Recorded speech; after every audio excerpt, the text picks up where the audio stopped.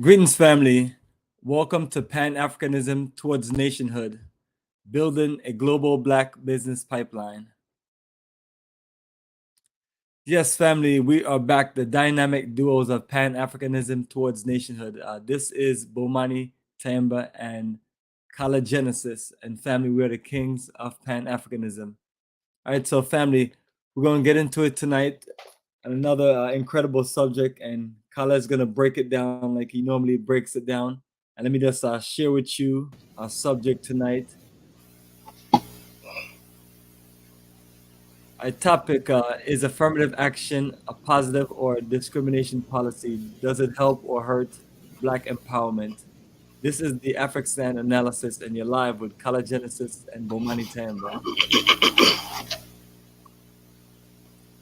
Yes, and family, before I get into it, we are always ready to make moves to Africa. Either we're just coming back from the African continent or we're on our way. So everything is in essence and reference to preparation. And this is one of my classic Tanzania soccer jersey. And we're getting ready to head to Tanzania for another incredible journey of a lifetime.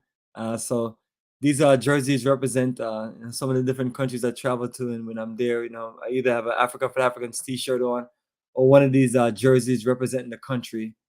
So that's the color, the energy that we're infused with. So always remembering or reminding everyone, if you're interested in any of our ventures to Africa, 100% of the details, all of it is on our website at africaforafricans.org. I can text you information also, and I can also email information to you, but the bulk of the details is on the website for you to read, be prepared to travel with us. So let me give you a quick glimpse of our website and a few details, and then we're going to get back to our regular schedule program. And in between, I'll show you some of our flyers for the different tours and different things going on.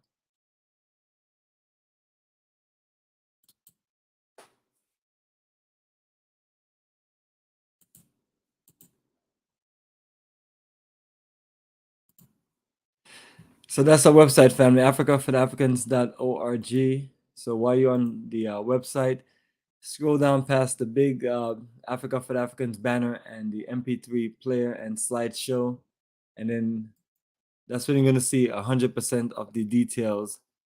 So as you scroll on down, you have the main menu right there with our Black Star Pan-African community information for those who are interested in building future communities across Africa or in Africa. This one is designated for Ghana at this moment. And the goal is to always grow, build, expand, and just get our minds open for nation building. So that's one of our more aggressive project that we have in works, and we're going to show you more videos of our last visit to Ghana and all of our updates on lots, homes being built and things like that. So that is more of a serious organization for those who want to just be a part of us, just networking and organizing on the African continent together to where we have each other's back and where we can just work and build and expand the vision of all the things that we talk about that we want to do. And that way we can just get it done more efficiently and build cooperative economics. So we goal is to build, towns, cities, and just infuse it with our energy and just be a part of the future of Africa. And so once you scroll down the Africa tour books, people always ask me about these tour books. I usually tell them we print them for the groups, and we only have a few extra copies. But this is the link you can click on, and you can just view any of the tour books that we have. I have some of the older ones up. I'll put some of the newer ones up, but it's relatively the same flow of information. It just it's connecting you to the full program. So it's a program guide for your journey of a lifetime. And then you'll see various countries that have written tour books for. So you can kind of get used to this, the level of professionalism and well-organized operation that we run. So we go beyond just doing basic setups, and we're trying to build a future energy. Everything is for us is generational, and for us to just build a strong future in Africa. All of the newsletters that we have for different tours, once you click on that link, those are the newsletters that go out, and you can add yourself to the email list if you want any of the newsletters. I usually have newsletters dealing with our Black Pan-African community, different tours that we're doing, and also conference calls. So those are some of the information that we have as far as this publication and details. And as you scroll down, then you're just going to see there's different tour options. So exclusive African safaris, and that's mainly in Tanzania. Then we just got back from Ghana, and also a few months earlier got back from Senegal and Gambia. So now we're on to Tanzania, and that's for November 16th to the 27th. And this is my fourth time going to Tanzania with a group. And you can see all other previous 3 journeys in its fullness right there on our YouTube page, where you can just click on playlist, or you can just scroll down from the main page, and then you'll see a list of previous tour playlists. And that will just give you all the information in its fullness. It shows you all of the sites, all the things that we're doing throughout the whole tour. So it's a full series of information. And South Africa, another journey. This is our second journey of a lifetime to South Africa. I've been traveling to South Africa since 2005. So these are countries that I've traveled to, but don't necessarily or didn't always have a nice tour operation going. So we'll build these things over a period of time. So we're back to South Africa. Last time was November 2019. So we have a nice group ready to go. So all those things are going to work. So both journeys, as I mentioned, those are ones coming up quick, fast. So if you're interested, reach out, connect with me. Let me send you some information in writing. Let's talk about it, and let's get you locked in and ready for the journey. Now, a featured journey is Liberia Reconnection and Investment Tour, March 29th to April 9th, 2024. So that is the journey that we're building up on strong and doing a lot of different programs, talking about Liberia just to build interest, because all these other journeys, we've traveled to these different countries before, and some of them we've done multiple times. So the focus is just putting more and more energy into Liberia. So looking forward to more and more people reaching out to talking with us about it. The link is right there, so click on it, check it out, and be prepared for the journey. After that, we're gonna get into our 24th journey of a lifetime to Ghana, and that's our Repatriation Investment Tour, July 11th to the 23rd. So both tours, Liberia and Ghana, these are investment journeys. The only 2 journeys that we have that we're talking about investment and talking about repatriation and things like that. Now, in other countries, you can get into that, but we're trying to just build designated countries where we can just execute, get things done, and just have a country or countries that's just ready for the movement, repatriation, and nation building. And now we're gonna travel to Egypt, the Nile Valley Civilization. That's November 21st to December 2nd. And that journey, we are currently just looking for more and more people to just get ready so we can build a nice group size. So that is the journey that we're going to be closing out with the year, and then looking to this add South Africa for December of 2024. So those who don't make it this year, we got you back. And then Senegal and Gambia or Liberia, April 2025. So we'll see how things go. So it's hard to do all these schedules, so you do have to just plan things out, family. So my goal is always to make sure that we just have a list of wonderful, incredible countries so we can connect you with, and us to build experience. And as you scroll down, you see all the links, all the additional details. And then these are our last 2 journeys.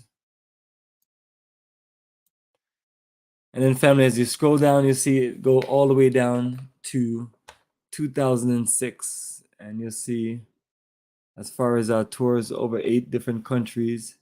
And you'll see 17 years of this traveling across Africa, across 30 different journeys. So that's my documentation there. And that's what we're talking about as we get you prepared and ready for the journey of a lifetime to Liberia and to other parts of the African continent. So that's it, family. That's our website. And then the Facebook, the YouTube, Instagram, and then whatever else we have out there. Goal is to just build more energy and share more photos and videos, and just keep on showing you this our experience in Africa. So it's one of those things where it's you can't really just tell people these things that you've been to all over African continent, and then not show documentation. So we literally record and document everything, and that's what I'm telling my good brother Kala Genesis what we're going to be doing when we get to Liberia. The goal is to step it up, and for those who don't make it on this journey, I'm already working to get you there the following year after. But I'm gonna, if you want more documentation, if you want more energy, if you want more feel of the country, we're gonna give it to you. But when we give it to you, we want you to put your money where your mouth is. You know what I'm saying? Yeah, well, Kala, when you prove everybody right, what do you want them to do? You want them to put their money where their mouth is. That's what I'm saying. And you're gonna always tell them like, I told you about Liberia. I told you about Liberia. And it's more than Bomani's marketing genius. My brother Kala Genesis has been laying it down for several years since I've known him as far as Liberia. And yes, brother, nothing but a true energy. So that's our feature journey, brother, right there on the website. So we're pushing this thing hard. And it's looking good. 2 countries so far that we cite for Afrikstan development, Ghana and Liberia, and say, why not my country? Dude, we got to start something, we got to start, you got to give me something. Ghana that's why Judah is mad at you, man, because you don't have Cameroon in the mix. Cameroon, he's like, well, you never talk about my country. It's nothing personal, family. Nothing personal, Guinea-Bissau. Come on, come on, man. Gabon, come on, man. Work with me, work with me, people, work with me. Liberia is just right there for the taking, man. Country with all African American culture and history, and hopefully the third country is going to be Angola. Why? Because Angola. Tell them about your vision of Angola while you're on it, man. Well, check us out. Angola, one, has a lot of money, is rich and whatnot. So the stuff we going through in Liberia and Ghana, we probably won't do that. All we have to do is come with a vision, and the government, whoa, you guys got a plan? Let's do it. They got money for us. They waste more money on projects and everything because they got so much money laying around, So, but we can't get to Angola from the United States. We need a launching place. And that's why I tell people all the time, get with us on this Ghana and Liberia. Let's build this energy up because we got other countries that really want to deal. We got to build this pipeline, this pipeline. We need to have businesses and industries and institutions on the continent before we can launch into a country like Angola. We have to launch it from a position of power and strength. So Angola, the reason why Angola is because Angola was blessed. Let's all take time. I said this before, to thank the Portuguese. Our Lord Jesus, we like to thank the Portuguese for colonizing Angola. God, why are you saying that? Because they were the weakest, most backward country in Europe, right? And so when the Angolans rose up, they got rid of the Portuguese, and the Portuguese are so freaking weak that Angola loans Portugal money. It's not like that in the rest of Africa. I'm going to tell you, the Europeans got their claws in most of the continent, and they're not letting up. You don't see the Portuguese making demands on the Angolans and the Mozambicans because they don't have any power. That's really a good place. But, we cannot operate from America. We have to have a power base already on the continent before we can compete with the Portuguese, who are trying, to get in there. And the thing is, they can't force their way in. Neither can the French and anything like that because Angola has everything it needs. It has money, it has oil, it has diamonds, it has land. And it's not a heavily populated country. The only thing Angola really wants is a connection with the Pan-African world. And they're cut off by their language barrier. And so a lot of Brazilians, I didn't know this, right? That a lot of Brazilians get rich, churches, mega churches, and everything. And Brazilians are taking billions of dollars out of Angola. And I thought there was a relation. My Queen Mother Celeste said, no, Brazilians ain't no friend to Angola. I said, these are white Brazilians coming over there trying to use the whole Portuguese. This is how they do it. They try to use the whole Portuguese. And the black people are like, we don't give a fuck about no damn Portuguese, They try to use the whole, we're Portuguese, we have a history and everything. Yeah, our history was slavery. They want you to forget that little part, The Portuguese waged war. They want us to forget about people like Queen Nzinga and people like that who fought against the white man, and they're gonna come back in now. You got Portugal. You know, Angola is one of the number one, and Mozambique. You know how many Portuguese repats and workers in Angola and Portugal right now? Tens of thousands of them. You know, got good high-paying jobs and doing construction, real estate, and everything, taking advantage of the language and everything like that. You know, and so they're living on the continent and everything like everybody do, because Portugal's a shithole. They got nothing. You know. So they want to go to Angola and get rich. They want to go to Mozambique and get rich. So the bottom line is this, where you can say, that's not fair, Colin. That's our land. Yeah, my ancestors come from Angola, but what can I do about it? I'm sitting here in America, right? And there's not a damn thing. Do you think I could go and say, you know something? The right thing to do with black people should be able to go. No one cares about you, you know? Just like no one cares about we're going to give you reparations. The world does not give a damn about what you think you are owed or what you think is yours. Whatever's yours, you think is yours, you have to take by force. You know, and this is what we're trying to do with Liberia and Ghana. We want to be so strong in these countries that we can move in other countries by force, by strength, power, numbers. And this is why we want people to get involved with us. Join the Black African Infrastructure Organization. Join Africa for Africans. Join us in this mission right here. Let's put our differences aside and just say, look, you know, we're going to build something. You know, we want something. If you're not for yourself, right, think about your kids. Think about, if we're successful, what your kids are going to inherit in 20 years, 15, 20 years. It's the ultimate sacrifice. If we can ever do that, if we ever get a group of black people say, you know something, you know, I'm going to put my dreams on hold, and I want to get together with some real nationalist movement, because I can see in 10 years this is where it's going to be. That's what everybody else do. Everybody else goes through that one part where they go through a metamorphosis. Say, look, we're going to put our minds together and make this one thing. That's why we're starting small. You know, if we start with countries like Liberia and Ghana, build what we got to build there and everything like that, put all our strength into these two countries, right? Tremendous strength we have. We're not.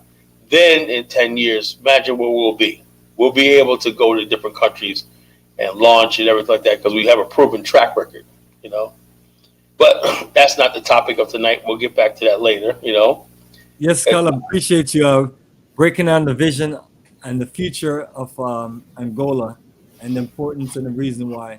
So yeah, absolutely, man. You can always, continue on sharing that as time go along, and and we'll see if, we'll see how those things go as we build our connection. So perfect. So family, tonight's topic is affirmative action, a positive or discrimination policy. Does it help or hurt Black empowerment? So family, that's what we're talking about on Pan-Africanism towards nationhood, family. And once again, you're here with Bomani Tyehimba of Africa for the Africans, and my good brother Kala Genesis from Kala Genesis Radio and Black African Infrastructure Organization. So yes, my brother Kala, how do you want to set it off? How do you want to break this down? I sent you an article, right? I'm gonna read from, right? From Stanford University, published in 1996. That would make it like 25. Affirmative action was first proposed in, like, I would say 1961. You know, during the Kennedy years. You know, affirmative action. You know, we got to take affirmative action. I think it was John F. Kennedy who first said that. You know, and I'm gonna show how affirmative action went from. And we watch this article, right? It was directed at Black people, right? Directed at Black people. Why? Because Black people were racially discriminated in this country. So something specific to the descendants of slaves in America who were killed, we were mobbed, set upon, enslaved, discriminated against, racialized, everything like that, right? And locked out of the American dream. And the reason why this is so important is the fact that America faced a moral conundrum.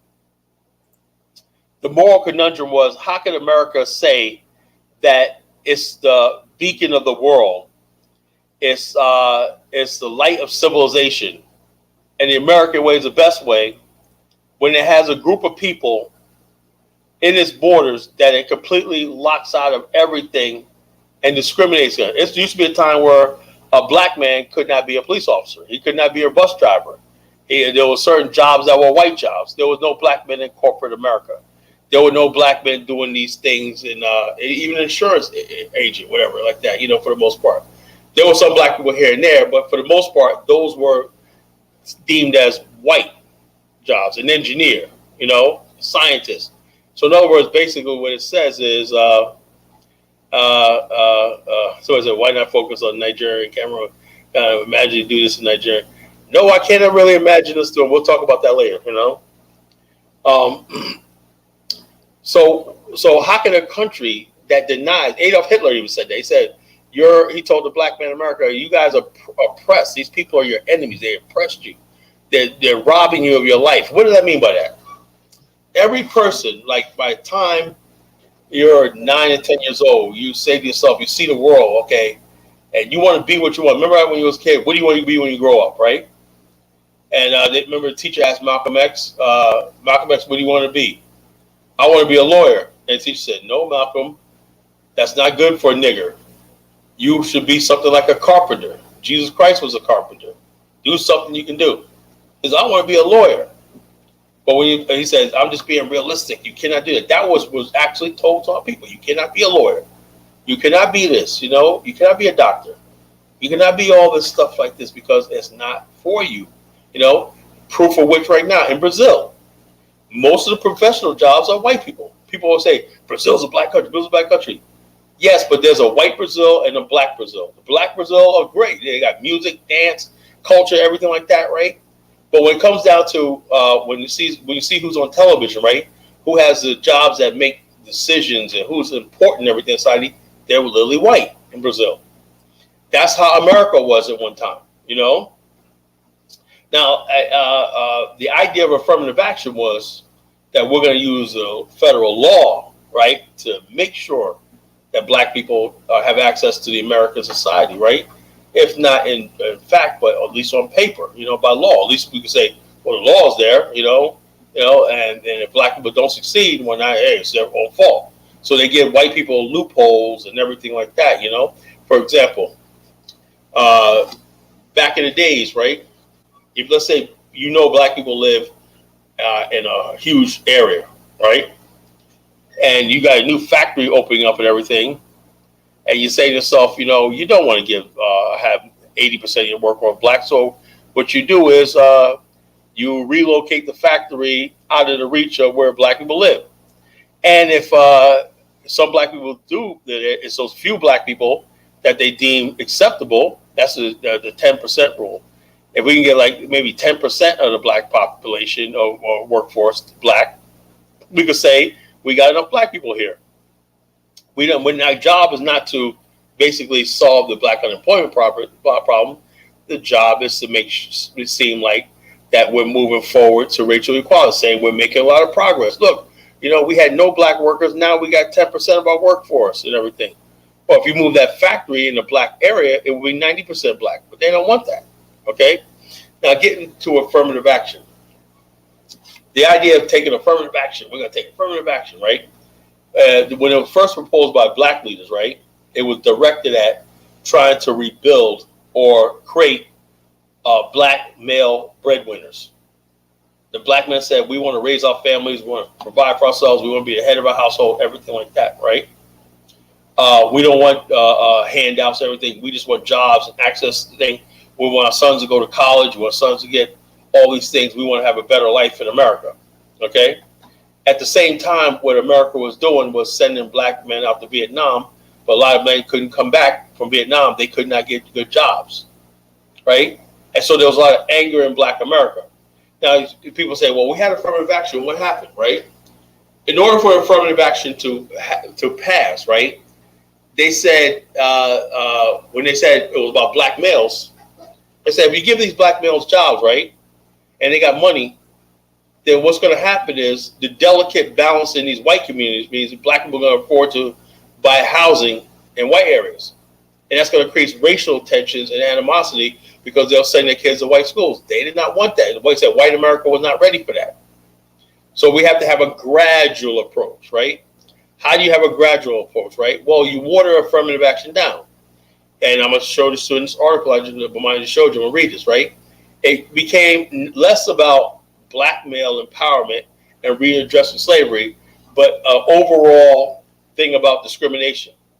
When you say discrimination and inclusiveness and diversity, right? Now you include everybody who have a perceived grievance, right? Now you include the handicap. Now, do you know that Jews conveniently were now listed as a minority group, so they could take advantage of minority set-asides and affirmative action, everything?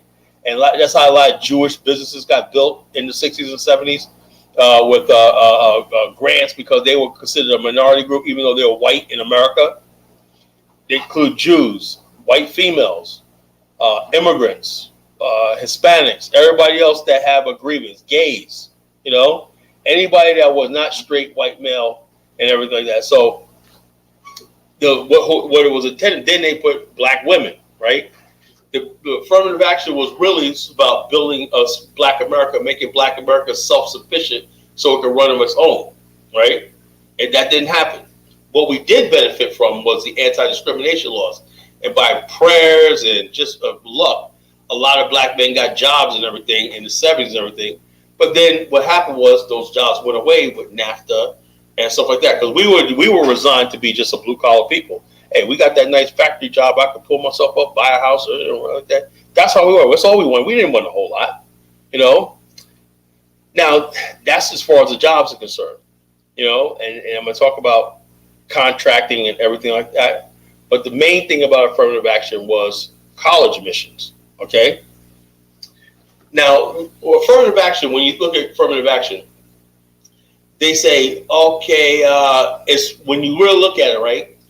America has these elite institutions that says if you get into these elite institutions and graduate from these institutions, right, you are going to be somebody in this society. You graduate from this college, man, you are going to be a Supreme Court justice.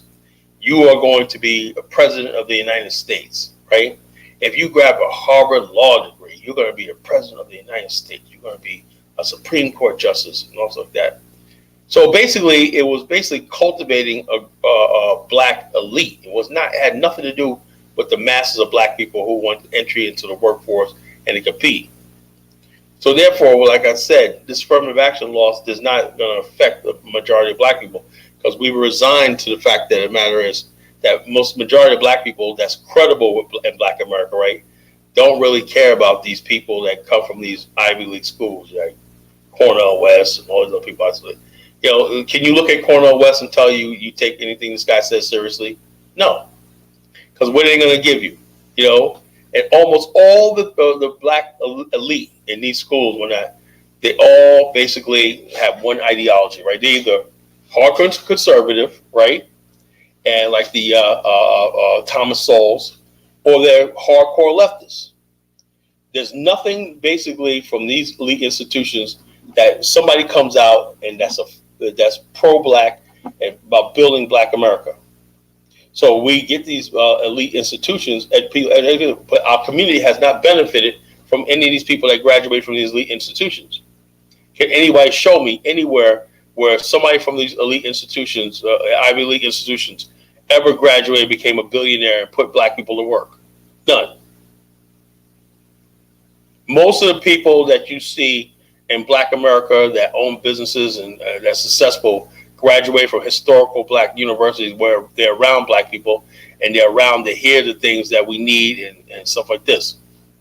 So therefore, what I'm saying about affirmative action is, when you think of affirmative action, right away it thinks of black men are taken from white men. That's nothing can be further from the truth. Affirmative action benefited white community more. Why? Because it included white women. White women, for the most part, 99% of them are marrying white men. So if they go out there and get that good job, when you see all these white women in corporate America and everything like that, in the 60s, there were no white women in corporate America. Show me anywhere in the 60s where you see a white woman that was anything but a secretary in corporate America. They weren't executives and all stuff like that at board meetings and everything. How did that happen? They rolled in on the legitimate plight of black men. Because we had no real power, these people were able to hijack it. And they bring people like Jesse Jackson along, talk about the Rainbow Coalition, the coalition of the disenfranchised. What it really means is white people, white gays, everybody else wants to get the Jews, everybody else wants to get on this bandwagon, to get it. And the bottom line is the people, the black so-called elite that ride with them, their kids will benefit. Jesse Jackson Jr. and all those other people, they'll benefit. They'll get the crumbs, and that's what it is. Black leadership, and I'm going to talk about something very, very important tonight. I want people to listen to this, right? Affirmative action, for the most part, right? Even though we know that we weren't benefiting from it, right? And everybody, black people, know that. Even the so-called people who support affirmative action know we'll benefit. But why they keep supporting it? Why? Because it gives the so-called black political class credibility, right? Credibility. So in other words, they use that credibility. Oh, we got affirmative action passed. We got civil rights movement passed, right? Well, along with the civil rights movement passed, the Asians got immigration reform and everything like that, which basically said, okay, we're going to open America up to non-white people, right? But we're going to bring millions of Asians and everybody else in here to make sure black people don't get too much. But they'll go on the civil rights movement, right? The Voting Rights Act and everything. Chinese people didn't fight them for the right to vote, but yet they're out here talking this stuff. Do you understand that before the civil rights movement and everything like that, it was only white people that were voting and some pockets of black people? Chinese people didn't even participate in the political of the society. We opened society up.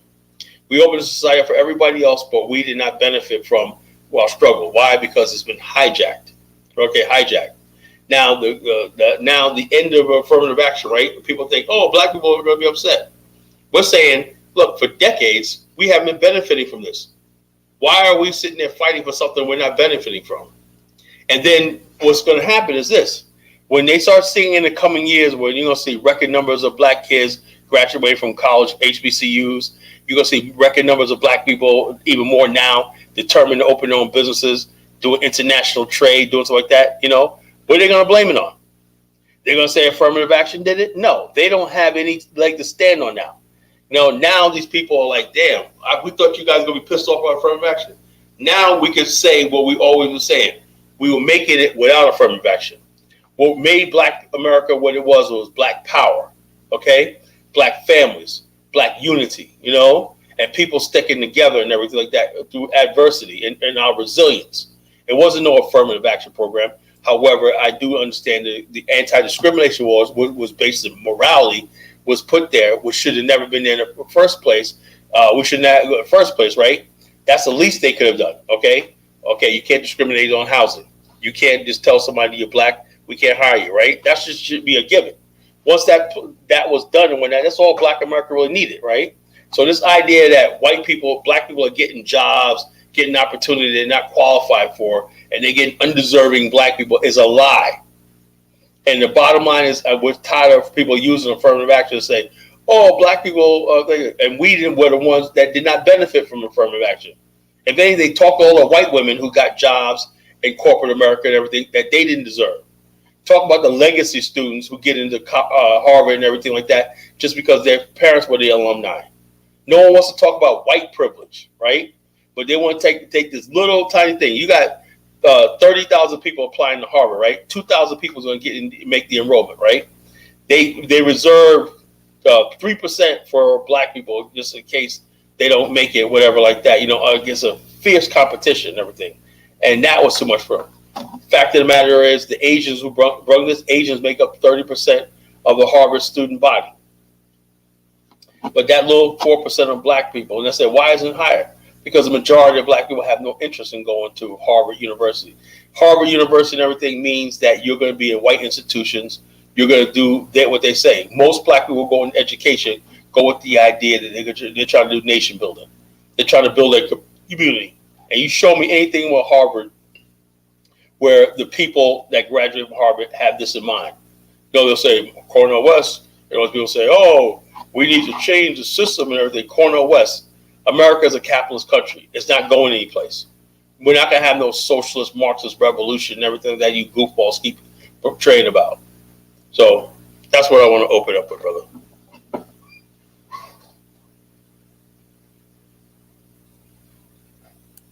Yes, Color Genesis, live and direct, brother. Excellent. So, yes, brother, family, that's Color Genesis setting it off on tonight's featured topic about affirmative action. And so the bottom line is this: affirmative action is just something. When you talk about affirmative action, People, first thing they thought about affirmative action, they think is two A's, African Americans. Like, we're just people who sit there and just, somebody's gonna knock on your door, Bomani. Hey, brother Bomani, man, I got an affirmative action job for you right now, man. $100,000. You don't even have to know what you're doing. Somebody just walking around giving out jobs and opportunity and everything to black people who don't deserve it. Yeah, man. That's what they actually believe. When you see a black man driving a tractor trailer, you don't know how many years he put in. Oh, it's affirmative action. You see a black man with a suit and tie. I remember one time in the episode of The Sopranos, right? And that guy that played Rock, what's that guy that played Rock? Remember him? He had pulled over Tony, right? And Tony was like, "Yeah, man." And he gave Tony a ticket, right? Because he ran something, and also Tony Soprano said, "Affirmative action, bloodsucker." Yeah, I remember that part. Yeah, affirmative action, bloodsucker. He's a criminal, a murderer. Saying affirmative action, bloodsucker. I'm like, God damn. This is what we had to go through growing up, right? I remember I used to watch the show, Bob Grant show, a racist guy used to be on New York radio. Do you remember him, Bob Grant? Back in the 80s, well, he was a racist guy, whatnot, people, he used to always go in on black people, whatnot, black New York radio.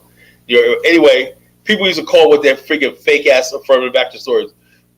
You could tell some fucking goofball white guy living in his parents' basement right now, calling about, yeah, Bob, man, I almost had this job, man, but I went there and applied for the job, and I took the test score, and the black guy walked out there with a lower score than me, and he got the job.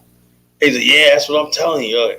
And I'm saying to myself, that guy's a fucking pothead sitting in his mom's basement in New York or New Jersey lying his fucking ass off, Affirmative action was just there to discredit black hard work, black resilience, black effort, and everything like that. It's crazy. So the white racists like David Duke rode the power on affirmative action. Affirmative action. And you know something, to be honest with you, right? The one person that they call racist that supported affirmative action said, it's with Donald Trump. They asked Donald Trump what he thought of affirmative action. He said, look, as far as like empowering black people, I'm all for it. But the bottom line is affirmative action, the way it was dealing out, was not lame. But black people still get blamed for it. The affirmative action had to be sold to the public, right? Oh, white women are getting jobs, right? Oh, we got Jews there. Gays. Oh, handicapped people. Oh, yeah. So they put black people in the category of handicaps and misfits and everything like that, So it would seem non-threatening, Affirmative action was originally like it was intended, right? Where we're going to make sure black men got access to Wall Street and we're going to bring people into corporate America. Now, there was a man named Whitney Irving Young who was part of the civil rights big three, right? He had died in Lagos, Nigeria, on a mysterious circumstance. He was 51 years old. He died in a pool in Lagos, Nigeria in 1971. And Richard Nixon had his body flown back, and he did no autopsy. I know he was killed. He said, something, he told Nixon, right? He said, look, if you guys are not going to open America up right now, I'm going to look to Africa. And he turned into a parent. He went to Nigeria and said, look, we could bring our best and brightest over here to start helping you guys build everything, And then a couple of days later, he's dead. So Whitney Irving Young, he just turned to like a thing. So the bottom line is this. They don't want us turning into black power movements. They don't want us turning to Pan-Africanists. They don't want this. So they want to keep dangling affirmative action in front of us. Oh, one day you're going to be gradually this. And you got generations of black people being born who don't have access to American society, And it's really sad a situation.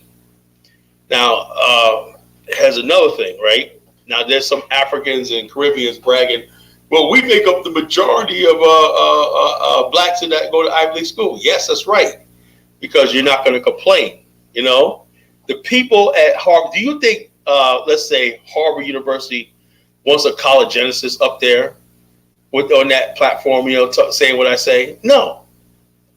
What's the difference between my ideology and Barack Obama and everything like that, Barack Obama, he said, well, what is he about? Multicultural? I don't know what about. You can't tell me to this day, what does Obama stand for? Remember that? Hope and change? But I'm really clear about where I stand, right? About life. And everything I stand for is not going to be favorable to America. It never is. I say that America committed a crime during the transatlantic slave trade.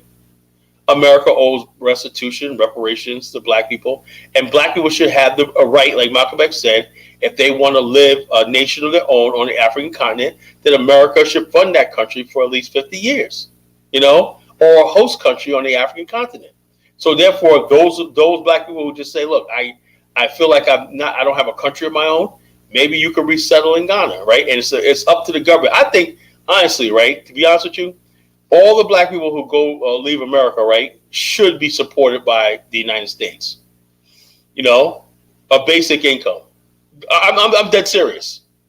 If you decide that's what the problem with the repatriation movement is right now, don't you think if America, we call America's bluff and say, look, those of us who live on the continent, right, can you guarantee any African American that lives on the continent $40,000 a year, U.S. dollar, which could be taxable back to the United States, wherever, pay taxes on it, right? But can you guarantee them a basic thing like healthcare, income, and everything on the African continent if they really, whatever country they so desire? That's what I would propose. You know how many black people in America will probably leave right now if they know they can have a soft landing like that? They could pick an African country and they could go to an office and whatnot and say, look, I qualify for this for at least 15 years till I get on my feet and everything like that. Or if I never get on my feet, I still like that. How many black people do that? Don't you think at least a few million black people will leave this country? America don't want that, right? Because America has an image that everybody's trying to get here. And so we're saying so in other words, basically, America does not know what to do with the majority of black people in America, right? They have this idea of benign neglect. In other words, we keep kicking the can down the road. What do we do with these people that we're out here celebrating 4th of July and everything, but this country was built on their ancestors' blood and sweat and tears. Affirmative action was like, okay, let's make them part of America. There's a problem with that, right? If you make them part of America, it means you got black men, or black boys, and white girls going to the same school. Who knows? That could lead to interracial dating. Who knows what that means? And in the 60s, you saw that. White people like, hey, look, we don't want you in our neighborhoods and everything like that. We want to keep our neighborhoods white. All over America, keep such and such country community white. Keep this white. No niggers allowed and everything like this. So what are you gonna do? You can't help them build their own communities and everything because that defeats the purpose. You have to have black people to the point where they give up who they are and everything. Now, in the 1970s, a man named Floyd McKenzie had an idea. Started building black communities, prototype communities that we talk about today, Afrikstan. Prototype black communities that black people are self-sufficient.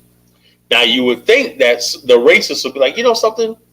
I don't want them living next to me, but if they're going to build nice communities and everything, they're going to be employing themselves and everything like that. Let's be for it. Now, did that happen? To all the racists out there, white supremacists, did that happen? No. Jesse Helms, right? Racist white devil from North Carolina, Jesse Helms. I'm dead set against Soul City and everything. Why? This is a part of North Carolina that is way far from you when that, because just because it's black and black people doing something. So you got a group, so you have a country that when black people do try to pull themselves up, they're opposed to it. When you stay down, they're opposed to you. So no matter what you do, they're going to be opposed to whatever you do. You say, okay, you don't want to hire us. Okay, we're going to build our own industries and everything. We want access to credit, student loans, bank loans and everything like that. We can't get like that. Mr. Rosenthal said he built the first black bank in Vicksburg, Mississippi, giving black people mortgages on houses for the first time. White people didn't want to give us mortgages on the houses and everything. And they said, okay, there's a federal program to help black people get loans for houses and everything like that. So a couple of black banks opens up. Mr. Rosenthal was one of them. Black banks that opened up to give black people mortgages on houses. So every time we do something, we're fought every step of the way. And then, like I said, a lot of this has to do with not just affirmative action law, but just the spirit of, anti-discrimination laws. I believe anti-discrimination laws, that's where it's like the umbilical cord we've been sucking on for a long time. Affirmative action never took root. Affirmative action was like, was like with teeth and said, look, we're going to make sure. And they couldn't do that. Why? because they felt a backlash from white America. And the only reason why affirmative action passed eventually, because they had this thing called reverse discrimination, because white people start coming up there saying, we're discriminating against, we're discriminating. The only reason why it took root is because they included white women as a minority group, as a discrimination group and everything. And then that watered down version of affirmative action passed, so what the heck? They claim the brand, not national. I don't know what the hell that means, I don't know, which makes them not dependable. Don't understand that one. Don't understand what that person means. Hope you can call in later and clarify just what the hell he's talking about, But that's what it is. So we have a situation where now, after everything, right? After having record high unemployment of 13-15% black people, right? Which just means who's filing for it. Don't mean who's actually at work. To the lowest unemployment under Trump, like it was down to 3% and everything. Most black people working, and you got more black people really getting by, man, doing things like Uber, everything like that. So money's not a problem anymore, So therefore, now the number of black people who are foregoing to white institutions and everything, who are playing for black colleges and everything, who are getting drafted into the NBA and everything from HBCUs and everything, and so therefore there's this whole thing. What's the guy's name that left the HBCU? That went to Colorado. What was his name? Deion Sanders. Deion Sanders, right? That was a big thing. Umar Johnson. Oh yeah, he does. Okay, all right. Now that was I'm not going to be a hypocrite here.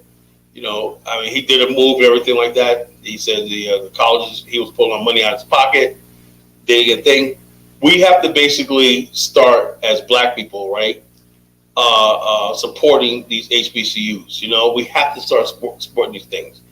And it can't be left on just to Deion Sanders and everybody else. The community has to support these things. And how can you support these institutions, right? When our goal ultimately is worrying about whether we get into Princeton, Yale, Harvard, Stanford, and all these other universities. It's like we still think that these institutions are more prestigious than a black college. And let me tell you something. Most of our millionaires and successful black people are products of black institutions. And the reason why that is because when you go to a black institution and you're around your own people and everything, you have a sense of community and nationalism. And I've yet to see, and I was asking Bomani about this earlier, have you ever seen anybody that's a billionaire or successful that said, I graduated from Stanford and everything? No, all the black people that you see in black America graduated from historical black colleges. So why do we think this? The only thing that these institutions do, right? Now, if you bought into America, if you're bought into the social justice movement, and you like people getting up there talking about social justice and trying to change people, or getting on MSNBC, Fox, and all these other stations and everything, and say this person's a great person and everything like that for their little 20 minutes clips and everything, that's fine. But you know what really, really destroyed all that? The internet. And Michael Eric Dyson, a perfect example. Well, I'm going to find this video, bro. It's going to make my point. Bomani, go ahead and do some promo. I'm going to find the video to make my point.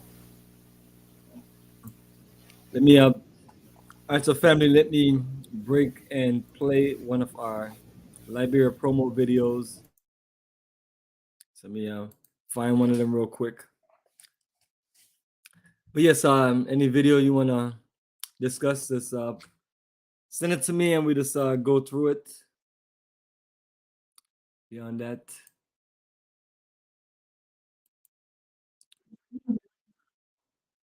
the journey of a lifetime.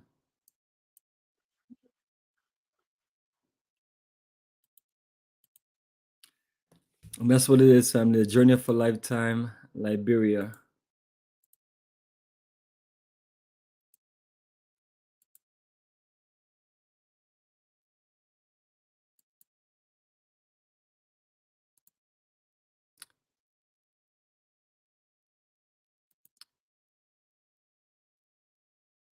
That's it right there, family. Liberia Reconnection and Investment Tour.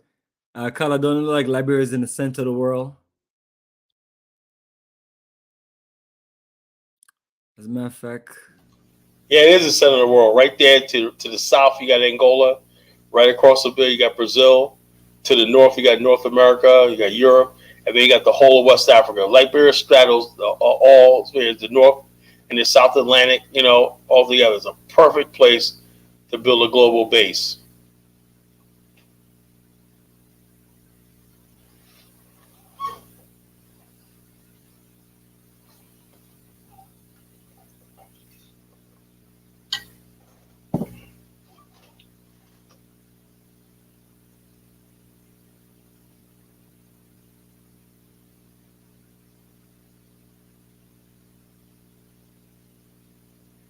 this is the playlist, and this one is different from the ones that we have some of our other videos on. But this is one of two playlists I create just to market similar energy and put information out.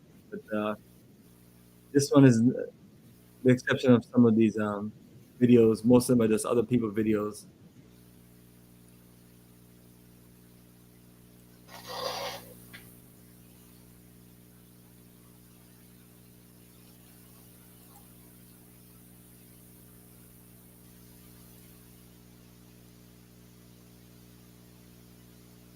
Even got some of your other favorite videos up there.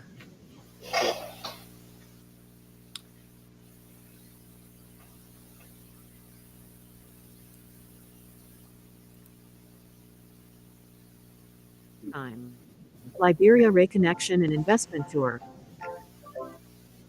Join us for a real cultural experience on an incredible tour of Liberia in West Africa. This is a multi-city tour throughout Liberia, including Monrovia, Robertsport, Buchanan, and more. Do not miss this opportunity to reconnect with our people and land to enjoy paradise in the tropics. This is the perfect getaway, which includes networking with the group, learning about the roots, culture, repatriation, investment opportunities, and more. Tour package includes flights from USA to Monrovia, Liberia, business and investment conference, networking, transportation and tours throughout Liberia, daily continental breakfast and dinner, 4-star hotel accommodations, double occupancy, networking and social gathering, entrance and access to all sites and activities, English-speaking certified guides and hosts, daily exercise and meditation sessions. City tour of the capital Monrovia, Liberian National Museum, Capitol Hill tour in Monrovia City, the University of Liberia at Capitol Hill, Joseph Jenkins Roberts Monument, first president of Liberia, Providence Island, 1822 settlement for stolen Africans or Pan-African repatriates, Bushrod Island, Freeport of Monrovia. This tour itinerary will give you a glimpse of the best of Liberia and allow you to experience the culture, history, and natural beauty of the country. Are you ready to book your tour of Liberia today? Email us therealafricatour@gmail.com to upcoming tour dates and setup arrangements. I've been in and out of therapy with BetterHelp for a few years now, and it's made prioritizing my mental and emotional.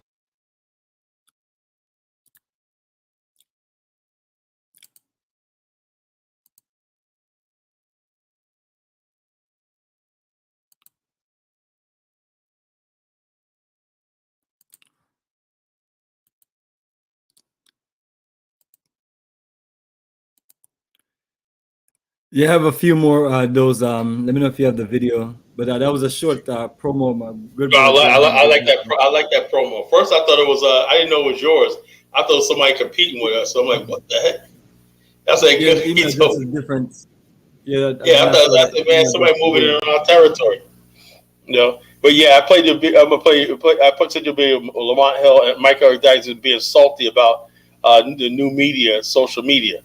This was killing this whole idea that getting into these prestigious universities is basically the end game. That's why people don't really care anymore.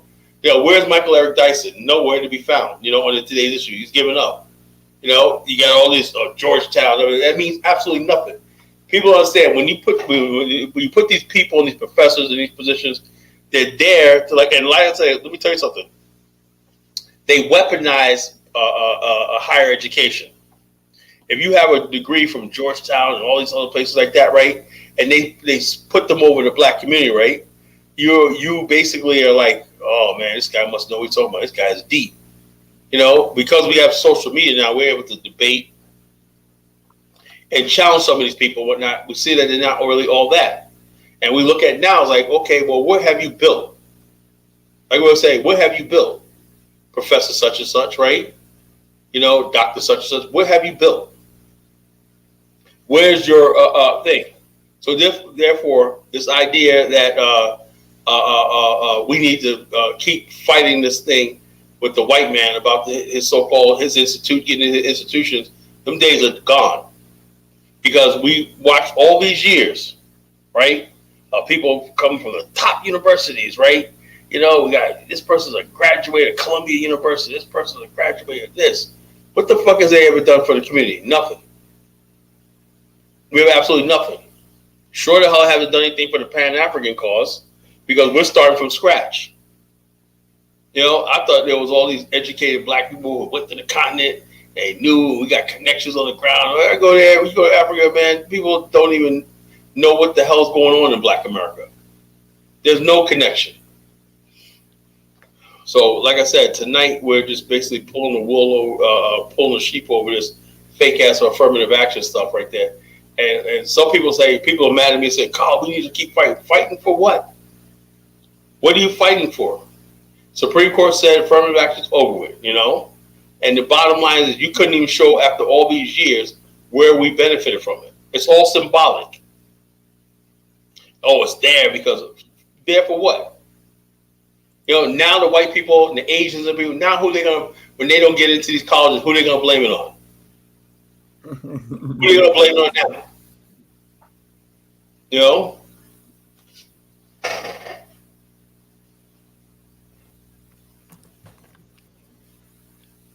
Yes, so this is the video. Let me know if you're ready for me to play. Yeah, I'm ready for it.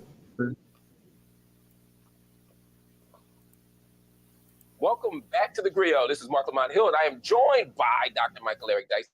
He's been talking to us tonight about everything from religion to pop culture. Doc, I got to ask you a little bit about politics as well. We were just talking about the blogosphere and the role of social media. It seems to me that there's a whole universe out there that gets its politics from social media as well. And in that space, people like Candace Owens have become giants. In that space, we see a kind of Black Republican movement. We see folk who don't believe the world is round. I mean, all this stuff operates. I mean, it seems like there's a whole other community of knowledge that didn't exist before. Is it dangerous? Oh, man, it's dangerous. You brilliantly summed it up. It's extremely dangerous. And speaking of misinterpretation, I'll say Kobe and I'll say Jesus is Lord. So what's interesting is so what's interesting is that what I was hinting at when I said like the Black Trumpism, I know that's kind of extreme and exaggerated, but it ain't really that exaggerated, because what's happening here is that we're giving up on traditional ways of knowing the world, which were themselves already shot through with all kind of contradictions and problems. But the difference is if you're getting your news from social media. Now, if social media is the delivery mechanism to download the Washington Post or the Nation or the Guardian or whatever progressive or conservative magazine you happen to be reading, that's one thing where they vetted these ideas, where journalists have been journalists and tried to look at trying to be as fair as possible. But you ain't got none of that kind of constraint going on in the world of the blogosphere. For instance, a Black woman was claiming that a white professor at the University of Idaho, I think it was responsible for the death of those 4 students at the University of Idaho.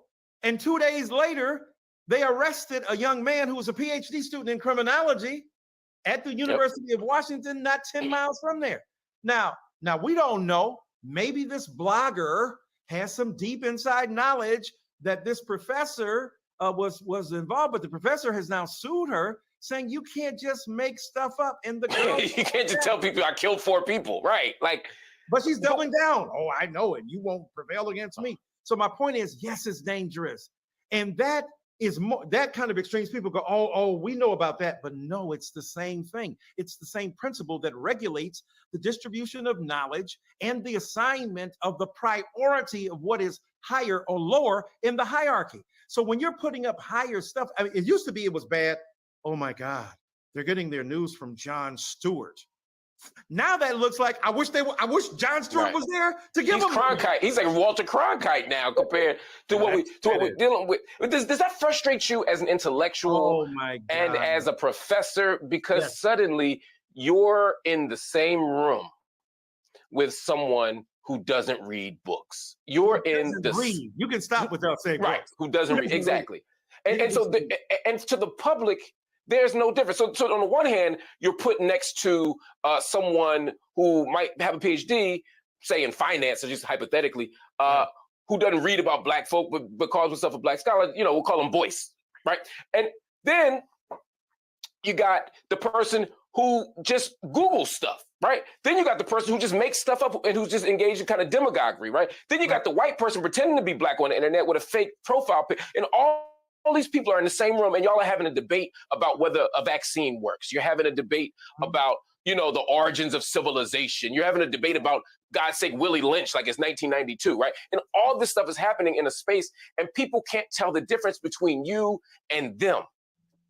It is astonishing. You've summed it up so powerfully, and it's frustrating, and it is bewildering, because you said we spent years studying, reading, going to the library where the lies are buried, figuring out how to think, looking at methodologies, taking classes about the difference between deconstruction and demythologization, and the difference between Du Boisian, you know, double consciousness and Hooksian notions of feminist pedagogy. God darn, what was the point?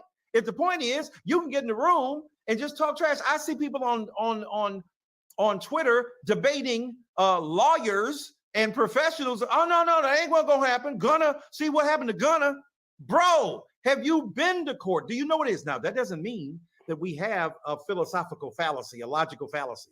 The notion that because you have a PhD, therefore you can't be challenged. That ain't what we're saying. We're saying, let us get in the room and do what we do. Think, critically engage, parse competing evidences, look at those facts and see what emerges of, quote, the truth.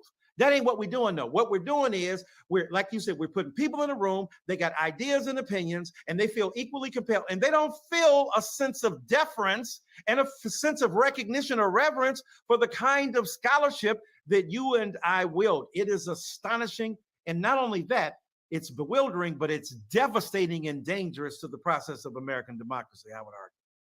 Does it hurt your ego ever the comments that you have to read, the debates you get in where suddenly, you know, people, again, who may not actually measure up. And I'm not talking about the degrees and the elitism kind of approach. I'm talking about people who simply don't know enough to be in the conversation. And when people choose them over you or me or whoever, right? I mean, is there a way do you ever take it personally? Oh yeah, it hurts because I can't take it doggedly because I'm a person. You know what I'm saying? Right. I take it canonically. You know, the canine. No. Yeah, it hurts because you have invested your lifeblood into trying to marshal facts against white supremacists who were doing what now Black people are doing on the blogosphere. What Black people are doing on the blogosphere is what white supremacists did 50 years ago. Make up stuff, don't read no books, project their own ideology, look at their frailty, fragility, and fear, and project that onto you. Dog, the blogosphere, the social media is a kind of algorithmic approximation of white supremacist bigotry 60 years ago. And so when you think about it, God darn, it's an unjust game. So yeah, it hurts because I'm trying to defend people, and then you know people come up to me and Dr. So-and-so, just call me Michael. That's good, you know, because God darn, you got all these people with these self-anointed doctorates and stuff, and these Hotep hooligans who are out here, you know, marshaling and manufacturing facts and acting like they're doing what they do. And I'm saying, like, bro, let me just sit in my study, write my books, and do what I got to do. And hopefully the cycle comes back around. It's a merry-go-round. So hopefully our turn comes again, where facts, where study, where scholarship, where serious engagement are involved. And here's the irony. People like you and me and Cornel West and Bell Hooks before, you know, with him, and Skip Gates to a certain degree, we were already getting dissed oh, y'all a bunch of public intellectuals. You ain't serious. We're already facing it from within. Now I want to turn to some of those Negroes and go, how you like it now? Now you done created a whole generation of people who don't damn read, who disrespect the work we did because we made it look easy. Amen. Doc, I think we are going to come around because ultimately, I believe that which is true, that which is rigorous, that which is thoughtful, that which is sincere, that which is loving will always ultimately prevail. And that's what you and your work embody. So thank you for your work. And more importantly, thank you for being a long distance runner in our struggle for freedom. Dr. Michael Eric Dyson, thank you so much for joining us. Yeah, I wonder who he was talking about, man. He said everybody with these fake doctors, and he said Hotep hooligans. He said somebody on there, you don't see his face pretending to be black. You know, Jason. I'm gonna use Carvana to get my perfect mom car. Talk about Jason Black. You know, somebody you don't even know if he's black or whatnot. Talking and say, you know, but he said a lot. Hey, you muted, Bomani. You muted. Yes, they summed it up.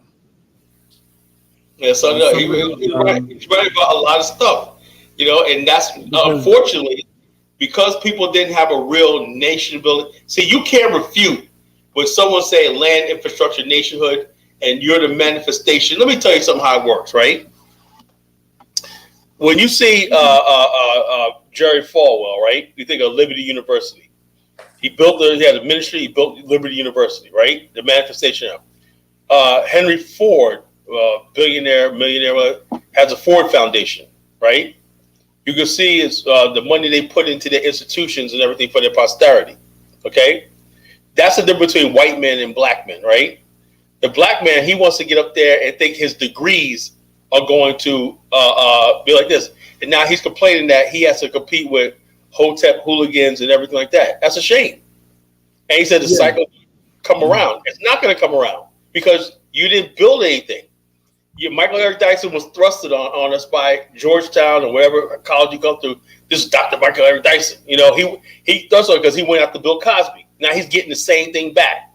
You know, he's getting the same thing back. You know, he got on the scene going after Bill Cosby, talking about Bill Cosby's pound cake speech and everything. That's what got him popular, right? He tried to get popular among black people.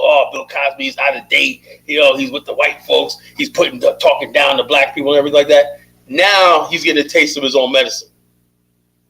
You know? Now, what does that sound like them? He's talking about on the internet, you know, we have these books and studies. How do you know none of us, everybody else didn't read books, you know?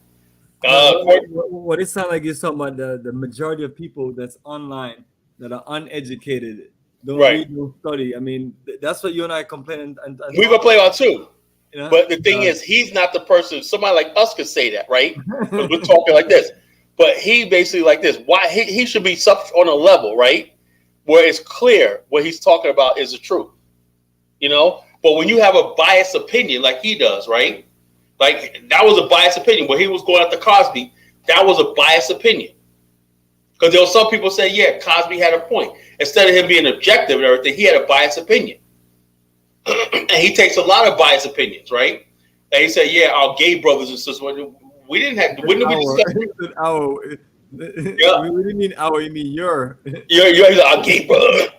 Sisters got fight, right? I said, how did you include them into the program, bro? He was the one who first introduced us that the gays were our allies. Wow. You know? So therefore, he said all this stuff, right? That was not like, okay, where did I get this from? You know, that was his personal bit. Why? Because the people who paid his bills, the people like that, he thought he could build a movement based on the disenfranchised and everything like that. He's gonna be the voice of the people. What did he say? Call himself the hip hop scholar, whatever like that. You know, he was with people like David Banner and everything like that. And what happened is, and you say things black people want to hear, right? And when you bring yourself to that level, that bar, you set the bar so low that you're talking all this nonsense and everything, and now you can't compete with the likes of Polite, Sinetta, Umar Johnson, because they can do it much better than you. So I don't want to hear what Michael Eric Dyson has to say. Yeah, he's saying we're true, but you should have thought about that years ago when you were going around with this thing. I remember he got into it with Conrad Muhammad, you know, on this the hip hop versus America, something like hip hop versus America thing. And he's up there talking about, yeah, you know, and Al Sharpton was on there, so like, yeah, you know, we got the, yeah, but you understand something. Then the idiot said the N-word was a term of endearment. And there was a lot of people like saying, yo, look, man, we got to stop saying that word because it gives white people the permission to say the word. He said, no, the nigger is a term of endearment. Now, this is coming from a top professor. Now he wants to complain about, oh, well, our people like the lowest common. Well, you were playing to that lowest common denominator for years. Because everybody, oh, yeah, Michael Eric Dyson, he's a man. He's all this stuff like this. And so now he's coming to bite you. You let these ignorant people, you was camping for the ignorant people for years, you know, with their ignorance and everything like that. You know, the myth about black on black crime and all stuff like this, you know, all stuff like that. You stupid shit you were saying, you know, and now that there's people that could say it better than you, and they don't have to have these fancy degrees. They don't have to sit in a room full of books in the background. I wrote these books and everything. You were saying what they were saying. There's nothing different between what Michael Eric Dyson saying, what Jason Black was saying, and Omar Johnson was saying. They all sound the same thing to me. The only difference is Michael Eric Dyson said he's this big doctor, PhD, whatever the hell he is, you know, and he has all. I'm not trying to sound elitist and everything, but that's exactly what you're sounding. You're saying that people rather listen to them than you.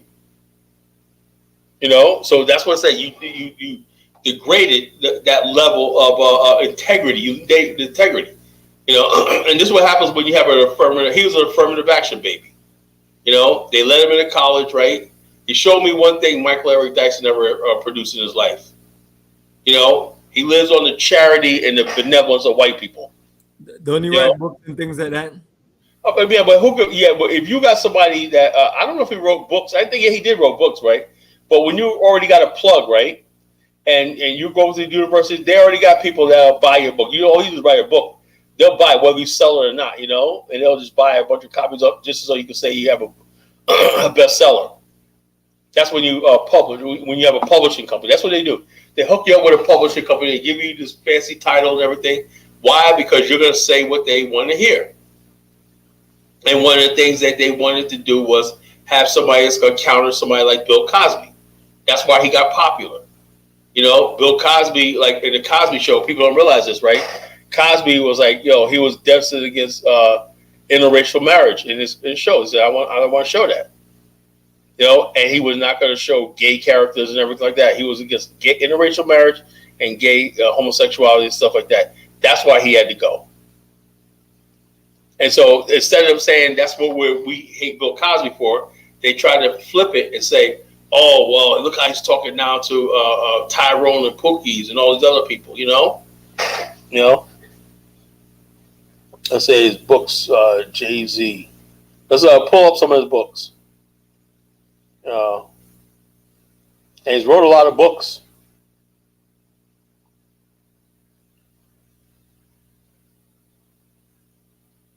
You're muted, Bomani. All right. These are definitely not all of his books, but as you can see, that's some of the ones with his name on there. So let's see if we could pull this one up. I did find one about race. Where is it at?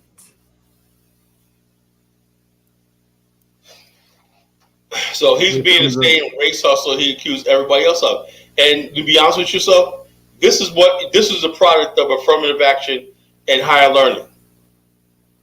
You know, people telling you what the fuck you already know. You know, so people are like, hey, and we're going to talk about race and all that. I might as well get my news from the blogs, from YouTube. And nobody's buying his books and shit like that no more. That's what this is all about.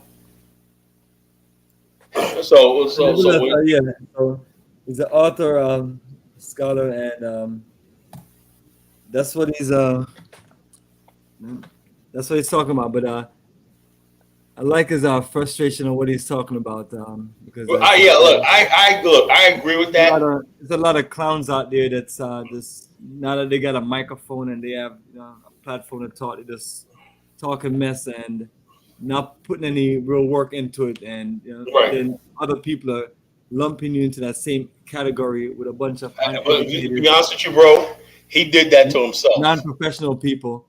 Yeah, he did As that far to as, himself. as far as him, and that's fine with his situation. But I'm talking about what he's as far as what he's I agree with that. about. That's the trouble that we have in society. So you have, I mean, think of all of the con artists that we have talked about Exactly. on the last show that we have had.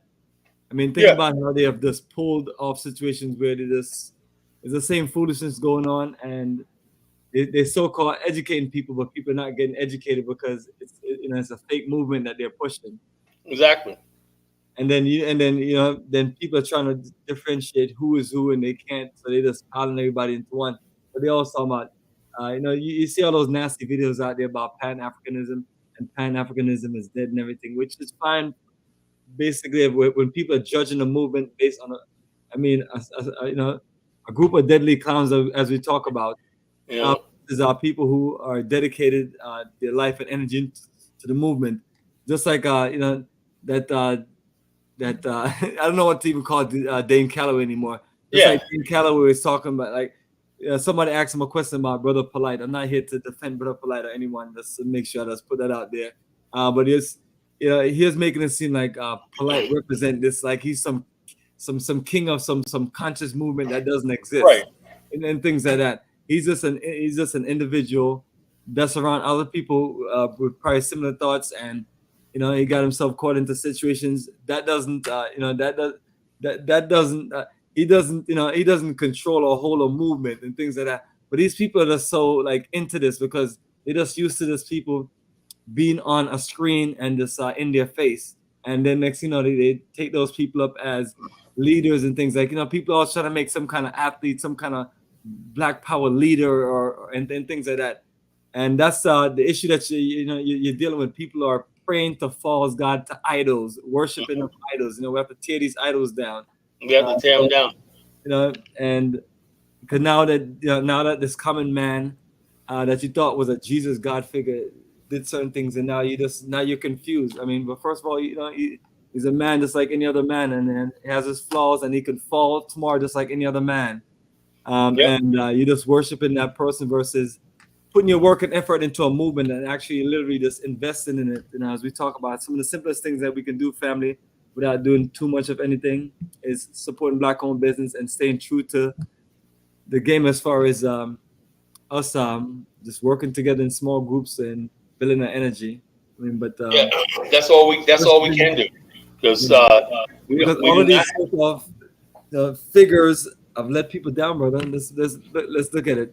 And they're all crashing down. They're really all crashing down. Why? Because the bottom line is this. Let me say this, right? Well, the life cycle of a con artist is not very long. It's not very long. You can only con and lie your way through a whole movement for so long before you get found out. Like example, I'm not calling this man out because I don't know his story. Just like Malachi York. At one point, people, when I first started studying, people used to talk about how much he was like this kind of figure, and then he built pyramids, and I see a lot of different things. And then from that high idol, cardboard pyramids in Atlanta, you just come crashing down to where his name is just forever just like destroyed in allegations or whatever the situation is. He went down. Now you got people. You know what the saddest part was? When he when he was in court after he got sentenced, right? He says that he should be let out of jail because he's not Black. He's actually Native American, right? And well, some of Native Americans, they think it's gonna save them. he said because the United States had no jurisdiction to lock him up. And like I said, this is what people. He said that, and so this is what consider himself a citizen of this country. What do you consider he was a sovereign citizzen. So just like myself, if I go to France and I commit a crime in France, why am I supposed to tell them I'm an American citizen? I'm originally from Jamaica. You see that one video where the dude was they got these dudes out here now selling people fake license plates as sovereign citizens badges, right? and they motherfuckers driving around with cardboard license plates about you're part of this, and people get pulled over, right? And the one guy's like, I don't agree to that because, hey, and the cop said, look, I'm telling you right now, you gotta get out of the car. No, I don't agree with that. The cop busted the window and yanked this motherfucker out the window. I said, get the fuck out. I don't agree to none of this. Yeah, that's never get you caught up, bro. I remember, brother. Let me tell you a quick story. That's why I'm the way I'm. And when people call me and talk with them, I tell me we can talk and everything, but I'm serious. I'm about my business and things because I don't like too many people wasting my time. I remember this one group. I want to say I was supposed to set up a conference call for them. They were supposed to go to Ghana, and it's a group of people who call themselves sovereign. So what I was explaining to them, because I don't get into I don't get into debates with people. I'm about business. So it's like if you call me and you know what I'm saying you trying to tell me about something. If you say, hey, you have your sovereignty, you need to come to Ghana. First thing I'm gonna explain to you is number one, as long as the country of Ghana is clear with you getting there, because you have to have a Ghana visa if you're an American citizen. And so then the person may say, well, I'm not an American citizen. I was like, well, because I can't go back and forth with people. Because one thing, if you're going to deal with me, you need to have a passport, and then you need to be able to get your passport processed documentation, to whatever embassy, that the country that you go into, and things like that. And it's like, I don't want to get involved in all that. I'll help you get a passport, but it's like, I don't want you debating with me that you don't need a passport because you're sovereign and things like that. And I don't want to get myself confused because I don't want to be against anybody's belief or whatever. But it's like, if you can pull it off, pull it off. But it's like, I've never seen people pull those things off. And so basically that group basically wasted my time, and as time went by, after a while, I just let go and just stop wasting my time, because what they were telling me is that they were never able to get what they need to leave the country, because it is, they're not letting you leave without a passport. I'm sure some people got some documents out there that are real. But my point to you that most of them gotta be faking it, because when it comes time to doing what needs to be done, they can't leave the country, or they get pulled over by police and they get arrested instead of being released, because you don't have your driver's license, because you claim that you're not supposed to have a driver's license because you're not an American citizen. And for those who are there, I'm not, no disrespect or no shade, I'm not coming for anybody.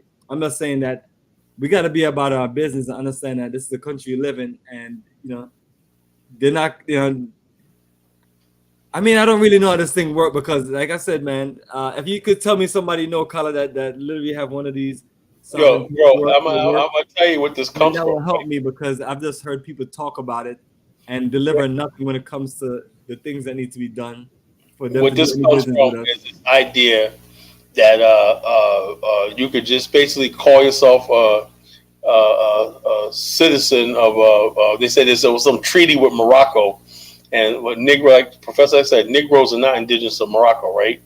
So some treaty in continental America that Moroccans had, whatever like that. So Negroes walking around with turbans that had called themselves Moroccans, and they're Aboriginal American, everything like that, sovereign American, Moorish Americans, whatever they are. Yeah, exactly. Yeah, those are the terminologies. Where the true Americans, right? The American government is illegitimate, and they said there was black men at the signing of the Constitution, and that we was in the background, protesting. Nigga, you weren't nowhere near the Liberty Hall, and that shit was signed, And so they make up this fake history, right? And they say stuff like that, and they talk with such force, right? Yeah, with the bass in their voice, they don't think nobody's going to challenge them and say that's stupid, whatever, like that. And so what I'm saying is all this stuff comes from prison, You get into that conversation I was talking about today. Yeah, they come from prison, right? And they figure out how to steal, lie, and cheat, and everything. Now what they do is they go. You got a lot of time on your hand, brother. So I remember I was telling you that people several years ago, people used to tell me about Brother Polite. They was like, "Yo, Bomani, this guy's brilliant, man. He wrote all these books and everything." And I didn't know the brother was at that point, and I was like, "What's like impressive?" Because but these are things people are marketing to you. But what I was saying to you was that I'm not trying to just push everybody in this direction, but literally some of these folks learn their kind from this in the pen and reading lots of books. lots of books, and then just getting crafty with some of these things, whether it's the charisma and just working it. And that's my issue, is there's too much con artists. It's like there's no You know what they said about Malcolm X, there's right? no requirements to be down with this movement. It's just, you could just be anybody. You can be a degenerate. You could be this. You know what they said about Malcolm X, right? Nation of Islam said, they said Malcolm was good looking, tall, and everything. He was going to do two things if he got out of jail. Either he's going to destroy his community or he's going to build it. There's no two other way. They say he's going to spend his rest life, but whatever he's going to do, he said. So they said they got Malcolm X, said this guy is going to be a star person to liberate his people, right? If he did not, if Malcolm X got out and went back to the streets, he could have been the Nicky Barnes or whatever like that. You know what I'm saying?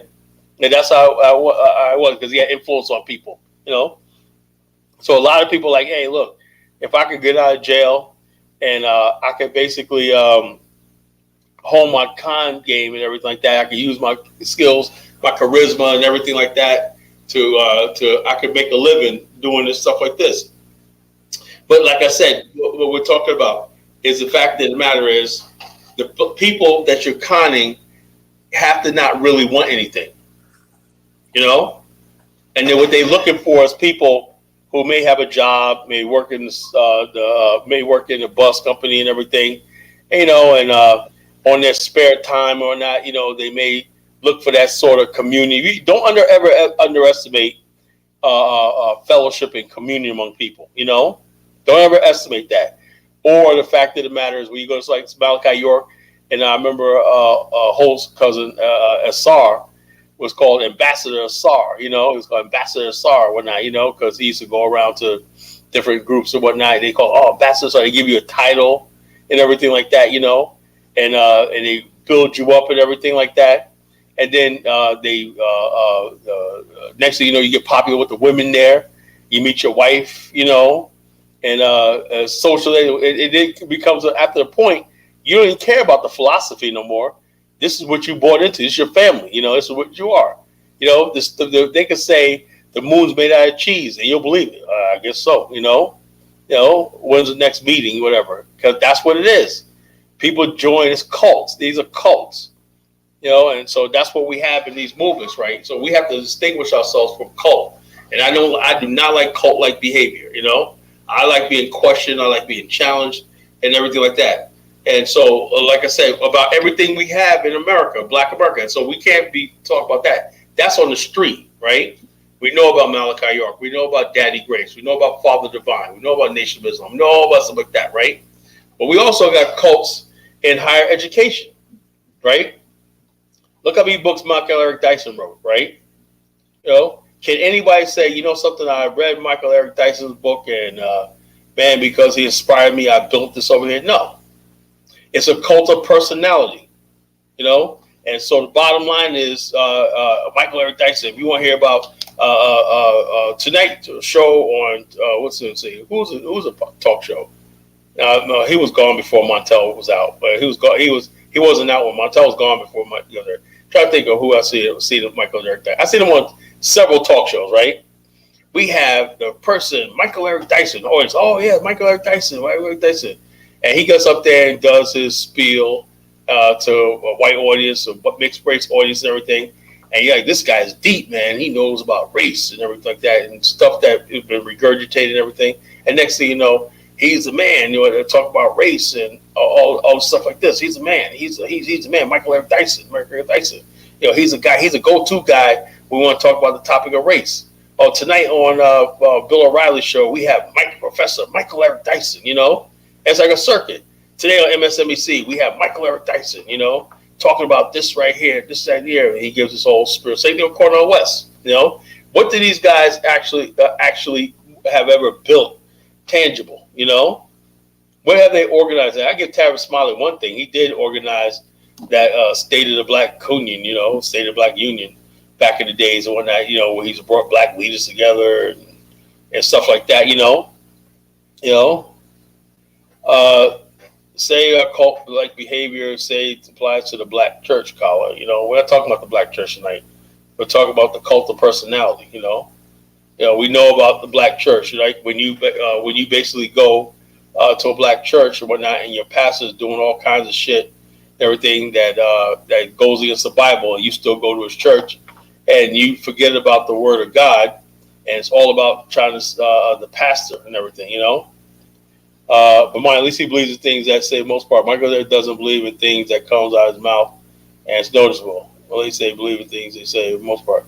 Well, yeah, well, I don't know if he believes or not, but Michael Eric Dyson says an awful lot of stuff, right? And I believe he believes what he's saying, you know, but it's basically the same racial conundrum, you know, racial conundrum, you know, but basically is this. We know we're black in America. We know there's white supremacy. You don't have to keep telling us about white supremacy, you know. We know we got these problems in America, right?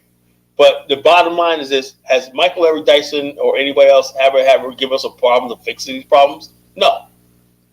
So therefore, like I said, when you come up with an idea that the reason why we go into this problem is that black people have bought into this idea of America. When you buy into the idea of America, you believe that one day somebody's going to come up with a solution to fix your problems in America. It's never going to be like that, you know? And not all black people go through the same things in America, right? Some black people are well off and they don't think about race, you know? You know, you go down the street one night and talk to like 10 black people, right? I would say 1 out of every 10 I probably have a conversation with you or something like that. Some people are like, I'm surprised I have a conversation. Oh yeah, you know, we talk about that. You talk about something. Very surprisingly. But those people are basically quiet. They know they got to go back to their job. They don't got to live their life, you know? Nobody is basically acting on all the stuff that we hear, you know? Nobody's organized based on the stuff we hear because there is no organization that has been formed. There's no institutions that's formed. Let me tell you about institutions now, right? Dr. Umar Johnson says, we got to build these institutions. Do you know what institutions are? Right? Institutions are to maintain a certain idea or stratum in society that they're trying to uphold something. You don't create an institution to create something, right? You create an institution to preserve what's already there. You know, if you have a society that's a certain way and everything, you create an institution, right, to reinforce things that's what appears as apparent, right? When you let's say you have an institution, right? You want to preserve America, like the American Legacy Institute, you know, American Legacy, right? What do? They spend millions of dollars putting their ideas out there of why we have to have the founding fathers' President's Day. Why do you think they haven't rolled over and said George Washington, all the races and everything? Why? Because there's institutions out there that buy up media time. They give money and everything like that to preserve what's that. That's why you'll never see them take down Jefferson's statue. They'll never take down George Washington. Why? Because it's institution. Also, not only that, those same institutions basically go into popular culture, right? Popular culture, right? The music you listen to, right? The movie, the characters that you see in the movie and everything. Everything these institutions do is to create and mold society to preserve a certain way of life. Now, there's two different battling institutions in America, right? One is the institution that America was founded on great principles, imperfect, but it was still the greatest civilization the world's ever seen, right? That blacks given times will be forget about slavery and we'll all become Americans, right? That's the conservative thing. We don't have to change anything. That gradually black people will get along, right? Get into society, right? Or at least the majority of black people will be swayed to think also, and it's worked, right? And then the other part of that is that America is not this society, right? So basically, we have to change American institutions, create new institutions, and everything like that, and everything. But the thing is, up until recently, that side of America, right, has never really had the funding. They get their funding mostly from entertainment industry, Hollywood, and things like that. And they basically try to influence American culture through thing. Now, Irritated Genie is promoting this one movie that's out right now. It's about kidnapping children and everything. And it's a movie that's a hit. It's $50 million about child slavery, kidnapping, and everything. And Irritate Jeans has a dinner party. He said he's bringing a bunch of people to see. He said it's actually really good. A lot of people like this movie because it says it's a feel-good movie, whatever like that, you know.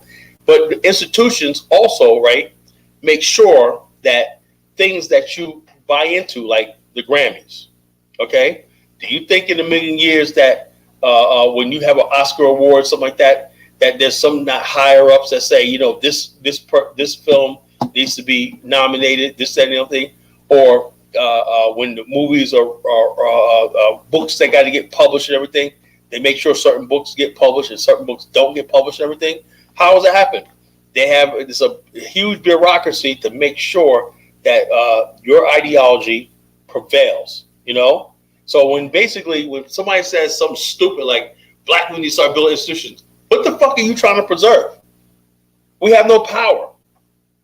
We have no power. What are you going to preserve besides your dumbasses online? We got a black institution. What? Everybody sitting around talking about reparations and slavery and everything like that. You know, what the hell we need institutions for? We have no power. And we have power. We trying to join military cult-like behavior? No, I don't think so. I don't think the military is a cult-like behavior. You know. When I say cult-like behavior, first of all, when I say cult-like behavior, right? Person who joins a cult doesn't get any benefit out of that, right? A person joins a military or whatever benefits from that. He could join the military, see combat, travel, get paid, everything. When somebody joins a cult, they get nothing out of it. Nothing. The only person that benefits from a cult is the people who lead the cult. You see the difference? Somebody who joins the military may join the military and go up to the ranks, you know? When you was in the military, Bomani, did you feel like you was in a cult? Or you just did that before you had a job and you took advantage of the opportunity? You're building your career, brother. You're building your career. So tell that Tay Brown that, you know, that's the difference, you know? Not everything's a cult.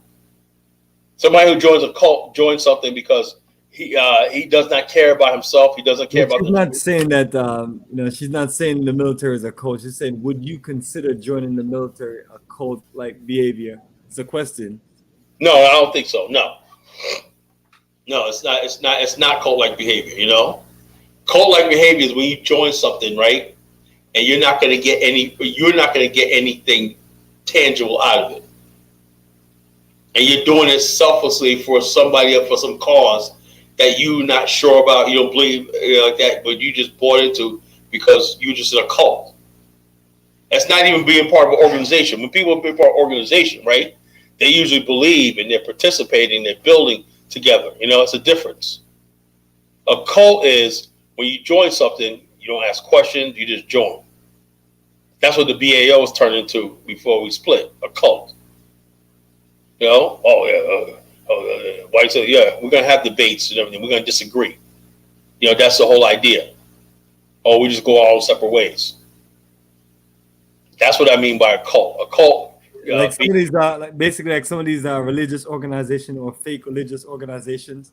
Yeah. You know, you join, you just don't ask any questions.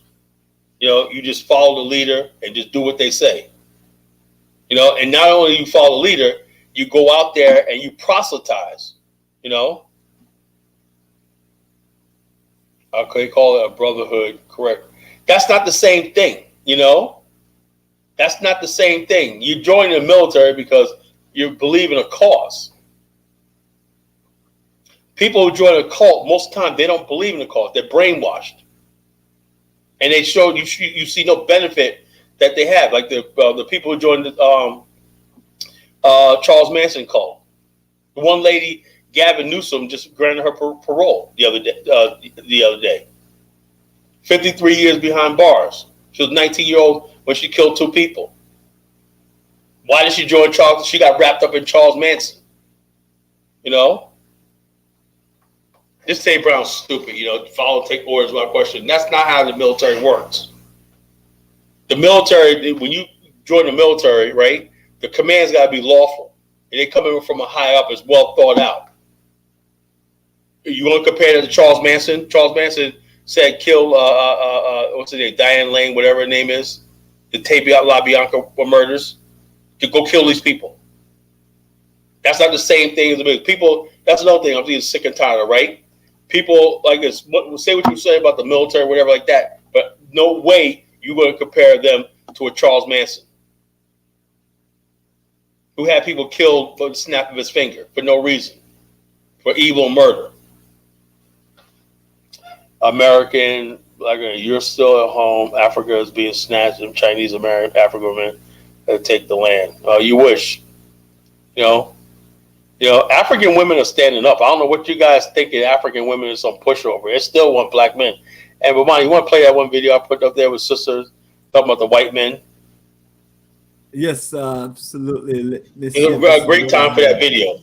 Our African sisters are not pushovers. They're not booty shaking and acting like hoes like you do in America. So you can keep your mammy, your fat mammies over here twerking and whatnot. We're gonna keep talking about our African sisters, what they're doing. Chinese men ain't taking no African women. I'm gonna look for that video, unless you just send it to me. I just sent it. I sent it to you about an hour ago. So... No, that's another one. That's the one we'll play later about the refugee migrants in Tunisia.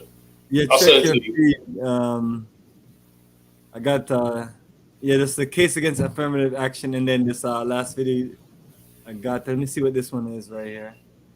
Okay, I'll send it to you again. All right, I sent it to you. Oh, that, yeah. Never seen that one right here. Right.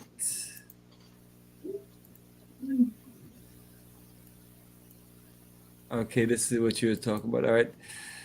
So I'm gonna switch over from this one, and we'll play this one because that's another interesting one you sent me. Yeah.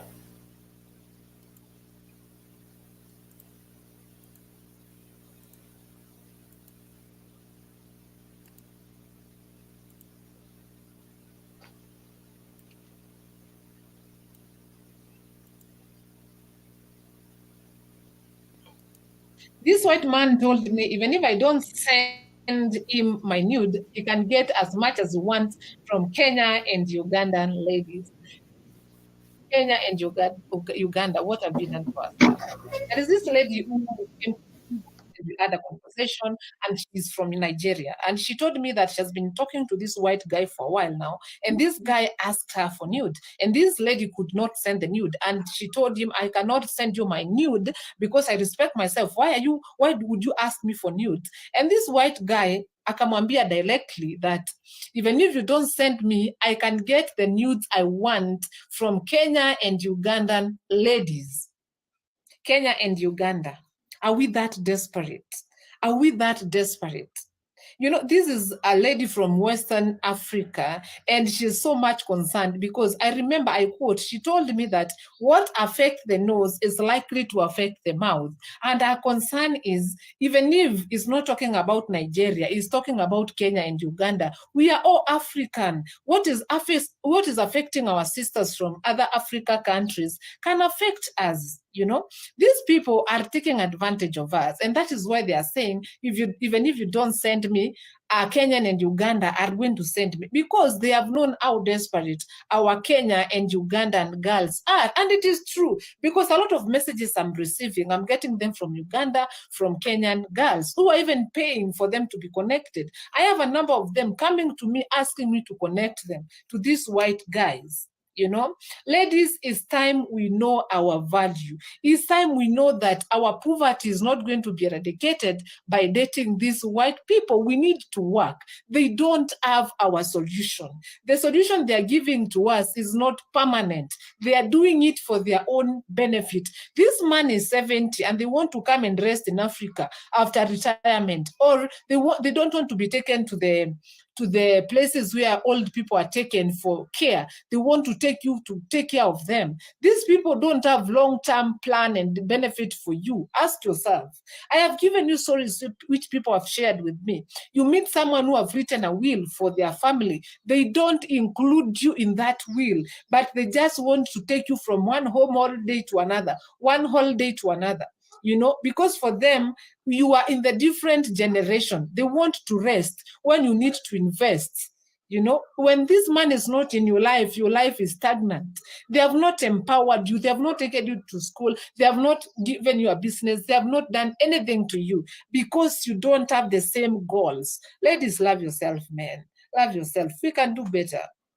Basanje from Uganda, you can do better. Kenyan ladies, you can do better. Let us work for our money, bana. Here,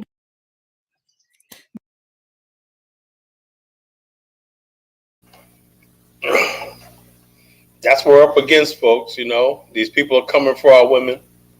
You know, coming for our women. I'm glad we got sisters like that standing up, you know, talking about this stuff like this, you know, and everything like that, you know. No, I wish our women over here were acting like that. You see that Fresh and Fit situation where Nick Fuente. Explain it so I'm clear. Explain it so I'm clear. I don't want to assume that I know what you're Okay, talking about. Fresh and Fit did a thing when Nick Fuente is using the N-word and everything. Then one black girl, they hugged up with him. She gave him a kiss. Now she's apologizing. You know, O'Shea Duke Jackson had to play that.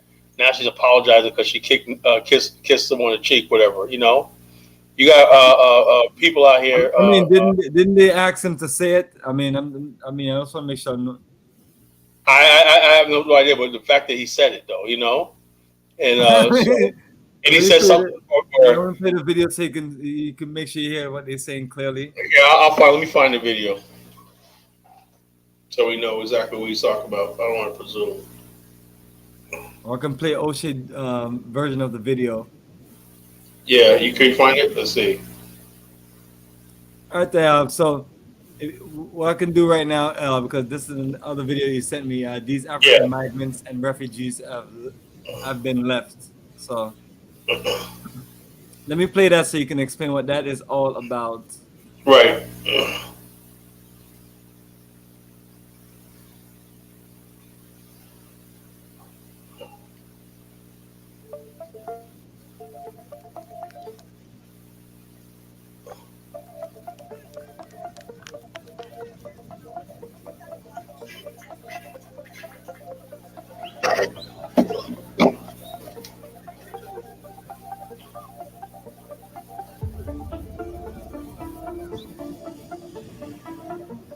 The Tunisians broke the legs of these people. Libyans are giving us water and food. It is Tunisia who put us here, but it is the Libyans who have helped us.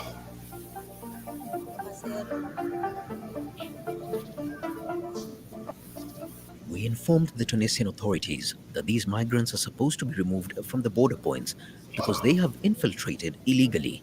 We hope the Tunisian authorities will protect them and contact the Red Crescent and other humanitarian organizations in order to give some help and protection to these migrants.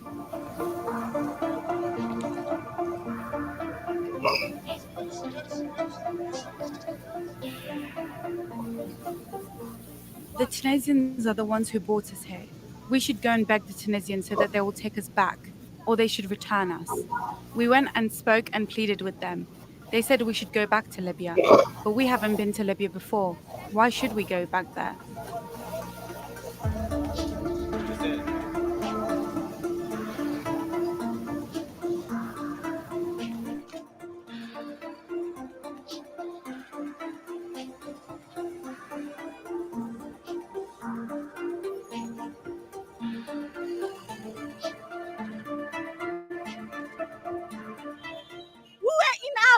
They came, the police, they enter, they beat us, they told us to enter. We thought that they are going to rescue us. They came and abandoned us here.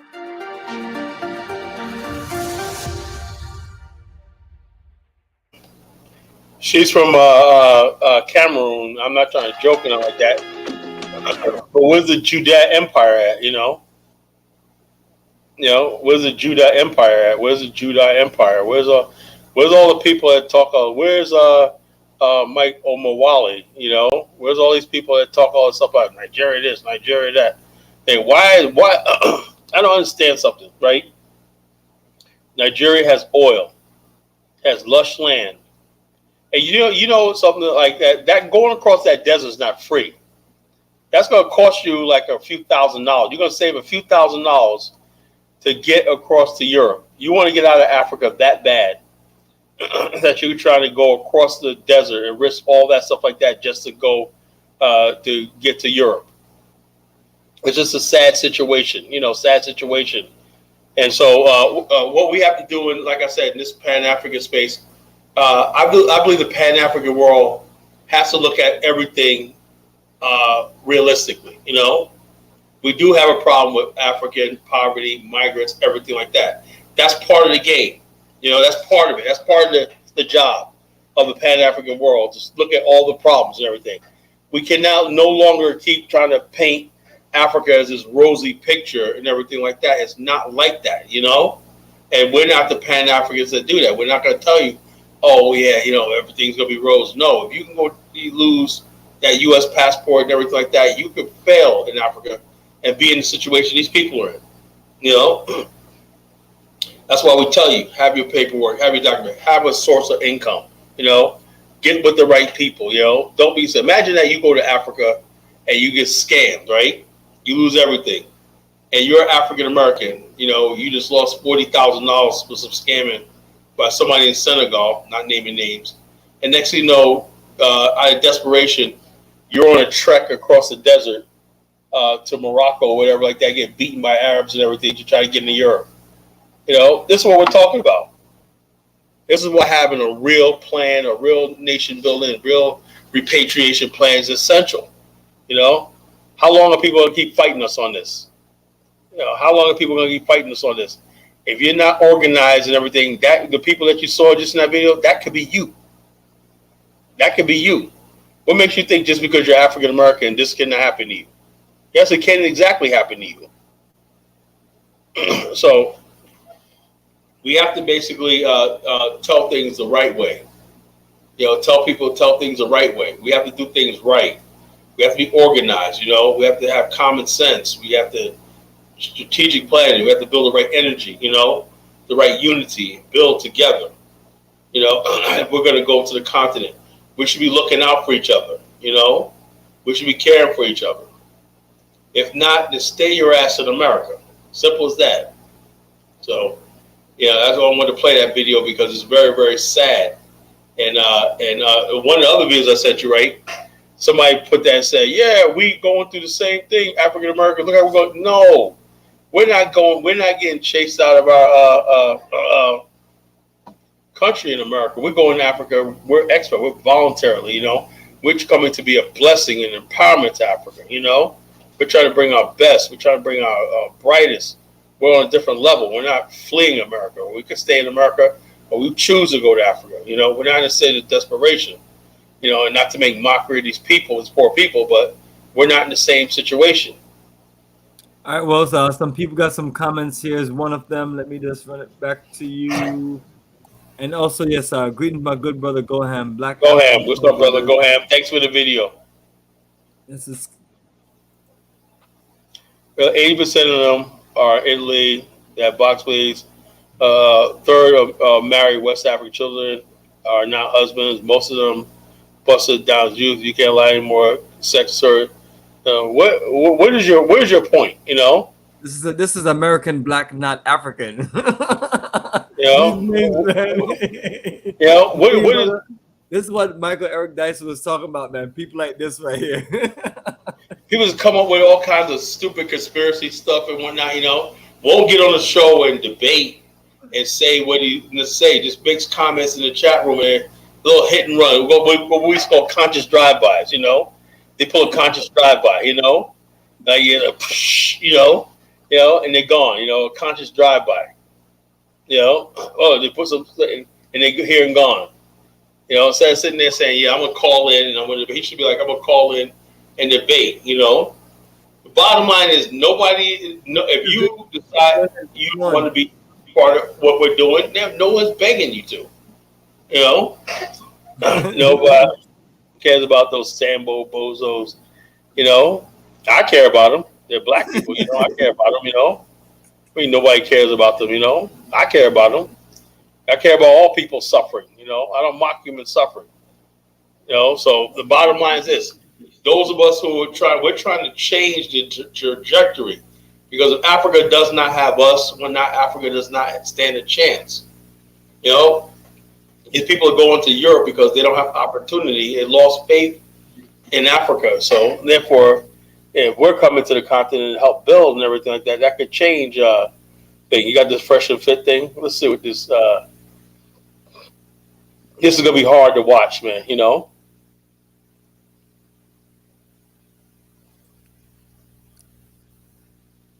Yeah, so if you want to give a little introduction about this white supremacist guy and Well, what they're I doing. want to say about in his video. O'Shea, right? I wonder how O'Shea, you know, when he does a video talking about black people are panhandling and what's the difference between him? That's the whole thing.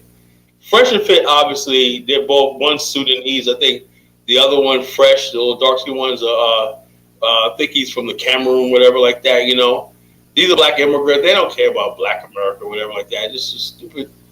So of course they're gonna do that. But oh no, go ahead.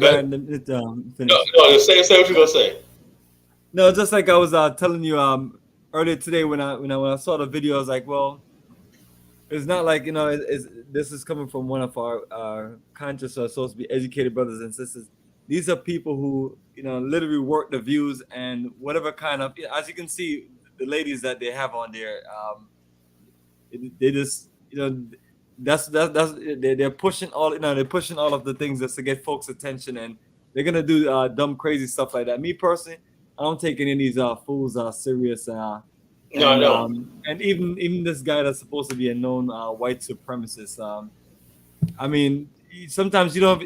I mean, everything is so fake nowadays. You don't know who's really faking it and who's keeping it real. And sometimes people just create fake profiles, and that's how they're making their money, and that's how they're doing their business. And they're really not that person.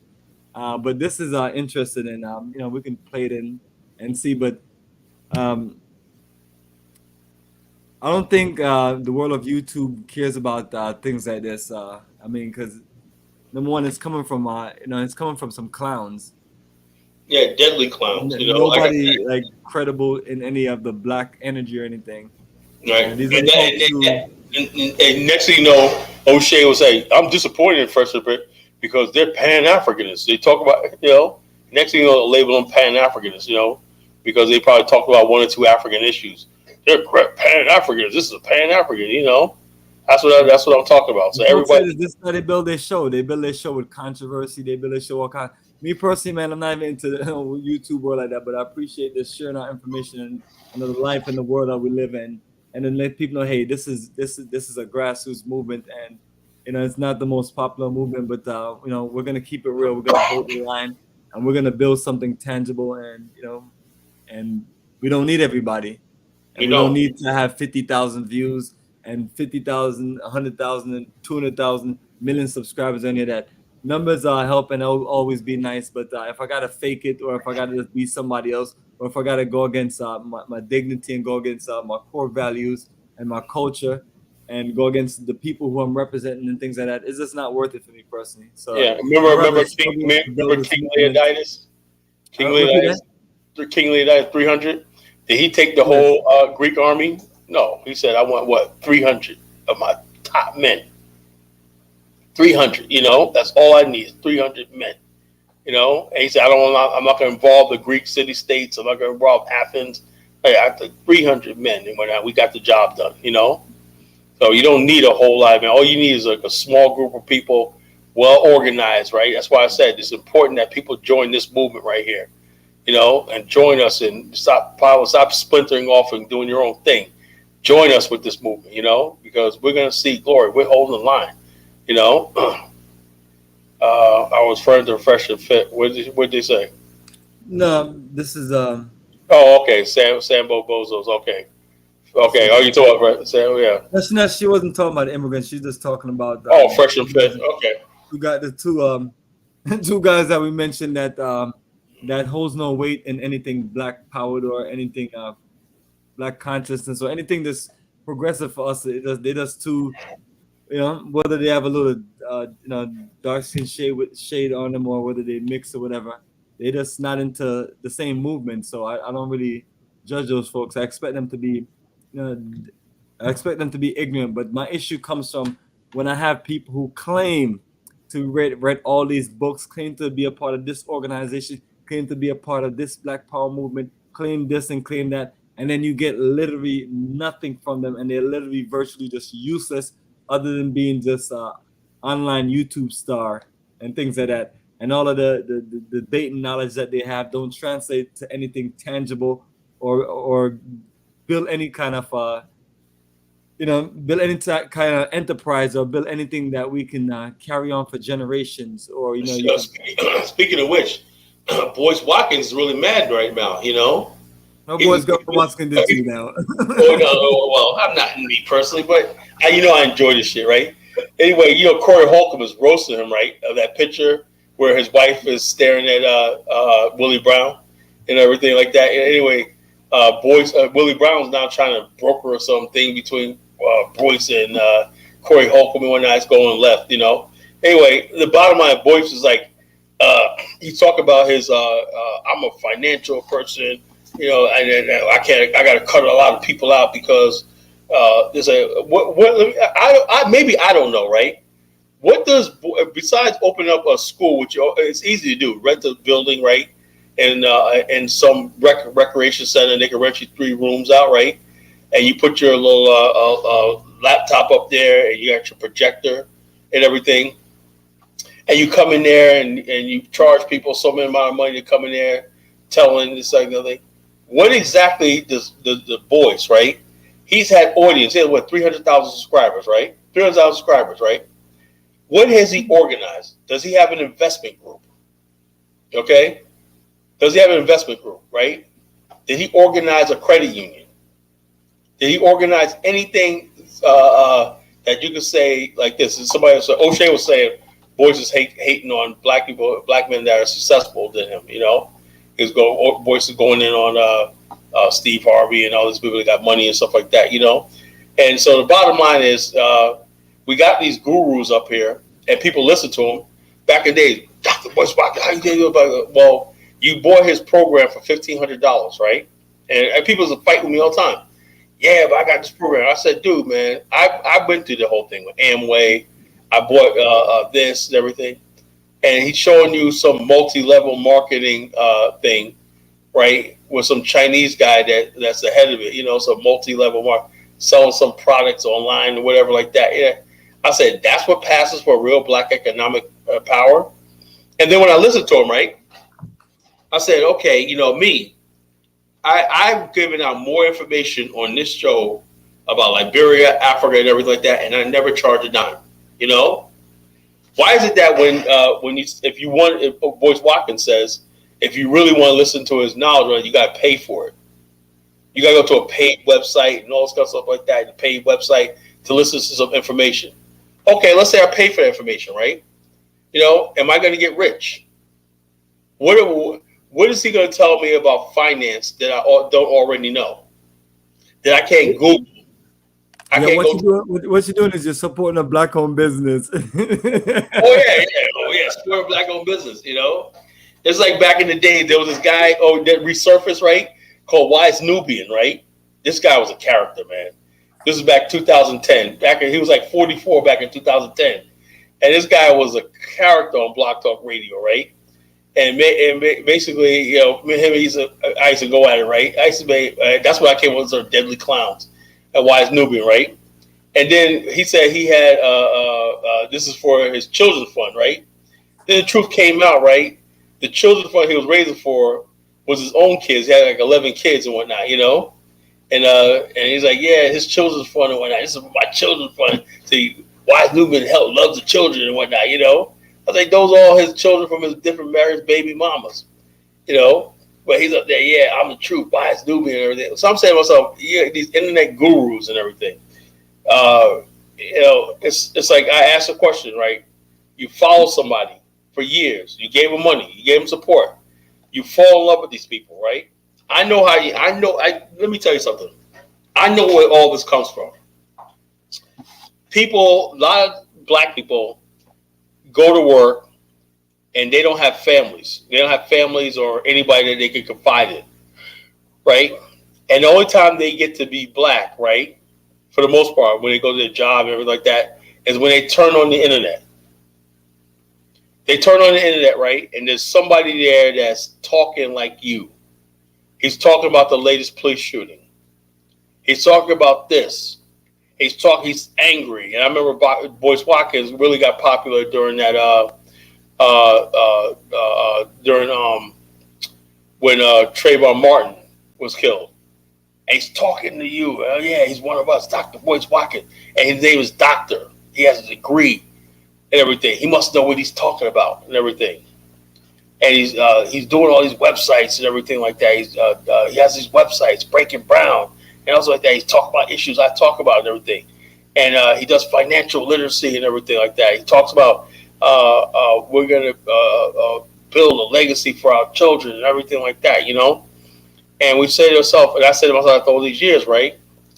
What exactly are you building? Now, the idea of it, building black wealth, is great.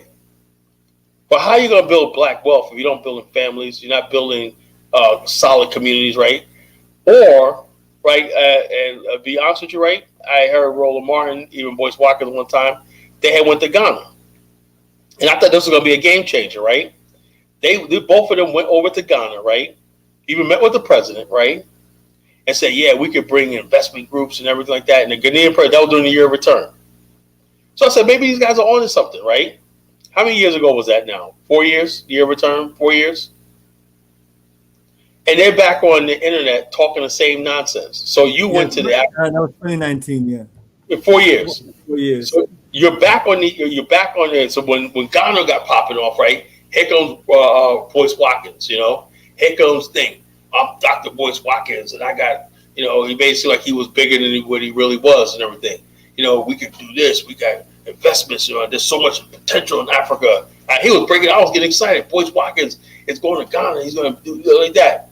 You know, because he has a huge platform, right? Did anything come out of that? No. That's what I said to myself. You know something, man? You know, I'm not going to wait for no hero to come and save me and whatnot. You know, I have to. 4 years ago, I said, I got to reconnect with a good brother of mine. His name was Bomani Tyehimba. You know, I said, I have to connect with, that was right when you was putting together your new project, right? Starting anything. I said, I got to get behind this brother at all costs. I just lost all faith. You mean tell me you went there the year of return and you talked about, oh yeah, we need to invest in everything. So what happened that you basically did not see? You know, trade, in a trade, you will have a large enough platform. You could have started an import-export business, right, where everyone could have bought into. You could raise the initial capital to start a manufacturing plant, you know? That was 4 years ago. So 4 years from now, 4 years later, right? What is he doing? Still talking the same thing. We need financial literacy and all stuff like this. And I have yet to see one person come out and say, I took Dr. Boyce Watkins' class. I am now a millionaire. He showed me the light. I will ask one person. Did one person ever come out of Dr. Boyce Watkins' classes and everything like that, that paid a couple $1,000 for it? No. He said his book, his tapes and everything like that, his box set, right, was worth $2,000. But he's going to sell it to you for 503 installment payments. So that's the hustle. Whether it's intentional or not, it's a hustle. People buying books and tapes and everything, you know, of stuff that they could have freaking took a college course in, or they could have went to school and found out themselves. The problem is in these movements right here, the thing is we do not have credible black people, right, in these movements. The day when you see someone like a Robert Smith get online and say, look, I'm going to teach financial literacy and like that, he has credibility. He's a billionaire. And in Black America, we don't think that's worthy of, we don't respect people that really achieve like that. If they're not pandering to us. So that's what I'm saying. We'll listen to people that like Umar Johnson talk about 12 years somebody's building school, no school yet. We'll look at Boyce Watkins, nothing. I think. But the people who are actually succeeding in Black America, we play the 20 top black businesses in America, right? Oh no, I see white people working for like this. These people succeeded. You understand? There's a difference between people who wish for things, and also we have to get out of this idea. Just because we love somebody, that don't mean we have to follow them. And that's the thing of Black America. Once we have these idols and icons and everything that we built up into our mind, and everything, we don't care what they produce. All we know, we bought into Umar, we bought into Polite, we bought into these people, and we're gonna ride with them till they go. That's the honest to God truth. And when people start doing stuff for real, it's like this. The thing is, I understand that I'm held to a higher standard. I'm talking about building in Liberia and whatnot, and I don't expect to get that type of love until I actually produce something tangible. And then when I do produce something tangible, right, people still not gonna rock with me like that, because I'm not gonna tell them all the things that they want to hear. I'm not gonna tell them that everything is the white man's fault and stuff like this. I'm gonna tell you want to be successful. This is what you got to do and everything. And I'm gonna tell you something that you don't want to hear. And you always beware if somebody tells you everything you want to hear. People like that are dangerous. So you got a video you're gonna play. Are you gonna play a video, Bomani? Yes, Carla, I'm gonna play it right now. I was just looking at the two guys from Fresh and Fit and seeing where they're from. So they're both in their 30s.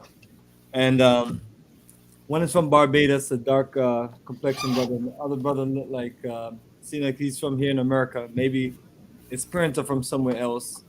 But nevertheless, I think he's from Sudan, or India. They say in birthplace America, but then you have to look at the parents' birth, So it doesn't show any birth anywhere outside of America. But nevertheless, they don't seem to be associated with any of the, like they're out there claiming to be a Pan-Africanist or claiming to be pro-Black or claiming to be any of these things. But they talk about Black issues, though, a lot, Yeah, anyone can talk about. I have, there's crackheads out there talking about Black issues and things like that. So I mean, that's we as a people, gonna always talk about those things, but don't mean that we're dedicated or our life is committed to these movements and things. So I'm not trying to let them off the hook on whatever we're about to play, but just trying to let people know that some of us, all of us should be held to the same standards and things like that. But for those who know better, those who claim to be educated and they're not performing, what can I say about some two deadly clowns just acting a fool just to build up their viewership and things like that, and get into these topics about women with with women wearing sexy outfits and things like that. I mean, it's a man's it's a man's podcast, and I mean that's the average brother I know. I have no problem watching that and will love it and support it and things like that. Now, before you play that, put Mufasa's comment up there. Yes. I bought his Millionaires Tomorrow children's program for my daughter. Wasn't a good program. Barely any energy went into the Beyonce. Yeah, Dr. Boyce Watkins. Yeah, Boyce Watkins. Millionaires of Tomorrow. And okay, Yeah, that's a Black business school. You appreciate you, Mustafa, supporting Black-owned business, and for those out there building Black-owned business, let's do our people a little better than that. You know what I mean? The brother supported the brother's book, and you know what I mean. Give us something exceptional. Give us something to be impressed by. Something to say, I'm proud that I use my hard-earned working dollars to support my brother and for him to build his Black-owned establishment, so we can be on the same wavelength. But not trying to call what's gonna con artists, but these are the moves of con artists and things like that. They're selling you a dream, right? Is that basically what a con artist is, right? He sells you a dream and don't deliver, right? and my whole thing about him is the fact that he all the stuff that he puts in his books, he could have said in a podcast, But don't he give you free shows on y'all? No, all he does is talk about popular bullshit that goes on there. He's another Fresh and Fit. He talks about relationships. He talks about Terrans. He's another Phil Scott. At least Phil Scott ain't selling books that I know of. They're gonna say, Carla, who They're gonna say, you and Chief X together, who of you are not called out? Yeah, the bottom line is one thing Michael Eric Dyson did say in that thing. He says journalistic integrity, right? When you go on a major broadcast, right, what you say is ran by the editor and journalists before you get on, whatever like that, or they cut you off, or cut your mic, or they don't add you back on, you know. And you mean you're not ready for prime time. I mean, you're gonna say what they want to say. You're gonna talk on the line of talking. The internet is just everybody just says what the fuck they want to say. There's no thing. People just talk about a topic, right? Like tonight, you know, we talk about stuff like that. But I brought some receipts, you know, that Stanford. I'm gonna read that Stanford thing about that written in 1996 about affirmative action. Everything I say is factual, you know, and also you can question me like that. Everything I said about affirmative action was correct. That's why I said this. The reason why Black people are not really upset about that is because what started out in 1961, right, was just, okay, you know, we got to do something about racism in America. By the time the 60s was over, whatnot, you know, it wasn't about racism or anything. It was about making a great society and make a inclusive America and everything. And everybody's uncle got in on it and everything like that. And so what Black people in America is, and I'm going to say this before you play a video, right? Let me tell you something to all my Black conservative friends that maybe listen to this, right? Who are mad that Black people don't vote Republican. You know, let me tell you something about my people, African Americans, Black people that I know, right? I don't know any other group of people. You know, I know Liberians a lot, but African Americans, right? The reason why we vote and we get nothing out of the Democratic Party, right, is because we care about our poor. We're not going to vote. Black America is not going to vote anything. Everything we do, our integrity is so that, for the most part, right? That's why I said these internet idiots and gurus that out for themselves, they don't represent Black America. Real Black people vote based on what's good for the majority, what's good for the poor. If I'm doing good and whatnot, I don't care about that sister down the street that needs Section 8 and stuff like that. That's how we are, you know? Even Black people, conservatives say, oh, you should get off welfare and everything like that. We do not want to see people on the street. We don't want to see people poor. And we have this idea that if you got the Republicans in power, right, you know, a lot of poor Black people hurt. Now, the Black middle class will be all right if Republicans take over, whatever like that, you know? But it's the Black poor. And this affirmative action ruling, right, the only Black people that this affects is the Black elite, you know? The Black person that's going to an entry-level HBCU is not affected by this. That's why I'm not saying anything, right? But we all are always going to be protective of the Black poor, you know, in this country. Because we know the poverty in America, Black America, right, is systemic and it's inherited, right? And America has never done the right thing for our people. So those of us who made it into the middle class and everything like that, we still, even though we may not like it, everything, now, like I said, a lot of some of us like Donald Trump, what he's saying, everything. But if we ever thought that he was basically trying to hurt the Black poor, it's game off. And that's where they have to convince us that Republicans are trying to hurt the Black poor. Now, other groups, so when people say, what are you doing for the community? What are you doing with it?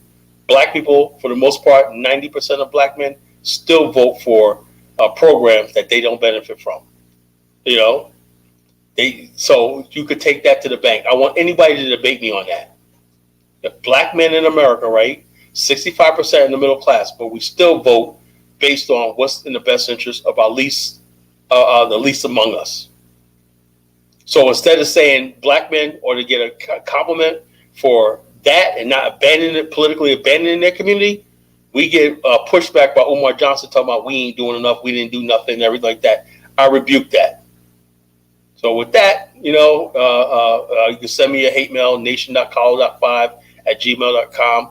You know, you can send me all your hate mail all you want and everything, or comment in the comment section. But as Tate said, as a person who has a PhD in finance, Boyce was trying to get Black people to invest in Tulsa Real Estate Fund. No, that wasn't Boyce Watkins. That was Jay Morrison. You know, Jay Morrison actually still doing pretty well. What are you talking about? You know. That's what she's saying in the comment. That's what I want you to Boyce Watkins was not part of the Tulsa Real Estate Fund. What are you talking about? Jay Morrison has a building. But it's like we have to read people comment word for word on what they're reading. Okay, as a person with a PhD in finance, you know, trying to get black people to invest in the Tulsa real. I do remember. I don't remember that. I don't remember. That wasn't a Ponzi scheme. You know, that wasn't a Ponzi. It was Yvette Carnell. I don't know about the Ponzi scheme part, but I do remember just listening to Boyce Watson programs, and these are some of the things that he talks about. I mean, and I remember him talking about Jay Morrison. I don't know if there was an exact connection and things like that, and I don't know if Jay Morrison operation was a Ponzi scheme or not. No. I don't know these things, but one thing I can say is one thing I appreciate about both of their energy is trying to just educate black folks on putting their money together and invest in real estate and do certain projects. But the thing you're telling people is they don't exactly have to go to these people. You know, you can take some of the knowledge of what they're saying and you organize your own group of people together. Y'all come together, put your money together, and you get busy, especially if we have relationships with each other where we trust each other and things like that. So that that's one energy of Boyce Watkins. But I guess people are wondering I do, but he had Jay Morrison on his show, and he supported, but he was not part of it. And like I said, I don't think the comment mentioned anything of him being a part of it, but he was trying to encourage people to do these things. Okay. But sometimes you encourage people to do certain things, and the person who running the operation may just not work out. But they gave Jay Morrison a hard time, man, and he actually did good. They built it. They know what it was when they said this is what it is. Black people didn't understand about investing, right?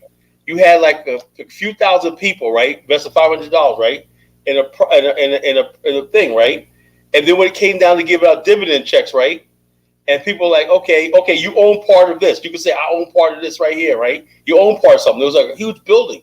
The Tulsa real estate building. It was a nice building, you know. You own part of it, right? So when they got the dividend checks back, it was on like they were getting like $27 a month. This is what I invested. What do you want for $500? You know, it wasn't a get rid. But Jay Morrison did show people how to. He had a couple of guys that went in there and showed them how to buy old buildings and flip them and everything like that and get stuff like that. You know, so but his overall Tulsa investment thing, the building, and everything. People invested, they getting dividend check about it. They weren't getting rich. But oh man, $20. The whole idea was to get black people into the ownership. They could say they own that property together.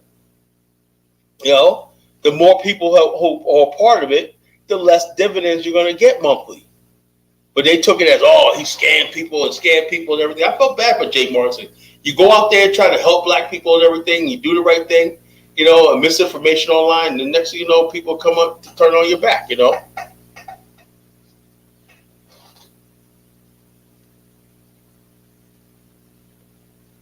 That's how it work, brother. That's how it work, man. So it's a thin line between these situations, man, and you just gotta have tough skin, be ready to deal with our folks, man. Serious business. But yes, my brother. I'm ready for a video. Talking about affirmative action. Let's talk about this situation. So here we go.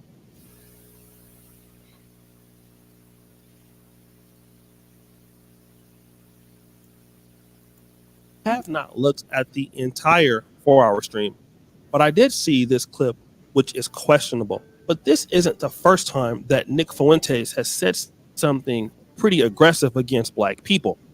I'll play this clip that you may have heard him say on the Just Pearly Things podcast in reference to King Riches. I always elect to racist. Oh, I'm not racist. Yes, you are. Yes, you are, Nick. Yeah, I am a little bit racist. But listen, but it's not because I hate people. I love people. It's just race is real. Race is real. Race is a part of us. So, hey, it is what it is. And the Italians, we do not claim you. Oh, hey, the Italians don't claim you. You're the one dating a black guy. The Italians don't claim me. They don't claim you. Oh, no, they claim me. They claim me. I don't think so. They do. Italian guys, yeah. Italians, tell an Italian guy about your affinity for black guys. That'll go over real well. Good one, Nick. Maybe some Braciole. There's some Italian. No, but you. I will make my black boyfriend some of that. Ugh, wow. But see, that is not all. We know Nick Fuentes and his vantage point and his position. And I'm not really worried about his position. But the problem that I'm dealing with is this Myron guy and Fresh. You see, because they go around saying things like this too with black skin. If you guys remember, this is what they did on Rumble with Sneeko and Albert Preach exposed it. Let's check that out. Let's see if Pearl, so you have to wear that too? Yeah, of course. How am I going to break this down if I'm not in my proper attire as a race? Bro. All right, can you move over a little bit? Okay, I'm moving over. Fucking change. You see out of that, you fucking sand nigga? But it's okay. White supremacist sand nigga? Shut up. Bro, you're the worst of the worst. You eat dogs and you kill people as a black guy. And an Asian. Yeah, true. Hold on, pause right. This nigga right here is funny. He's funny, this nigga. I don't condone this N-word. Oh. Shut up, you Albanian fat. Keep running the clip, you train. No, keep running the clip. Who's that weird nigga that can't speak? Who's that? He black as hell. Bate, man. Yeah, let's keep going. Holy shit, who's this gay nigga here with the red? What the fuck is going on? What entire nation fucking pussy shit is that? I know that preaching. Mad respect to minorities. What the fuck? Stop! What? I want to get another run.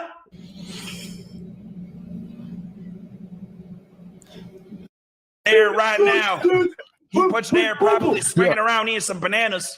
Fucking stupid bitch. Preach is crying right now, swinging from a monkey branch, eating a banana, playing some Donkey Kong on an N64 because he's a stupid prick. He's a window licking stupid nigga. What? What? Fat ugly white. Hey. Oh, that spin. I like that. I like that. This video that we got these niggas running like it's an employment line. What the What? Don't do that. I will find you, you fucking stinky looking piece of shit. You go fucking fat right here. I don't like you already. So now we understand that just pearly things, not just pearly things, really stop the show. Fresh and Fit, they are racist in black skin. That's what's interesting. And we already know that. So this clip here that you're going to see of Nick Fuentes actually saying the N-word is not going to shock you, but let's check it out. Hey, what you got? You want me to say it? Yes. Is anyone going to hit me if I say it? No.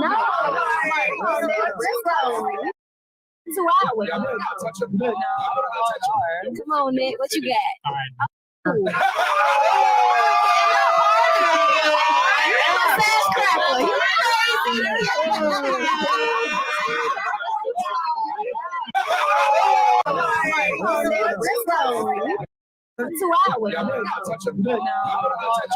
Come on, Nick. What you got? All right.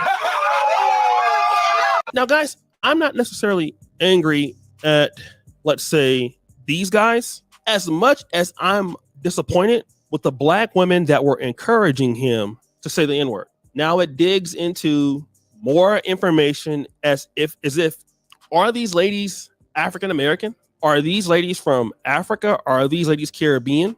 Because I'm not trying to start any kind of diaspora war here, but it would make not a lot of sense if you have all those African American women saying that, and it leads me to believe that black women who can encourage this, they can't be African American by heritage. I don't know where they're from, what their lineage is from, but I just can't see African American black women allowing somebody to encourage them to say the word N-word. And I've seen blacks of other cultures be okay with this because they feel like it's not about them. Because I wasn't in slavery, I don't have a history of a lineage of slavery. So if you say the N-word, you're not talking about me. And I can guarantee you that in Miami, most of those ladies are probably not African American. And I'm not hating on anybody else because we have strong brothers in the black diaspora who don't go for this stuff. And yeah, we do have sellouts in the black community and the African American community. But the reality is that any black person who thinks this is funny, and again, I know that Fresh and Buffoon, I want to call him something else that rhymes with buffoon, but you see, this is why blacks don't get no respect. And what Myron and Fresh don't know is when you allow him to say that, he loses respect for who? For you. And that includes Myron, who's allegedly maybe Sudanese Arab. I don't know why he feels like he's not a part of what you would call the black diaspora, but that's how they see you too. And let me tell you the difference between us as a group of blacks all over the black world and other people, like let's say the Jews or Chinese. Nobody would ever allow anybody to come on camera and make a joke and laugh at that and say, oh, you can say it, it's okay. This is the reason why a lot of whites or people who are so-called white supremacists don't respect blacks. This is one of the reasons why. And this is one of the reasons that Fresh and Fit, they're going to find themselves, in my honest opinion, one day off the platform. Because yes, this did happen on the platform and they think that it's funny, but it's nothing funny about that. And they have some disparaging things to say about black people, which is very interesting because they were sure begging all kind of African-American YouTubers to come onto their channel and get it hot. Anybody heard of Kevin Samuels? I mean, they reached out to all kind of artists and rappers trying to get into the culture and things like that to make their, racist podcast be what it is. But I want to let black people know that this sort of behavior, whenever you indulge or engage in it, it makes people not take your group that serious, ever. Nobody respects a group of people that will allow you to say that. And then when they do say it, they're going to feel entitled to say it. And it happens when blacks date other races. I heard of black men that date white women or black women that date white men. And when you talk about people like that in front of them, they feel that they should be able to do it. And he feels emboldened to talk like this, especially amongst black people who feel like, hey, that word isn't about me. But I'm telling you, I've lived in Poland. I've lived in Poland. And when you're black, nobody can differentiate you between the other blacks. When they see you, they see Nigeria. They see you, they say Zimbabwe. Same thing in America. That's a black guy that has an American accent. They can't differentiate between you and a Haitian American or Nigerian American or whatever.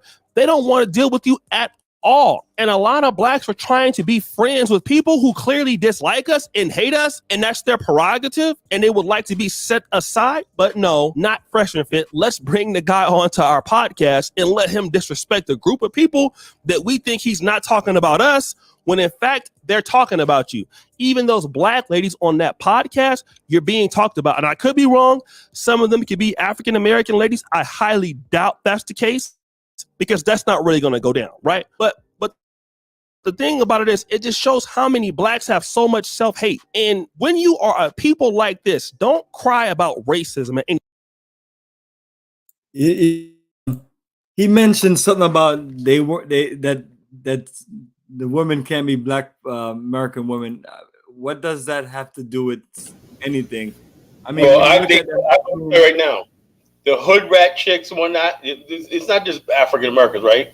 You got a certain segment of hood rat people, black people who think like that too. They think it's funny and whatever like that. They're detached from their culture. You don't have to be African American. Just because you're African American don't make you conscious, Listen, but he's trying, yeah, exactly. He's trying to this, and he mentioned it more than once. So I mean, the thing of it is like I understand where people are coming from to uphold Black America is up here, but it's not that simple. Just like me going into Ghana, and it's like, you're dealing with a world full of poverty, but also dealing with another world where people have themselves more established. People just get to the point where they just generalize, like, okay, so you're from America, so you're supposed to have this level of standards, and then you wouldn't have a racist, white, wicked devil who pushes the kind of rhetoric that he pushed, and you wouldn't be around that person. But I'm saying to people that people do anything for entertainment. They do anything to make a show, to get people to, and things like that. So either O'Shea is delusional or just, but it's like, it's like, I don't know where he was coming from that, because I look at all the sisters, they look like they represent all aspects of Black people. Yeah, like I said, when you got those chicks right there, what they're looking for is the bag, They're all hugged up. Look at all of them dressed. Not trying to be disrespectful to women who dress like that, but it's like, look at all of them dressed. So they obviously carry themselves in a certain way, and look at their hair and all this other stuff. Like they look like now if he said they go into like the club. Now, if it was a different platform, and you got some sisters and they were from Howard or Spelman or something like that, then you can make that case. These are the African American sisters, wherever like that. But we got sisters on the streets, You don't know what they even if African American is not. Streets are the streets, People, yeah, I mean, you look at them. I mean, they're straight party girls. I mean, every time that's one thing I notice all the time when I look at majority of their videos. They always have like literally club girls on there. Like they should be. They like, why are you going to the talking club to or them they coming about from the race? club. Huh? They're not thinking about. They're not these people. We forgot about this thing called black consciousness. They're not thinking about black consciousness, black power, African nation building. They just they're out there enjoying life, having a good time. And remember we did a show. We do a show talking about we have to bring black consciousness back to the Pan African, the black spaces. You have to have a black conscious. If you don't have a black conscious, all this stuff means nothing. Exactly. Just because people are talking about things that are related to black people don't mean that the level of consciousness is there or the level of dedication to to us or to a movement is there. Most people just are not with all of that. They just enjoy themselves, and so all of the ladies right there, they're just excited to just probably be on video and this. They're gonna boost in their own YouTube channels. They're gonna get popular. And everything. They all got their own Instagram thing they got going on, and I'm sure they have their photo shoots because they don't give a damn about what the damage they did. They definitely came club ready and things like that. But yeah, that was but brother, that was interesting, and I would love to get Mufasa on, let him talk about if he can call in tonight and let him talk about what Boyce Watkins and stuff like that. Always, brother, the line is open to talk and communicate. Mufasa, can you come on tonight, man? Tell me, maybe I'm missing something here. I remember, Boyce Watkins did support Jay Moore. I remember that, but he wasn't a part of it. Yeah, and also, like I said, black people, the whole idea of thing. Hey, what's up, brother? Let me say this. I'm gonna give you the floor. Listen, my brother. Before you get on, make sure your mic and everything is good. But go ahead, Akala. Yeah. So I will say this: the Jay Morrison thing, right? It was about he was clear. It's about ownership or something, right? It wasn't about you gonna like quit your. He said that many times. You don't quit your job, whatever like that. But you're part owner of something like this. Black people like they thought there was a come up. No, this is one of many things and whatnot that you're part of. $500, and you can say I'm part of it. You got a certificate say you're part of this. You own part of these buildings that he has. And so that was basically getting black people in the thing of group economics. We talk about group economics. That was group economics. Group economics don't mean you're going to get rich, but you're leaving something for your kids. One day that property, he said, the real estate fund, it's worth a couple of what they said, 40 million, whatever like that. One day it could be 40 billion. Would you want to be part of a $40 billion profile? But it takes time. It takes time. It takes years. We don't seem like we want to do that. I was scared. I thought I was going to make a lot of money. He didn't tell you that. He told you over and over again. This is a long-term thing. I think Jay Morrison was ahead of his time. As far as dealing with black folks. So go ahead, Mufasa. Yeah, it's a challenge dealing with our folks. So yeah, I wanted to address a couple things. First, since we're on the real estate, so the way you had the real estate fund set up, I really wanted to invest, but I read the paperwork and the way you put it out there. What you got was a 10% preferred return. Yeah, for some reason we're not hearing you clear. There's like feedback. I'm not sure if Kala, if you can. Let me mute my mic. I heard. Well, let me take off I got my headphones on. I don't know if that makes a difference. Hold on. Yes. When you move it, it's scratching. All right. Can you hear me now? I turned those yes, off. everything sounds perfect. Go ahead, brother. So yeah, so what he said in the program was that you get a 10% preferred return, right? Meaning he had to make money first, and then you would make money. But the thing about the way he had the fund set up, him, his wife, and a few other people were making money off of the money that was being put into it before it was even profitable. Now, I understand, we're putting into something, but why are they making money before it even makes money? Shouldn't he be leading by example and making money when the profits come and getting paid with the rest of us?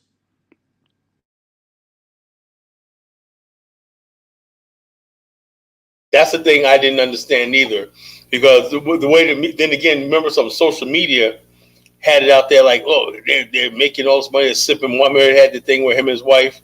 I think his wife was Liberian, you know, and they were sipping champagne and whatnot, you know, and everything. And they made their money up front. They took that that money, the profit that they said they will make over years. They took their money and said, okay, we got our money, right, and let the fund just, you know, like everybody else is like this. So they made their money up front. And that's what pissed a lot of people off. Like, yo, well, we're investing Well, long. the thing is, though, he said that before. Like, so everything I needed to know to make me not invest was told to me. He told me, I read everything. I had an explanation of how the money was going to get paid.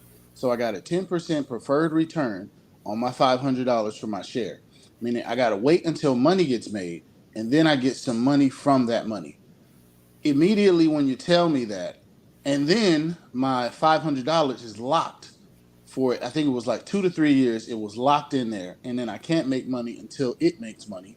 And he told us his wife's making money, all these people are making money. I knew all that information before I invested. I really wanted to invest, but I looked at it, it made no damn sense. I was like, bro, why would I do that?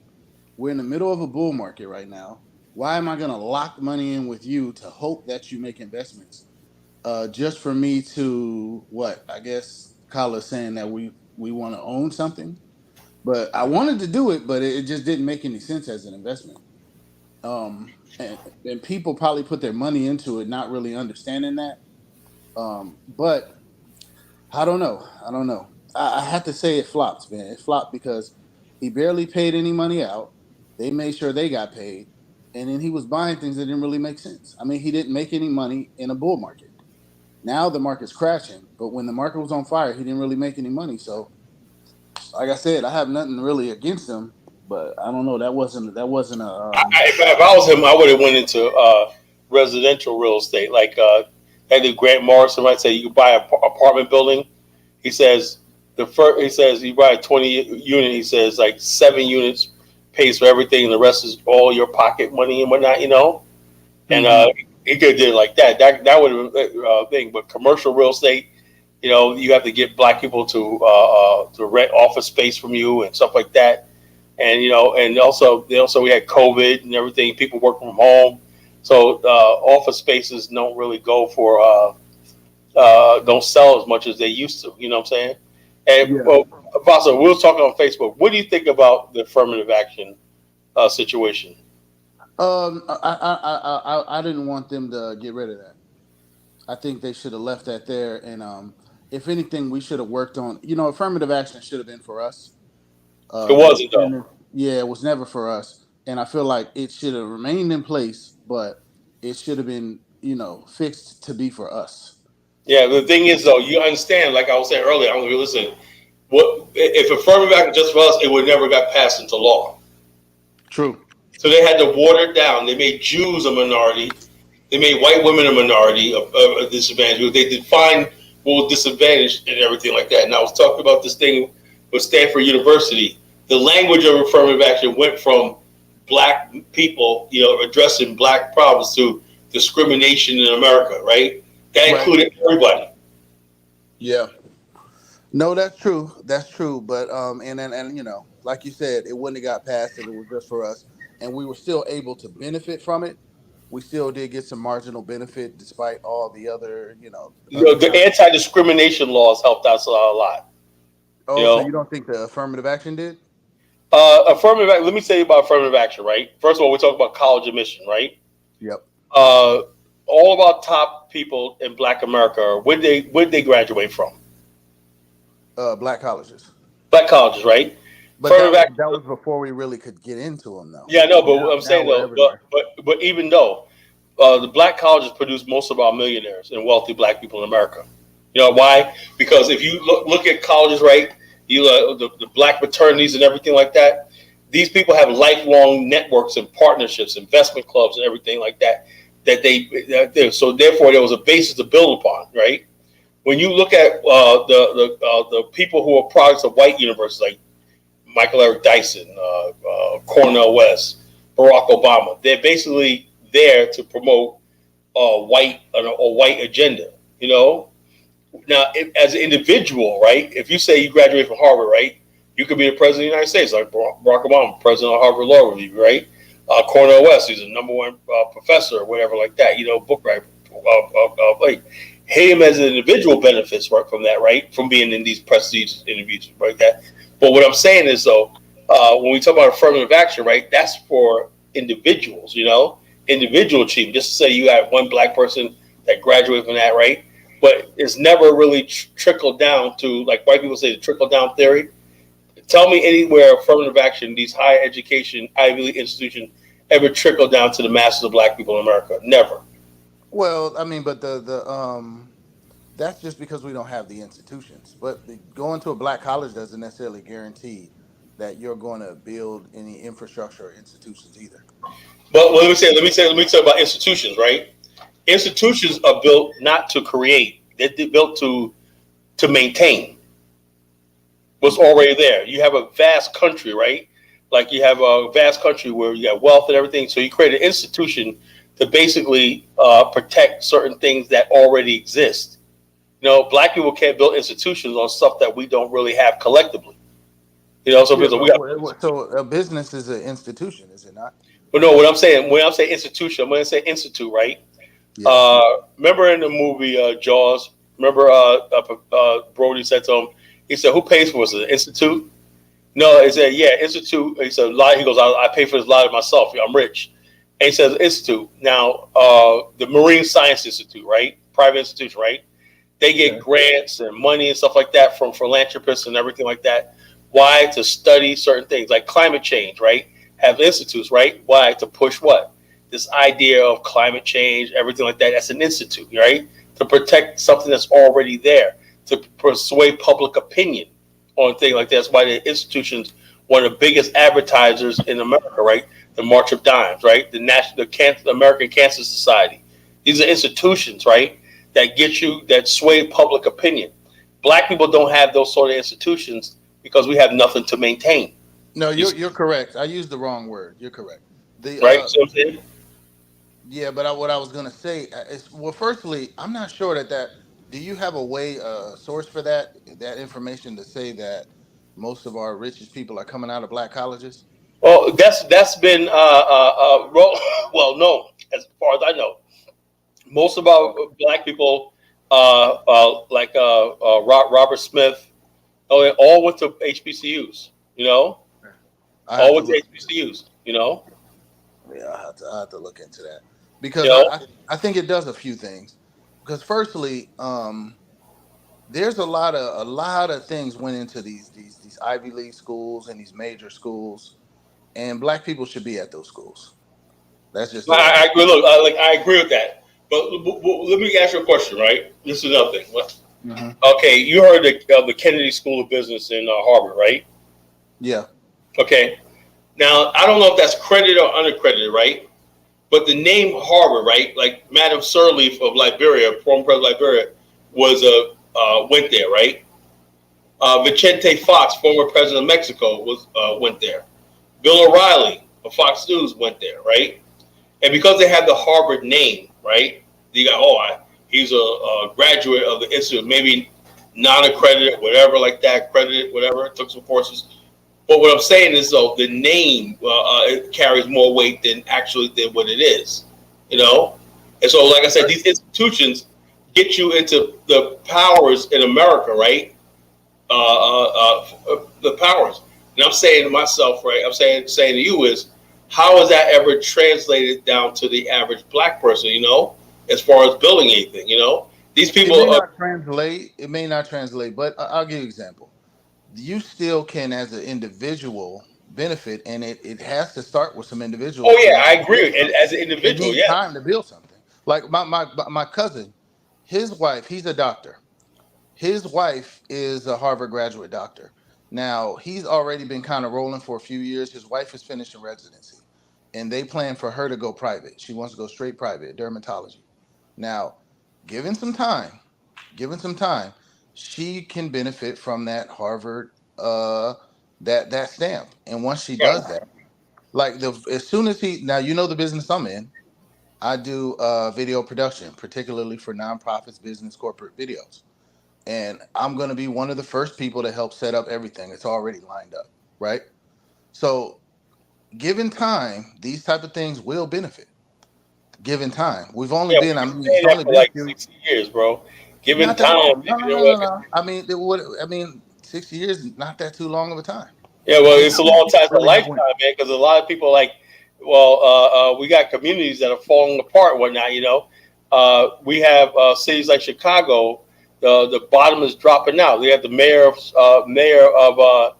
of Chicago is a complete moron. You know, the city's going. What I'm saying is this though. Barack Obama graduated from Harvard University. He went and became a community organizer and stuff like this, but his philosophy was not really pro-black. Now, if for as far as individuals, now if everybody's on their own, right, and we just like saying that we have a black person in there and everything, you gotta say something. These institutions, right, want to basically recruit people that have their ideology. You know, their ideology. You know, no, that's true. So therefore, their ideology, for the most part, are not really pro-black like the black institutions are. You know, the black institutions, the HBCUs, for the most part, right, work in the community. You know, I work with some of them. You know, they work in the community. They do outreach and stuff like that. You know, voter registration drives. They do job training. They do stuff like that in the community. So, and we should be in all of them though. See, now we can't make so we can't say that affirmative action is no good because it's not solving all our problems. It's helping us more than it's hurting us. We need to be in those circles. We need to be in those rooms. Now, do you understand that the majority of people that go to black people that go to Ivy schools are not African Americans? They're actually black people from the Caribbean and Africa. I don't like that. I don't agree with that. That's what I'm talking about. So they put a black. All right, hold on, but Caleb, you say the majority of people go to these schools. I mean, I don't know the numbers and things. So you're telling me that there's more black people at some example. Let's use Harvard. There's more black people at Harvard that are born outside of Black America. And the Caribbean. Why? Because born more outside of Black America. The reason why is because what I'm getting is that if you got somebody from Nigeria, right? Wouldn't you want somebody from Nigeria with a Harvard education to go back to Nigeria and sort of spread this ideology or their Harvard way of thinking things, same thing with the Caribbean and stuff like that, you know? And so, but how does that explain the numbers? You know, I just want to make sure when we're talking. So what I'm saying is, even though that 4%, right, that was guaranteed black and everything, and so the lower test scores, everything like that, and stuff like that, the 4% for black that was black, you know, African Americans for the most part, right, say, look, you know, well, I'm going to spend like $100,000 a year to go for Harvard, right? Or I could just go to an HBCU, right? A lot of people from the African Caribbean are getting scholarships to go to these institutions and everything, and they're coming out and they're graduating and everything like that. So I'm saying it's not going to hurt the African American because, you know, for the most part, most of us go to black colleges or state colleges, you know. So I'm not saying we should not be there. That's not what I'm saying. But I'm saying it was not really a big loss because for over the years they were aggressively recruiting. You've seen that. We got Nigerians, a top person. Look at the Nigerian test score. You've seen that, Mufasa. You've seen it. But that's another issue, though. I think that's a separate issue. But they were deliberately doing that. But they should. None of these things explain the numbers that you're talking about. No, what I'm saying is this: though, if you got 4 or 5% guaranteed black and everything, right, and they're aggressively saying, okay, all they have to do is be black, right, and they're not. Affirmative action was really supposed to address the disparity among African Americans that suffered in America, right? And so you just put any black person in there, not disparage my brothers and sisters from Africa, Caribbean, nothing like that. But what I'm saying is this: so the people in Harvard were like using this to say, okay, look, we got a 4% black enrollment, or we got this, that, the other thing. And so when they got rid of that without even thinking, right, they thought that was going to help hurt African Americans. It didn't, because they're like, okay, you got your little 4%. We weren't hurt by that anyway. You know, with very few of us going to that college anyway. I understand your point. I understand kind of part of what you're saying in saying that we benefit better from supporting Black colleges and building our own system. However, we can do both. I don't really see a reason we can't do both, and it's important for us to be in the middle of that. We don't want to just have these rooms where they don't have any more Black Americans in them. People planning, conspiring, doing all these things. There's no Black people anywhere in the mix. No, I prefer that we be there. I prefer we be. But what do you think about? What do you think about? Yeah, and Kala, you got to get your facts right, because I don't want us to be on here preaching things like, oh, like Black people in America just being subjected to this, everyone else getting what they work for and things like that. No, I'm not saying that. You have to look at your numbers. So okay, let me ask you the numbers. I mean, I'm not arguing a debate with you. Your numbers make no sense.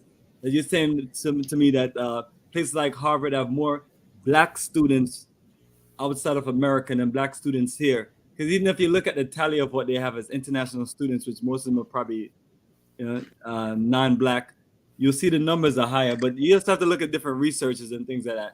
But I want to know what's really the point with all of that, because is that what we're gonna? Because then we're just here in America. This African Americans got it rough in this. Then we go to Africa. African Americans got it rough in Africa. Then it just becomes a victim mentality of just like this is all this. Well, the point. Like, let me finish though. Like there's whole big conspiracy against Black people in America. So that's kind of like the narrative that I hear all the time, and other people taking advantage of certain things. So the thing of it is, people can either step their game up or deal with the change of the world that we live in and things like that. Like that no one cares about our situation.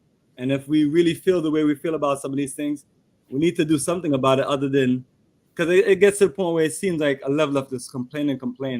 And that's why I'm a person that don't talk much, because then all we do is this, we look at everything as a conspiracy and we never actually work towards a problem. But the thing about if I come and step on your shoes, you're gonna complain. You get what I'm saying? If someone does something to you, you got to say something. I mean, we can call it complaining, but in the end of the day, I have no issue with Blacks from other places coming here or anything. But I understand when they fought for affirmative action, it wasn't for women, it wasn't for all these other people. It was to a corrective action for what was done to the Black Americans that were here during the Jim Crow and all of these times. That was the purpose of it. So when you have other people who weren't a part of that coming and taking advantage of that, that's not what was fought for. You know what I mean? That's not a conspiracy. That's just the truth. Now, people coming here, I have no issue with that, but that doesn't change that fact. That's not I agree with that, but that's not the thing of it is, okay, so you have issues of other people taking advantage of what you feel, and that's going to be the same thing. Just like this old here where I lived, that was all Black folks in America, and then now you have Mexicans taking over all of the situations. You know what I mean? So it's like, I mean, I don't know what to tell people anymore. That's why I don't get involved. No, but we're not talking about that. I mean, we're just talking specifically about affirmative action. That's all I'm. In colleges. And also, yeah. I agree with that. That means you'd have to encourage the majority of us to do something. I mean, I'm not saying that people don't take advantage of the opportunities to go to these schools or they're not qualified, but yes, you're gonna have people from somewhere else a little more hungry in situations. But my point is the numbers don't flow like Kala say it is, and if it does, Kala does. I just sent you a video, right? So just pop something up to where you can share with people so they can understand. understand. Check this out. I just sent you a video where Phil Scott's talking about the same situation, in the Ivy League school. Phil Scott is not a credible reference. No. He's interviewing a girl that's talking about this, right? And she's saying that the reason why this is because the Ivy League schools are deliberate, not the Caribbean fault, right? The Ivy League schools are aggressively recruiting people who are non-African Americans to these institutions to fill that little quota gap, And now that quota gap is gone, And so I'm saying to myself, that was not our fight, because the Ivy League schools would like say, okay, we're going to have this for Black people, right? On an affirmative action. But at the same time, right, they were not recruiting the people who affirmative action was intended to be for. That's my point. That's my point. And people should be able to go to the school. That's not an issue. my thing is just they shouldn't be filling the quota. You know, if they're hungry, if they get scholarships, if they There's still black people still go there and whatnot, but as far as like that guaranteed position of like 4 or 5%, that's what they're talking about. You know, black people still go to Harvard in good numbers. You know, but what I'm saying is when it comes down to, it's like there's 30,000 people apply for Harvard a year. Only 2,000 people are going to be in the enrollment, right? Now the legacy, what should we talk about is a legacy students, right? The white kids that get in because their father. That's affirmative action too. That's affirmative action too, right? So the black people who really most of the black people who got to Harvard and graduate there got it on their merits and their grades, right? The affirmative action was just basically saying, okay, we're going to reserve a certain spot for the last 2-3%, right? We got to choose or whatnot. You know, we're not going to go by just grades. We're going to include other things. That's what the Asians didn't understand. Asians come in with their grades or not, but what do you? They ask you, what are you going to do for the world? You know, well, somebody like Barack Obama says, "I'm a community organizer. I want to build it." Oh, you're in. You're just what we're looking for. You know, became a president of Harvard. See what I mean? So that's what I'm talking about. When you get accepted to Harvard, right? A lot of it has to do with what are your vision for the world? What is your pepper? What would your work in the community? You know. Now the other people get in on their grades and other stuff like that. They're in, right? But that 1% right, which is like I would say like 80% of people who applied, right? You take 80% of people who applied, right? They all got equal grades. They all got equal this, right? What distinguishes them? Well, we want to reserve that for people who have a different point of view. You know, and the Supreme Court said you can't do that.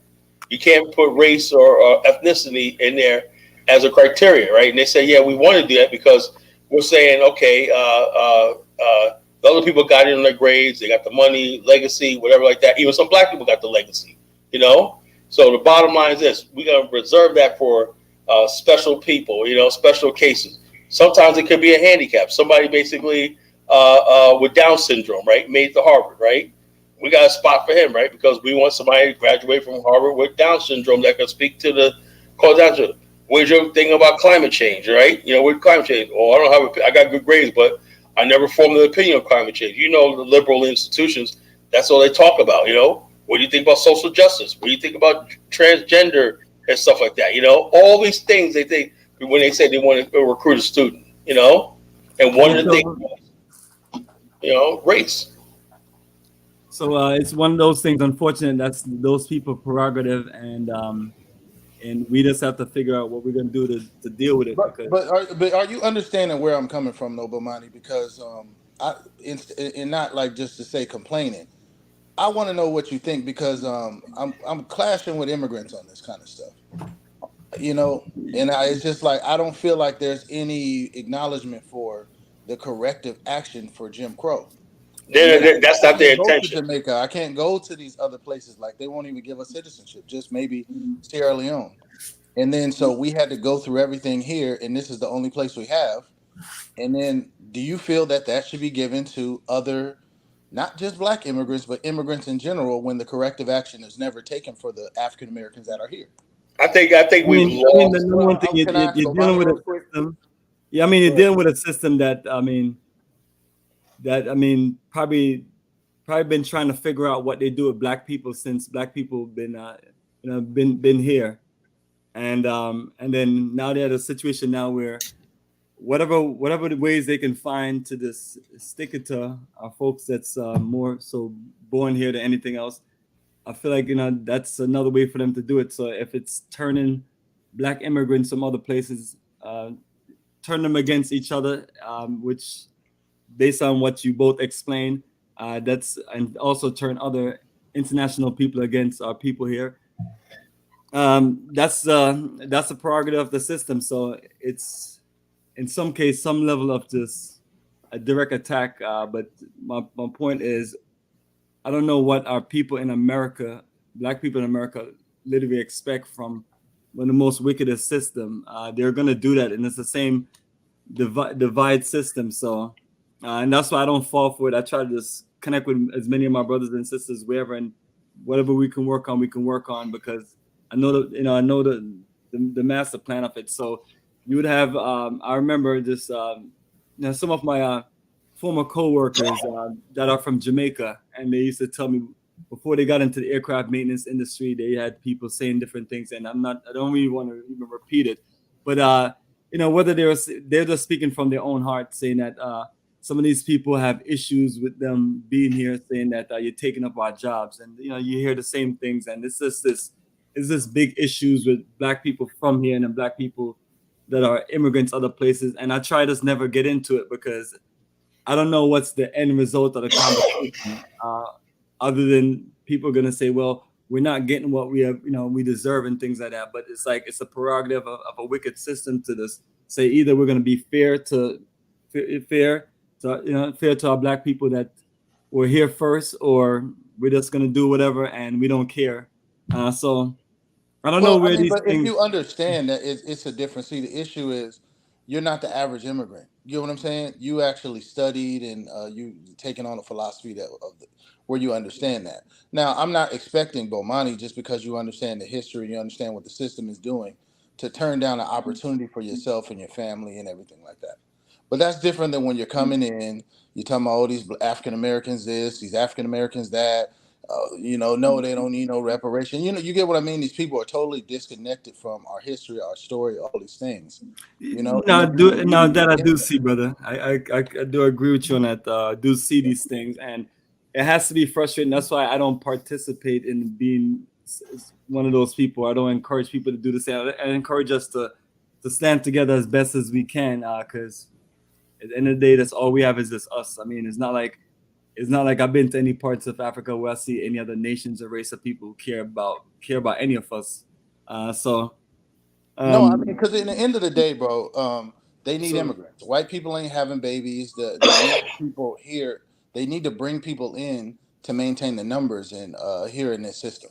So the immigrants need to come in, and it's best for us that they be Black immigrants, but they can't come here trying to be white. You know what I mean? We need Black immigrants here, if anybody. Well, I mean, the people who they're gonna give those opportunities to, they're gonna give it to the most whitewashed people. I mean, think about I've been traveling to Africa for 19 years and studying for 20 years, and I can count the amount of friends that I have from Africa that are living here in America that I know, like, we're friends, like, and it's almost, it's little to none, and it's not like I don't try to make it, it's just some people from other places, they come and their mission is just not to get with us. I mean, whether they're brainwashing them to think that way, but mostly, like, I don't see, even in whatever Black organization I've joined in the past, I can't say it was a bunch of people from Nigeria, Cameroon, Ghana, and so on. I may see one or two people, but that's really it. So that disconnection comes from the people who recruit them to bring them here. Look at some of these people who come on the panel and they just be at us and talking about whether white people offer this opportunity. So I do see what you guys are talking about, because it's a level, and you talk about, brother, the amount of people you clash with, and that's literally probably a more popular mindset, especially if you didn't grow up organically in America. Well, to where see, a lot of the people who are growing up here, though, I do see a little bit of light with the some of the Nigerian Americans, or the Americans, right, that grew up here and are able to kind of see. I do see some light with that, because in the end of the day, the racism is going to show. They could play the games they're going to play, but but I mean, it's a smart move by the system. All these things that they're doing, they're playing. That's why I said government or the system is creating. I mean, it benefit them. Just like at one point, remember, it was like no president would push that LGBT situation, and then they finally got one government to push it. Now everything is normal. Everything is just to where we've seen these things, to where we see magazines with men being pregnant, and it's like a popular thing, and every other show you see, is all of these things infused in it. And the LGBTQ movement have hijacked American institutions. That's why we can't get rid of this thing. Every facet of our life, every movie we watch, everything like that. Institutions are powerful. They're powerful. They decide everything. Now, Baruti made comments that most Blacks apply to college do so at public White University. Most immigrants, Blacks go to Ivy League. That's a lie. They all go to Ivy League. You're only talking about what? It'll be a bunch of back and forth stuff, and then You they know, say this one, and it's me as a person. That's my usual situation to people in general when I talk to this black folks anywhere, wherever I go. Is like it is like we get infatuated with this complaint about the system itself, and it's like the ulterior motive is to literally just create something of our own. That's why people like myself struggle to even just build a town in a country like Ghana to where we can actually put our money together and get certain things done, because you're trying to get away from this system of how it just doesn't work for us, and at any moment, you know, they're coming out with new ways how to just keep us divided and confused. You know what I mean? another question, right? Divided amongst religion, race, sex, all aspects of things, and then at the end of the day, when we're just being divided, there's nothing being built generationally for our children, you know, and that's why I say so let instead of these Ivy League schools and things like that, you know, those who can get into it. But people like myself is like, our goal is to this, all of us who have all this great education that we have learned, build our own education system. And that's why, you know, the future is just to be there in the African continent, get land, be there in countries like Ghana, Liberia, and just build what we need to build. Because sometimes I have to catch myself, and it's like, because you're just frustrated, and all you feel like you're doing, myself specifically, is complaining about the system every day. But people like myself go beyond complaining about it. You're putting your life energy into trying to change the dynamics of things as best as you can do, because you're going to do so much. But let me ask this guy Baruti the Fruity's question. You know, he says African Americans don't make average. You know, then why is it that Morehouse College and everything like that, 20 top black businesses in America, are they black immigrants that graduate from Ivy League schools? Baruti, no. Which common event? It's coming right here. He says black apply colleges are public program. Most immigrants go to the Ivy League with better scores and average. No, they're selecting these people. Do you understand that? And I wish we play that video with Phil Scott, the girls breaking it down.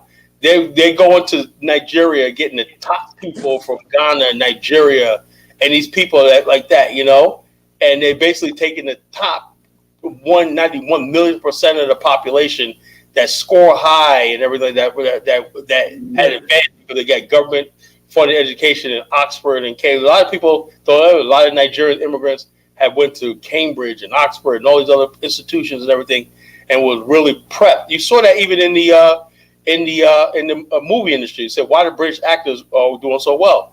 You look at how actors come up. When Samuel Jackson went to school and everything, but you look at the schools that Chiwetel Ejiofor and David Oyelowo and these British actors, the schools are just better over there, so they could compete, you know, on a different level. But that's only a small percentage, you know. The black British actors are only a small percentage. You know, yes, they're great actors, you know. You only talk about tiny percent. Do you know Nigerian college, the top Nigerian college, Ibadan University, ranks 8,300 in the world?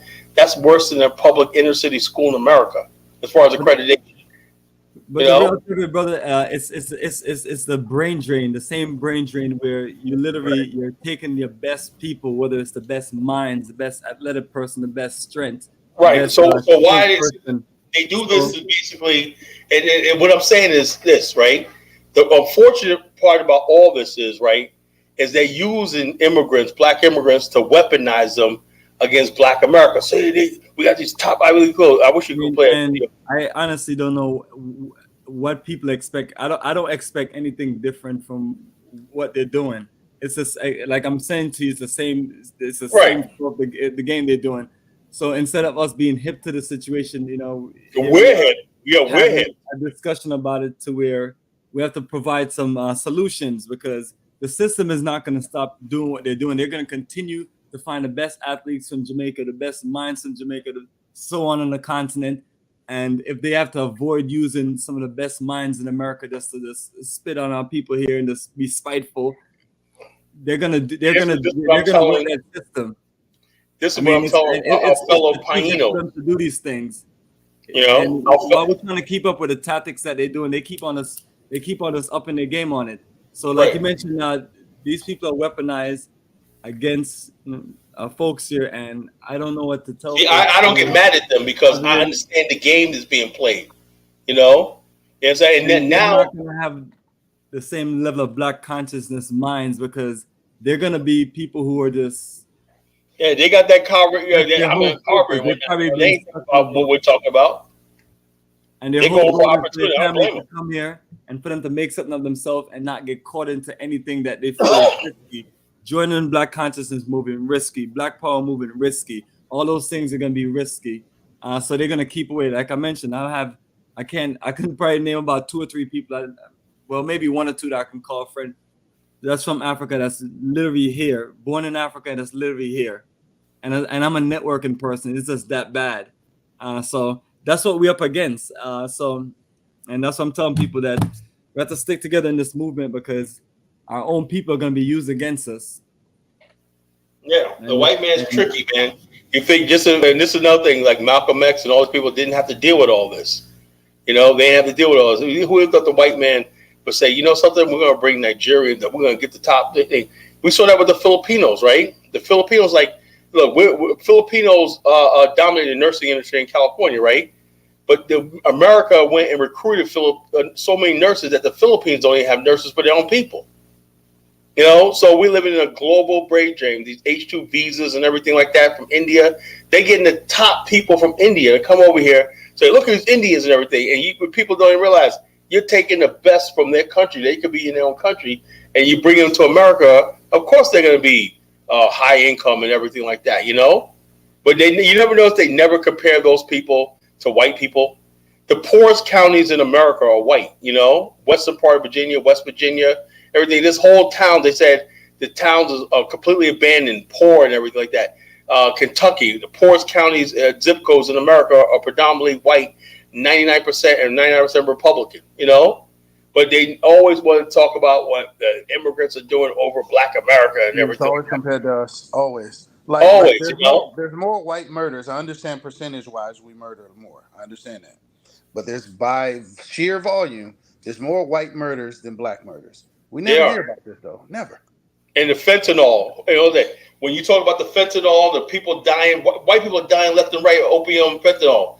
That ain't Black people dying and everything like that. When there was a crack epidemic, everybody made jokes, all the crackheads and everything like that. But the whole tone of America, even among Black immigrants, is all this poor white people are dying from a fentanyl and everything. You got whole towns in America that everybody's drugged out and everything like that, shooting up and everything like that, but they getting pity and sympathy because they buy into this idea of whiteness as part of white supremacy, and we're being played. Look at all them poor homeless white folks that's in the West Coast. I mean, from exactly, mostly white people living in campers. What is it? Arizona, California, San Francisco, Oregon, Colorado, Denver, Colorado. Mostly white people, but no one puts a racial thing. Look at these white people, but everybody wants to come here and pass judgment on what Black America hasn't done, And that's the name of the game, brother. I'm sure you have seen it by now. That's the name of the game. Only thing I can say to our people is let's do this together and let's step it up, because the system is always going to be coming at us. It has never stopped. I mean, we always talk about all the different white racist movements. That's why when we were playing that video, some of us still can't believe that those ladies will sit down with that white racist devil and cheer him on to say the N-word and things. And like one girl kissed him. Yeah, you kissed him. So you're consistently getting your own people to just come at you and just full-blown attack. So. And that's why people like myself, you find out all your enemies are just like you. I mean, the system, what they're gonna do, and as a matter of fact, that's what they're doing. They just finding new people just to come at us. So I'm telling people who really believe in this movement, let's hold it down and make a stronger fight. Because right now we're not winning anything I can see. We try to make our move to Africa, and then that's another situation. We're just getting shaken down from left to right. I mean, to where you hear a successful story, but the majority of it is just our own people that's taking advantage of us. And so yes, I feel bad for our people, because it's sometimes you wonder if you have somewhere you call home. even people like myself, sometimes I don't feel, Yeah, we lose Africa, we could forget it, man. Right. And that's what they're doing now. They're trying to pit Africans and African Americans against each other and stuff like that. And the bottom line, like Mufasa said, over the years, right? Remember a couple of years ago, Mufasa, man, you've been listening to me for years. Everybody's pro-Africa and everything like that. We wouldn't have this conversation like 10 years ago, No. Over the years, man, we're saying to our African brothers, bro, we put extended our hand out first. Let's be Pan-African and everything. And basically that hand was swatted away, and people basically trying to judge us and no, man, it's a lot. Well, see, what a lot of people don't want to talk about is because it's like a back and forth thing, but it's some pain involved in that. It's like, wait a minute, we all black, right? And you're looking around and like people is like, nah, bro, we ain't black. You American. You this and that. So yeah, that shit is kind of crazy. It's crazy how that's popped up though, man. Like you said, 8 years ago there was no conversations like this. Nothing, bro. We were just black. If somebody pop up on a thing with a Jamaican accent or an African accent, we thought absolutely nothing of it. We got nothing of it. When Mufasa was listening to me back when I first started on Blog Talk Radio, he's one of my first listeners. Back in 2009. It was years, man. And we never had these conversations like we do now. People are weaponizing with their little comfort that they got in America and talking stuff and sounding like white supremacists their damn self, Yeah. And then when we come to Africa, we talk about Africa, issues in Africa. Oh, don't say that. That's the motherland. That was one thing I agree with Michael Eric Dyson on when he was talking about how people are pretty much just no facts, no reading, no context. They're just like putting out stereotypes and just talking crap. Yes. I agree with him about that. Yeah. There's a lot of people doing that. No credible source. They just say whatever, and then people believe them because they got a big following, so everybody believe them. Because they got doctor behind their name. Yeah, that's what I'm saying. People just saying anything. Then you got people, I don't know. Like I said, I have shifted to be more conservative, but you can only get so conservative because you have to consider the context, man. That's the problem. The conservatives in this country, there's no context. You get what I mean? So they'll just be like, black people are lazy or black people don't have no jobs and not have no consideration why. Like the community just started. Black history started in 1985. Nothing is going, you know what I mean? And we're just there's something innately wrong with us. But you have. I refuse to believe that. That's a lie. Say that again. That's a lie. People put that out there, and they always come. I'll listen to this thing. James Baldwin said this, right? It's a person people should listen to, right? He says a lot of times where people think people are helping you, and they're constantly talking about your issues, talking about this, talking about that, and talk about this. And he said, also you start believing all the negative stuff about your own people, and you internalize it, and you start believing, and you start thinking you're the problem. And that's happened even in the Pan-African movement with these Painos. Pan-Africans in name only, They just think, oh, black people are just, this. They run the Pan-Africanism and think that, oh, this is going to say, look, black people got problems, white people got problems. But the thing is, white people are allowed to have problems. They're allowed to be on opioid. They're allowed to commit drunken driving. They're allowed to act belligerent, beat their wives and shit like that. See the guy out in Ohio that killed his 3 sons and whatnot, white guy, that murdered his 3 sons, Right. And so I'm saying to myself, but no one ever says, look at these white guys and everything, You don't even see, why? Because in America, white worship, white regard. When one black person does something, look at the TikTok video. Right now, they're rioting in France. Guess who they're blaming that on? Black America. They're saying they learned from the black Americans, There's no black people in France, They're saying, see, they're learning from black America. This is why we let this go on. But they don't understand. France has been having riots for 30, 40 years with the North African. They're the original, the French Revolution. Come on. Yeah, I'm about to say the same thing too, man. They don't know the history. At that time, that's all that was going on. Guillotining people left and right. The France have always had a problem with the urban population and stuff like that. You know, I remember a couple of decades ago there was a riots in France and whatnot with North African youth and everything. But now they say, oh, so the black people in America, and also this is what they say, 13%, 13%. That means black people are 13% of the population. It's always a 13%. So we're all responsible for a few black people that rioted. And not only that, people forget, notice something right too. People forget that most of the rioters in 2020 were white, were Antifa, you know? Yeah, that's fact. But they don't talk about Antifa anymore, you know? It was us. We get to pay the bill. You're 100% right that people are internalizing it, because I ain't gonna lie. So I started traveling. The traveling I've done over the years, I realized I've seen some crazy stuff, bro, in Haiti and different parts of Nigeria. Like I've seen stuff, bro. Like, you know, kids going around begging all day. You're like staying in the area temporarily. You're like, damn, do these little boys ever go to school? Like, do these boys got serious, man. shoes? You know what I'm Serious, saying? man. I'm like, damn, man, you don't really know how to speak.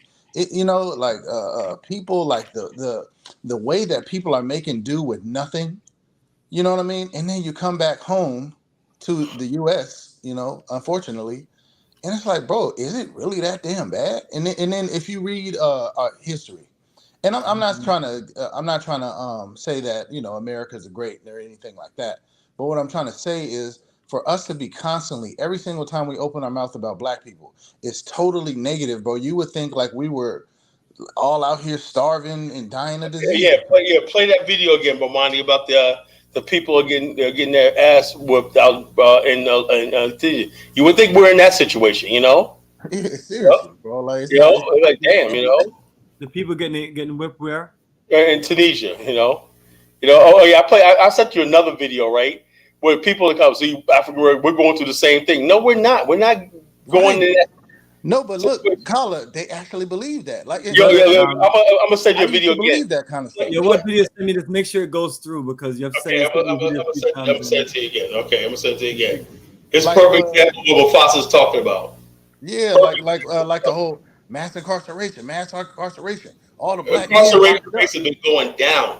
You know, been going down. You know, prisons are shut down because they don't have inmates. Yeah, but it's like, if you ask, people think like half black men is locked up or something. Yeah, half of us are locked up, half of us in jail. Didn't that?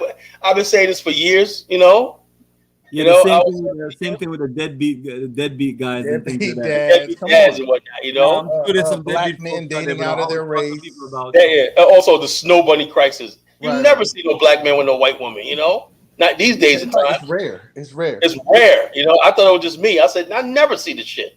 It's happening a lot. Don't get me wrong, but it's like it's on porn videos. Yeah, those know why? Those porn chicks in the videos get paid $30,000-$40,000 to sleep with the black man. You know, what I'm talking about to people in general is go in your city and make your way around your city or your state or wherever, and then just look for yourself. I mean, because you'll see it if it's just that bad, and it's. You know, I don't see, even here in Georgia, I don't see a bunch of brothers. I don't see it. Holding hands with white women and things like that. I'm not saying that people are hooking up and things like that, but it's like, you know, too much people that's pushing all this negative stuff, negative energy, and you know, I get it, man. I honestly get it. It's what sells. It's what people talk about. They need to build their careers on it. The talking points. You know, just like one of the biggest popular thing right now is people talking about how long Polite is going to stay in jail. I mean, that's the kind of mindset of things, not about what we build in Africa and how we can put our money together. Just drama and chaos and people shortcomings, and it's. Bro, I asked Chat GPT or whatever it's called. Like, how can I go a day without hearing celebrity news? I don't know if it's possible. I don't think it's fucking possible. Like, everything they tell you is about some damn celebrity. Yeah, and I thought with the internet we get rid of the celebrities, right? And then, with this whole conscious Black Power movement, that's what we're dealing with now. We're dealing with people who consider themselves celebrities. We talk about Umar Johnson, other people like that. It's the same situation we're dealing with now, from TV to YouTube, and just all so-called Black celebrities. Like, yeah, but what the fuck? Like, man, how have they got such a grip? It's like everything Black news is something happening to some celebrity, some type of drama with some celebrity. That's legitimate black news. It's like the year of return. Now, your return turned into a photo op for all of these black Yo, celebrities. remember that Nancy Pelosi? Yeah. How's And then, Nancy you know, Pelosi for the and year? then what happened with that whole movement? You know, they did a photo shoot, and you know, did they put their money Samuel together to Jackson. invest and build anything in Africa and work for any of us? Nothing. And so there you go, family. All Boyce we got is Watkins went over there. I thought, oh, Boyce is over there, man. Maybe he could bring his black financial. He was talking to the president, you know. And I was like, he was. Man. I didn't know about that. Oh yeah, he was over there talking. He had his dashiki on and whatnot. Roland Martin like a fool because his shit like a dress and shit, you know. Yeah, people like that, like Roland Martin, they'll let talk with the president because I've seen his interview. Also, you got Judea in there. He's saying what's up with you. I think he like talking to you. Yeah, what you call it? Yeah, Judea. We had a Cameroonian lady in Libya, man. Talk about. I said, "Where's Judea, man? He should be taken to the Judea Empire, you know." And play that. There's the link. I sent you for money. Come join us. Play which Yeah, one? I just sent you the video about the Cameroon. These kids, the video they said Cameroon. See, Blackburg, we're going through the same thing over here. What the hell are you talking about? Somebody, you know. We're going through this. No, we're not. In the comment section was like, man, motherfucker, what y'all talking about? We ain't going through that shit over here in America. Y'all think we just get hunted down by police and they have this weird idea of what's going on here in America, you know? Yeah, and as I'm telling people where I live at, there's no manhunt out there just to snatch up some black folks and do all the stuff that people think is going on. Whatever state that you find these issues that go on here and there, it's unfortunate, but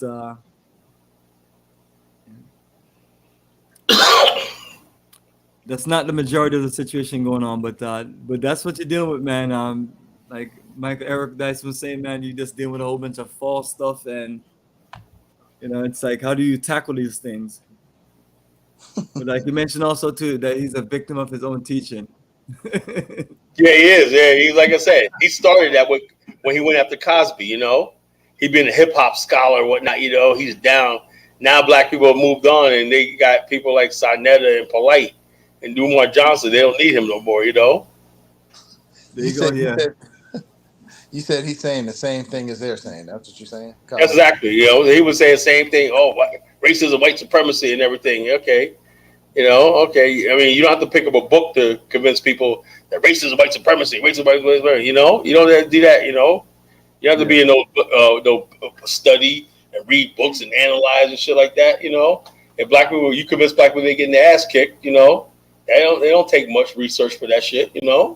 Yeah. Yeah, and there's like no standard either, because the way a lot of people explain it, it's like a non-falsifiable theory. Like you can just really say anything. Yeah. Racism, white supremacy, racism, white supremacy. How are you going to dispute that? Yeah, we know we live under white supremacy, but some of us actually are making a living, advancing, have been advancing. Yeah, so, and people are making their way through the situation. But at the same majority time, of us. What you at the same time too, you ask yourself, But look at this comment right here. You want the system to do more for you, but it's like, But look at this video. I want you to look at this video, right? The comment section, right? It says, "Dear African, you're not better. This is an example. As blacks, we are all going through the same treatment." Are you fucking kidding me? All right, hold on for a second. Let me play this video.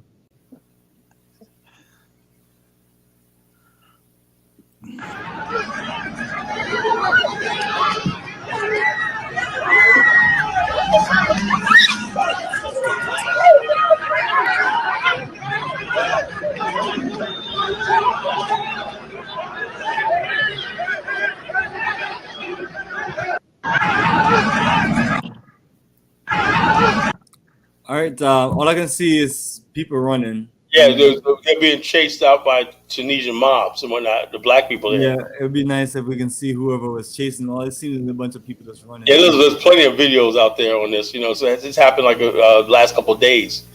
There's like a purge in Tunisia of black people. And so I was like, dude, no, we're not going through the same thing because we didn't migrate here. We were born here, we were slaved here and whatnot. So we're not going through the same freaking thing. I hate to break it to people. No, we're not in the same situation. You know, the key is to build your own countries. You know, it's like you migrate to countries looking for jobs, and then we come to America, fit in with the black community, get along with us. No, you want to go with white people, and then try to get in their Ivy League schools and talk about how you are so much better and all stuff like this. It's just a mess. The white man knows what he's doing. He's playing the hand. Like I said, we don't have institutions. If we had institutions, we'd be the ones in power, bringing people over and shit like that. We don't have that sort of power. You know, we can't give nobody, guarantee nobody jobs. We can't change public policy. We don't do anything like that. That's what institutions do. Institutions, basically, when you see public policy, when you see legislation, everything, they're crafted by institutions, you know, think tanks, institutions, that people get paid a big sum. Imagine that you get paid $200,000 a year for thinking and putting shit together and everything. That's what an institute is. They pay people, yeah, I got a fellowship with the Hoover Institute, whatnot. What do? Write books, write things and whatnot, you know? And then what happens is somebody, a legislature or whatever like that, say, oh, I like somebody's idea. I'm going to make this into law. You know? We don't have that power, you know, because we have nothing to control. You know, we have nothing to control. So institutions won't serve us until we have a nation, a government of our own. You know, and then we do have a nation we start building in Africa. We have to build institutions. Why? Because somebody's going to come in there and say, you know, we did change the constitution of Liberia to include everybody. You know, that's why you have institutions in place, right, to make sure that never happens. You know, institutions are proactive. They're trying to preserve something. You know, they're trying to build upon what they already have and expand and like that. You know, that's what an institution is. Institute is. How do we get the institutions?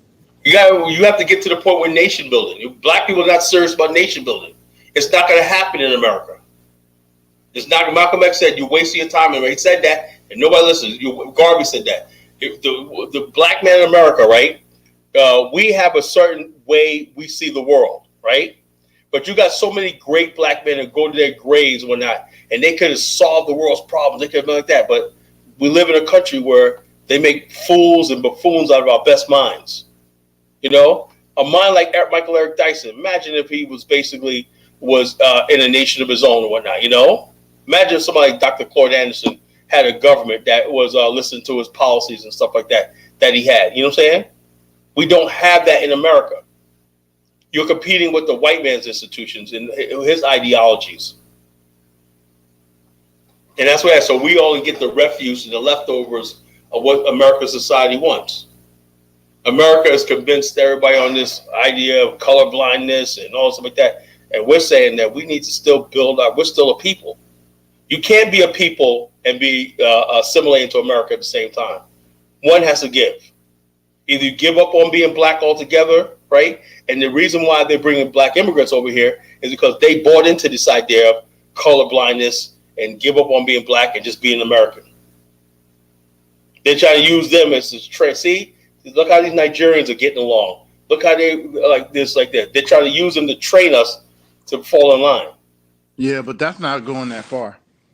You have a lot of sellouts, but you have a lot of them that they they fully understand the racism. It's only so long. I mean, you can't you're working as hard as the man next to you.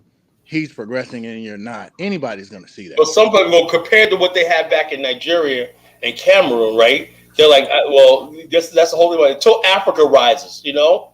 Until Africa really rises, right? And they got something to fall back on, it's going to be like that.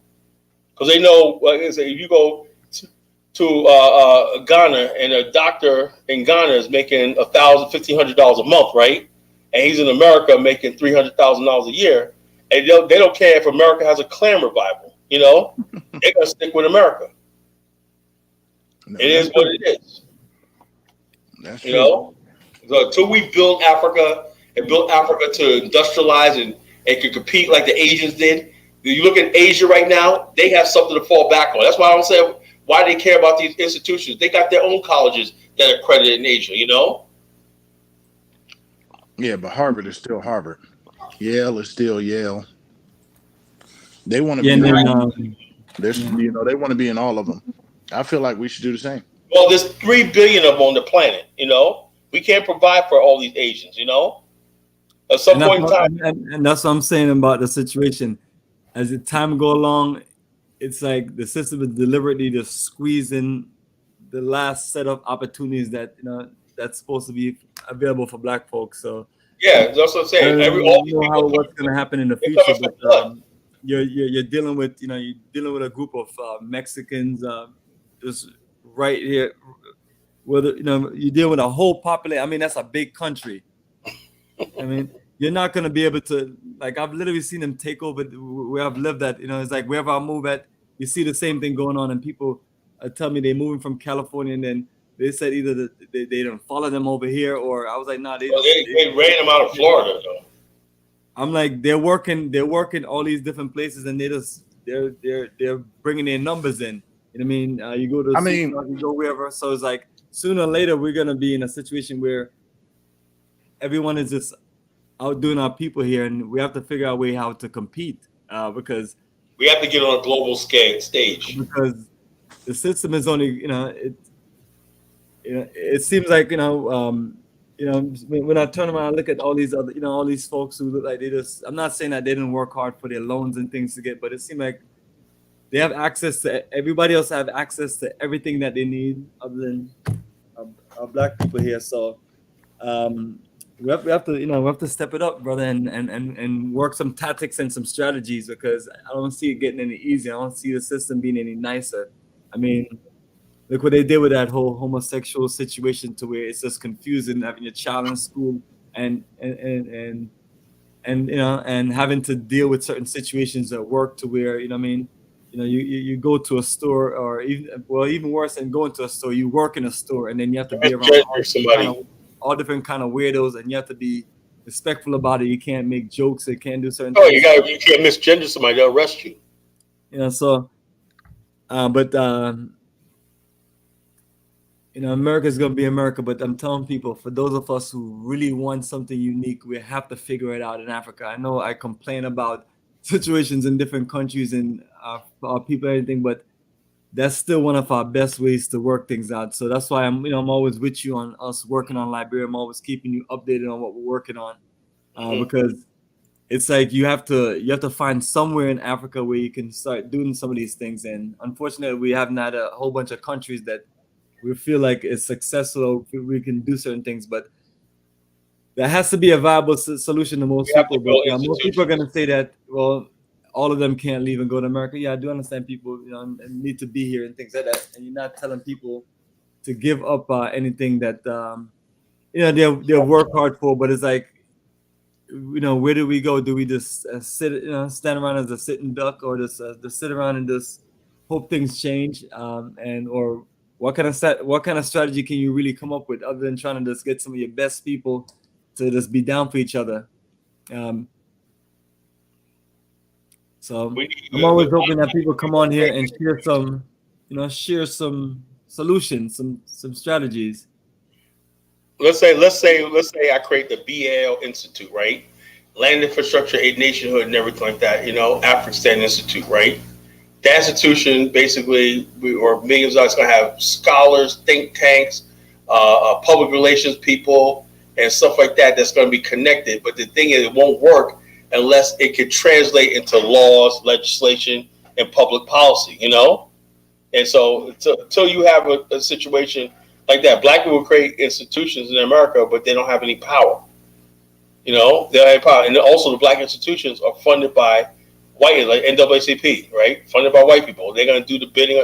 The NAACP was so broken one time that now they include white, well, they always had whites, but now they also, colored also now includes Mexicans and everything, you know? You know, because it's, like I said, it's the Ford Foundation funds the NAACP. So we don't have institutions that basically deal with Black America and everything, because all our institutions, everything, the Urban League and everything, like every corner in America, right, are funded by white people. Well, the Ford Foundation, they want that check coming in, you know? The National African Network, you know, Al Sharpton, you know, he rakes in millions of dollars, but it's all about raking in that money, you know? And you know, and he does what they say do, you know? He was anti-Trump. He got out there, oh, Trump, he didn't want to work with Donald Trump and say, yo, let's see what we can do, you know? They're like, yo, look, nigga, You know what I'm saying? This is what you're going to do. You know, we don't like Trump. You don't like Trump. Oh, so that's what it is. You know, these people are bought off. Yeah, yes, a boss, yes, a master. You know what I'm saying? Whoever's paying them. We don't have institutions. You know, I can say that a million times. There are no legitimate black institutions, you know? None. Until black institutions are funded. And like that, the only way we could have black institutions by having black businesses, and it has to be Pan-Africanist, you know? And then we might have a chance, you know? We might have a chance. And that's what I was saying earlier, that Boyce Watkins is building the Black Business School.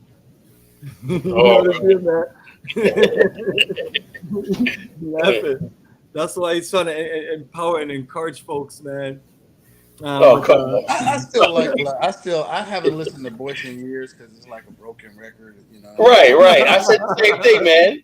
You know, yo, bro, man. The bottom line, all he talks about. Mufasa, let me ask you a question.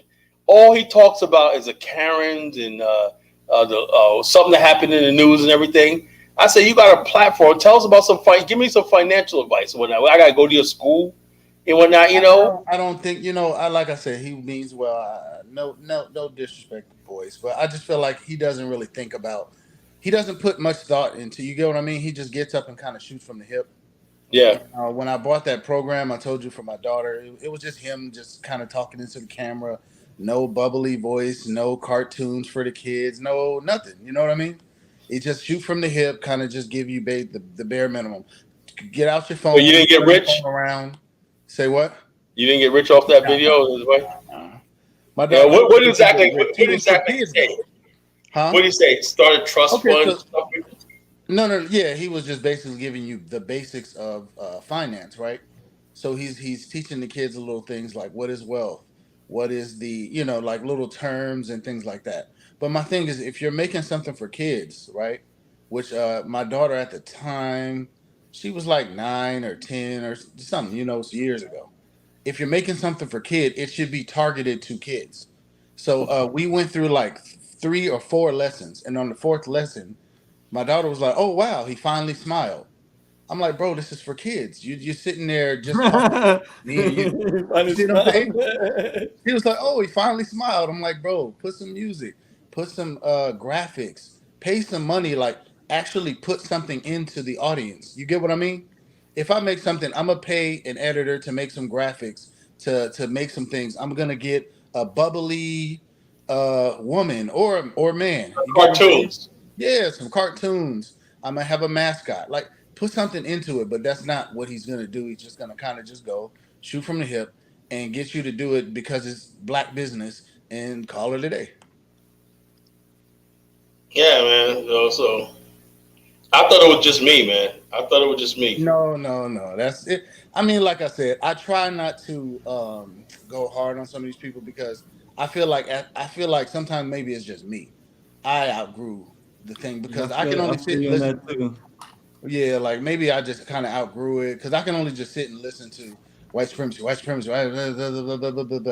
You know, I can only listen to that for so long with no type of solution, no type of nothing. That's a great point because a lot of people that you just used to hearing for the last several years, like example, all of us are familiar with just hearing Umar Johnson, whether it's from the beginning that we first started hearing him until now, and then he sounds like a broken record. He sounds like so many things I can't even think of, but he just it's like okay. Thank you for beating up on us and kicking us down. And then he beats up on black men. What's next? You know? What's next? Where do we go from here? Let me ask Mufasa this question about.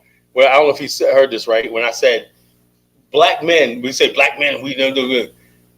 You're obviously in the middle class, Bomani, Mufasa, and everything. Middle class. When I say black class, you pay your bills. You ain't on. You pay your bills. Whatever you got doing. Okay, you're in the middle class. We're stuck in the black middle class, wherever like that, right? We still, for the most part, even though some of us want to vote Republican, but the one thing that will keep us from voting Republican, right, is the fact that we feel that they're going to hurt the black poor. You know, that's the majority of black men. You know, most black men, 65% of black men are in the middle class, right? But yet they vote on things that they don't benefit from. You know, we don't benefit from Section 8. We don't benefit from food stamps. Republicans talk about cutting that stuff out. Well, oh, we can't do that. And I was like, so when is Umar Johnson talking about we don't give a shit about our own community? You know? Mm-hmm. Well, he's trying to say that we don't have the institutions, things like mentoring programs, things where we're kind of, you know, even though we do, but I think he's trying We to say do. we There's don't have plenty of them and whatnot, but it doesn't matter. Let me tell you something, and I'm going to shock a lot of people when I say this, right? What he's talking about is the people that's, I've seen the gang. I've seen this video where these guys, it was caught on camera, these kids, I think in New Jersey, who shot and killed a Lyft driver, right? They're running, oh, I shot that nigga, right? And they basically say, yeah, I thought he was pulling out a gun and I shot and killed him, you know? These kids like doing 13, 14 years old. This is what you're dealing with. So I'm saying to myself, the only thing, and I've worked in clubs, I did stuff like this, you know, the only thing that works is you're going to match that force with equal force. They're not going to basically say, what's up, Jughead? They're not going to basically say, you know something? You're a good guy, Dr. Umar. I'm going to listen to what you guys say until they go back out on the streets and do the same fucking thing. So what are we talking about, you know? No, and then he has to also take into account how many efforts we've done that have been thwarted by rogue males, or mainly like rogue women who really don't care. They'll fill away. Like there's a great nonprofit out here doing great work in the community out here. And recently there was some issues. The CEO is sleeping with some woman, and she goes, they've been messing around for 2 years, but then suddenly he decides to grape her, right? And then they get all these people together, and then another one makes another one. So they've been doing all this stuff in the community. It's just this woman who's basically been sleeping around with everybody. All of a sudden, she was sleeping with this guy for a while, and all of a sudden, that she is able to recruit a little circle of women. They start boycotting this nonprofit and doing all this stuff. This is just some guys from the street, been helping people with things out of jail, been doing programs on for people to how to get money, how to make their businesses together. They gave me work. I was doing work for them. I edited a lot of films and things like that for programs I had going on. They tore these people down, made the CEO step down, made the CFO step down, got in the way of a project that we were doing and the funding of it, all over basically nothing. You know what I'm saying? And these is men putting this together, trying to do this, and the main people against them is women tearing this stuff down. Black women. Remember, you saw Vivica Fox talking about your Black America thing. What about black women? What about black women? He said, you saw the way he was talking to Ice Cube. Yeah, you know, exactly. Nobody wants to respect the black man's authority. So you're supposed to go to that interview. Women don't respect your authority. The children don't respect your authority and everything like that. And you're supposed to be out there, you know? Yeah, but it's our fault. I can't control you. It's my fault. And we ain't doing enough. It's like, bro, what? I can't do anything if I could just be easily undermined like that. Right. Nobody respects a black man. Then Umar says that shows that he doesn't respect the black man in the community, you know? You saw how he was dismissive of those brothers saying, well, I take care of my wife. That's you as an individual. So yeah, but that's bullshit. I didn't like that. Like, what do you mean as an individual? It takes individuals. That's a good thing. That's a good thing as an individual. You're less one burden on society. And then you ask him, Omar, what about your school? How come you didn't combine your school with King Randall? Some Negroes just burnt his school down, you know? Well, quick answer to that: the princess of Pan-Africanism doesn't work with any other black so-called. But everybody else probably got to be a club. We got to work together. That's an example of us working together. That's the issue that I have with people saying that we should work together. And I even tell people in our feet of what we do. You know, you see us working with different groups of black people and things like that. But you have some people you don't see working with nobody, and then they want to push their teachings onto us and tell us what to do. Like there's some appointed king, like somebody died and made them king to where they can just live with this. I didn't get the memo. You know, and have no leadership skills, but you're telling us what to do. You know what I mean? And it's like this guy talks about other people's situation, relationship. It's like, brother, where's your situation in your relationship? Are you taking care of your children? Do you have your boys or girls? I don't know what kind of children he has. Yeah, 2 girls. But, you don't see him with them. You see me as a man. Wherever I go, this child goes. And it's just, I'm not saying that it's supposed to always be like that, but it's like, people coming out here telling us what we should do and things like that. It's like, what about your life? Are you doing the right things in your life? Are you taking care of your responsibility with your woman, your child, with your family? Are you, you know, are you? He has to think wifey number 28. What's that? Wifey number 20. This could be wifey number 28. Like, what kind of mess is that? You know? He really thinks he's a comedian, right? Let me let Jughead get in here. So we don't. Greetings, Jughead. What's up, brother? How are you? Hopefully your audio and everything is working good. Oh my God! Here we go again. Hopefully not muted on your. He's not muted on from this side. Hear me now? Greetings, brother. I can hear you now. What is on your mind? This is the topic right here. Yeah, I mean, I call it late. I'm morning, brother, like that as a colour over here in the UK. Yeah, I mean, good topic as usual. That's Umar Johnson again, now blaming. I mean, you know, he's Emma. Always blame the guys. Always one side is a view of me to find. But the guy that affirmative action, all needs powernomics. And Pan-Africanism, all needs the 3 Ps. Patriarchy, Pan-Africanism, and powernomics. That's all we need.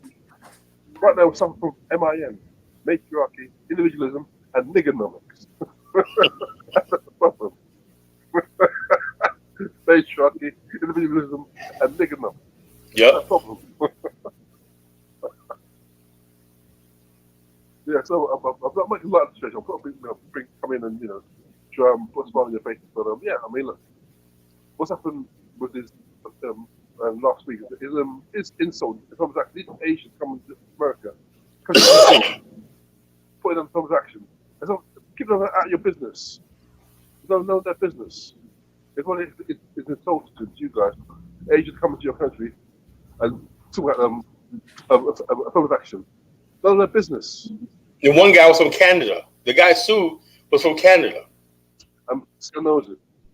No one else does that. They just keep those out of your business. That's your country. You bought that country. You have every right to get what you would do. Simple as that. You guys are too nice, man. You guys are too nice. I'm telling you, man. You guys are too nice.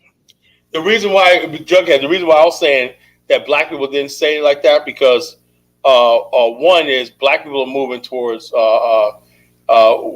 there's a move in Black America, right? A feeble attempt. We may laugh and joke about Boyce Watkins and all these other people. There's a black nationalist resurgence in Black America, whether we say nation patterns when nation was away, then other people think it's black empowerment, black business, and everything like that, right? But the Harvard institutions, the Ivy League institutions, are all about integration, remaking America, doing all stuff like this, right? And so, therefore, the people that's drawn to these elite Ivy League institutions, right? The Barack Obama types, and the people like that. So black people are like, okay, that concern elite Ivy League institutions, right? They have this whole thing where they want that 3%, 3% reserved for people of black people, black people of color or whatever like that.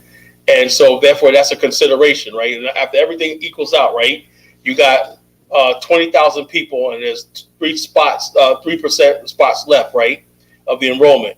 So therefore we're going to say, something, we're going to make sure that that 3% is going to undeserved black people, not just black people, undeserved black people from the inner city who might have a story. I remember there was an episode of Sopranos. Remember that? Where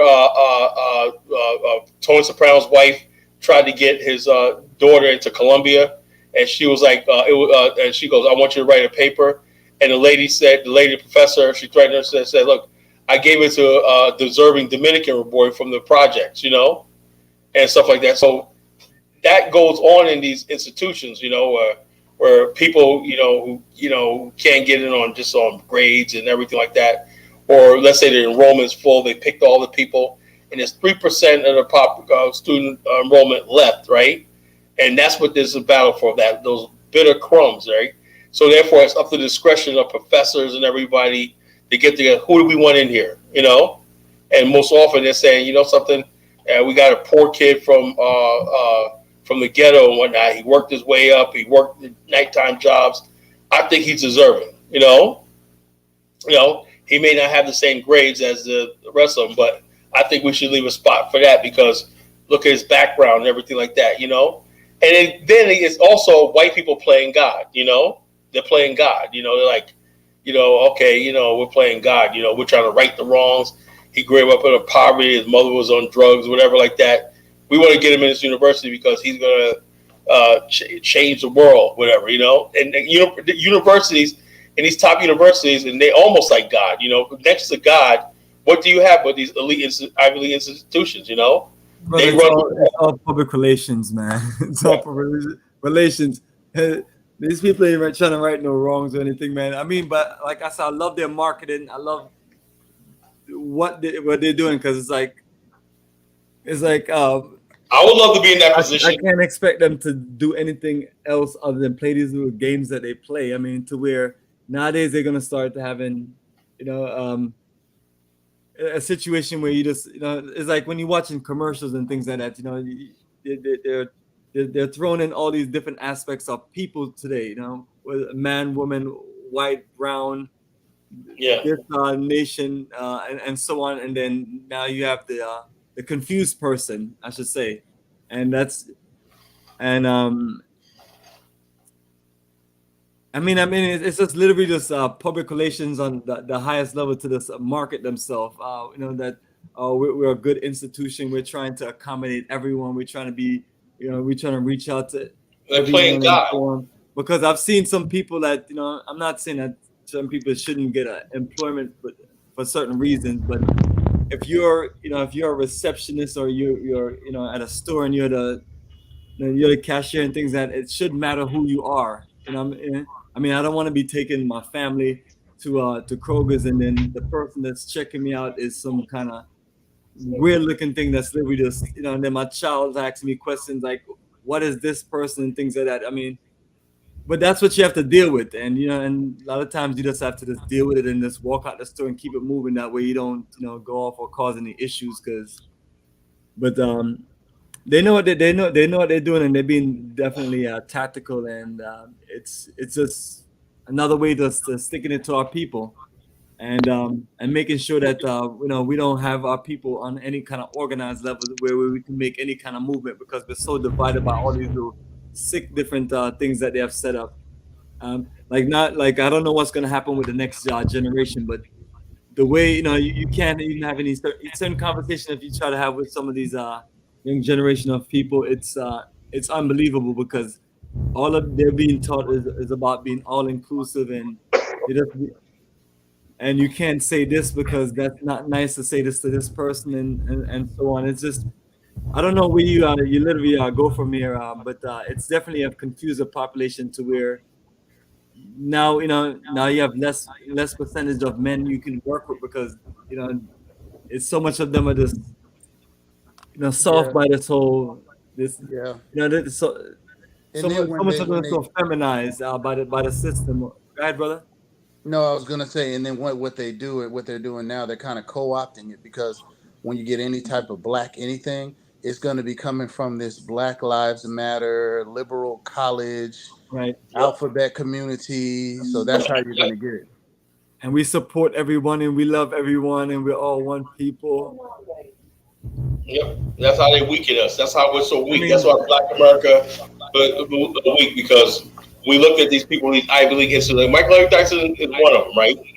Georgetown University, when he was one to put out the LGBTQ. They're our allies, our gay brothers and sisters and whatnot, and all stuff like this. So, you know, I'm not going to lose any sleep. But even though what he said was the truth, you know, he started the stuff. You know, and when it's like he was the one who first introduced the whole, you know, the gay brothers, sisters, brothers out in the streets gang banging and everything like that. There, you know, we got all this kind of foolishness. He said that nigger was a term of endearment. You know, okay. Yeah, I remember him back in the days. I mean, I still got videos with him on interviews and things like that. But yeah, he's become completely irrelevant. But I remember he had a little momentum going because he was doing debates and things like that. I wish I could find one of the videos that he was doing debates on the N-word. I don't remember what my conclusion of the video was, but it was sick because It sounds corny. you're telling us a word that that's used to describe us in the worst way by our enemies, that we're supposed to use as a term of endearment. I understand that people that's around me say certain things, and it's what it is. As long as you're just not like every minute this, But when somebody with a Georgetown professor says that, right? Think about that, right? You're supposed to be part of the well educated elite, as far as minds. So therefore, how can he complain about all the people he complained about on the internet? Because you just did the same thing, you're supposed to be look. I understand we say that this, that, the other thing, and everything. I'm not going to defend that. What he was talking about was rap. He was trying to defend rap music, rappers using it, right, and white people listening to the lyrics, repeating it, And he's like, yeah, black people say a lot of stupid stuff that we should not say. Now, would you go up to your grandmother and grandpa and say, yo, what up, nigga? No, we don't say it to everybody. You go up to a strange black person you don't know. He's out there dignified and everything. Yo, what up, nigga? You know what I'm saying? Who the fuck you calling? That's a fight, you know what I'm saying? You say that to somebody you're close to, and you don't say it online in public, you know what I'm saying? You make sure you're joking, maybe having some beers. Yo, nigga, y'all crazy. Y'all niggas crazy. It's people you're close with, and it's private. It's not something. Why is it that black people in America have no privacy? Then when you tell me something's private is that us using the N-word got to be used for the whole world, to consume and everything. That's what they call each other and everything like that. So he basically said, yeah, that's what we say to each other. No, that's not what we say to each other. That's what some of us say to each other some of the time. You see how comfortable it was for them to, for Fresh and Fit to have this guy on their show, and for people, all these women around him and cheering him on. I mean, now it's crazy how people get away with that type of stuff, man. Because nobody rolled up on their studio. We ought to do that one day next year, right? I mean, one of the things that they did, because when I saw them, I was like, these guys are a joke. One guy you really have a sheet over your head. You think that's funny. Whenever you're watching some of these old documentaries and you see this, folks being hanged and burned, and you're seeing this burnt body that's hanged. It's just seriously. And but it's like they're out of touch with that reality as far as our history and our struggles, because some of them don't identify. They don't want to know about it. Don't want to identify with it. They don't want to study it. They don't want to read it. They think it is something that happened in the past, and we need to move on. And it's okay to hang out with racist white people, because that's basically what they're showing, that it's okay for this. Like, I was looking up the guy, and I was like, damn it. I was like, this young guy, he built a reputation for himself to be a white supremacist like that, to where he's just this popular online. And he looked like a simple person. He looked like the average white guy that I see around that I don't think much of. Yeah. No, definitely. But like I said, what are we supposed to do about this? These people that just come over here. That dude, he's Sudanese. He don't even, they don't care nothing about it. They don't want to identify with the history. They don't want to know any of that, but they want to use the N-word, and they want to be able to use. It say he was born in America. I don't know how much you identify with Sudan. Folks have their children over here, and then they're just born into the culture. But I don't know how much he identify with where he's from. No, I get it, but it's just so when we were coming up, it was sensitive topics that our grandmas, our aunties, and our parents told us, because a lot of them grew up in Jim Crow. You know what I'm saying? I'm a millennial. A lot of our fathers grew up in American apartheid. That's just the way it is. We're born into it, I should say. Most of their life they weren't into it, but so they tell us these things. We get the impact of that. An immigrant from Sudan doesn't necessarily get that. You know what I mean? So absolutely. Yeah, that's the issue. But in the end of the day, I was just piggybacking on what you said, that they don't want to understand these things. They don't want to learn this history. They don't want to understand the impact of it. But they want to use the N-word. They want to jump on the momentum Exactly. these black talking points and these black issues that can help them build up their YouTube channel. And when they get Yeah, it up there, they'll disrespect us and bring on that's what I said earlier. some racists, exactly, and then and make black women look terrible by even allowing that look to be out there. Yeah, absolutely. I mean, they literally. I mean, I don't know if it was the sister's idea to get him to say it, but I mean, I'm sure the two stars of the show had something to do with it, man, because they organized the setup. It seemed like they just like setting people up, but yeah, these guys are clowns, man. These guys, I mean, I can't, I can't take them serious, man. I mean, I've seen one of their shows where they just have, guys like stuff like that, relationship show where you have a half-naked woman having a conversation with her, and that seemed to be one of the things that they just prop up. I don't know where they get these ladies from. I don't know if they just get them from the night. Well, they rolled in on the Kevin Samuels sort of thing. You know, they'll talk about women, high value men, and all stuff like that. They're riding on that Kevin Samuels. They be having a lot of women coming there like they coming straight from the club or going to the club, and they just go with them. No, And so- and then he'll go on there and he'll like be talking. But maybe crap. that's just Miami. Yeah, well, he'll be talking crap to the women and cursing them out and throwing them out, and then all these guys that's mad at women want to see that.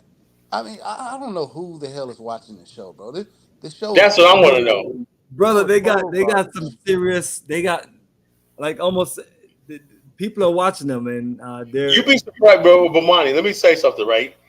There's an awful lot of white people, right, who watch these shows and everything like that. Because you see, like, you'll see comments like a white person being there making a racist comment. You know, that's a white person in the chat doing a racist comment and stuff like that. And so they know that they got that white audience out there that they got to cater to. You know, that's who's sending the money. That's who's basically that. You know, and everything. They make it seem like it's a black show, but there's a huge white audience. Who else? Like Tommy Sotomayor. You know, his audience is white. Like you know, right there. You know, he's with him right there. He's gone. Yeah, no one he's heard back. from him for a long time. No, he's on TikTok, man. He's blowing up again. You know, He's been up on TikTok. Yeah, he's on TikTok now. Yeah, I don't know what happened to him. He was doing pornography, all type of stuff. And so he's on TikTok now, where he's making black people look bad and whatnot, taking things out of context. He had this thing with Bill O'Reilly, right?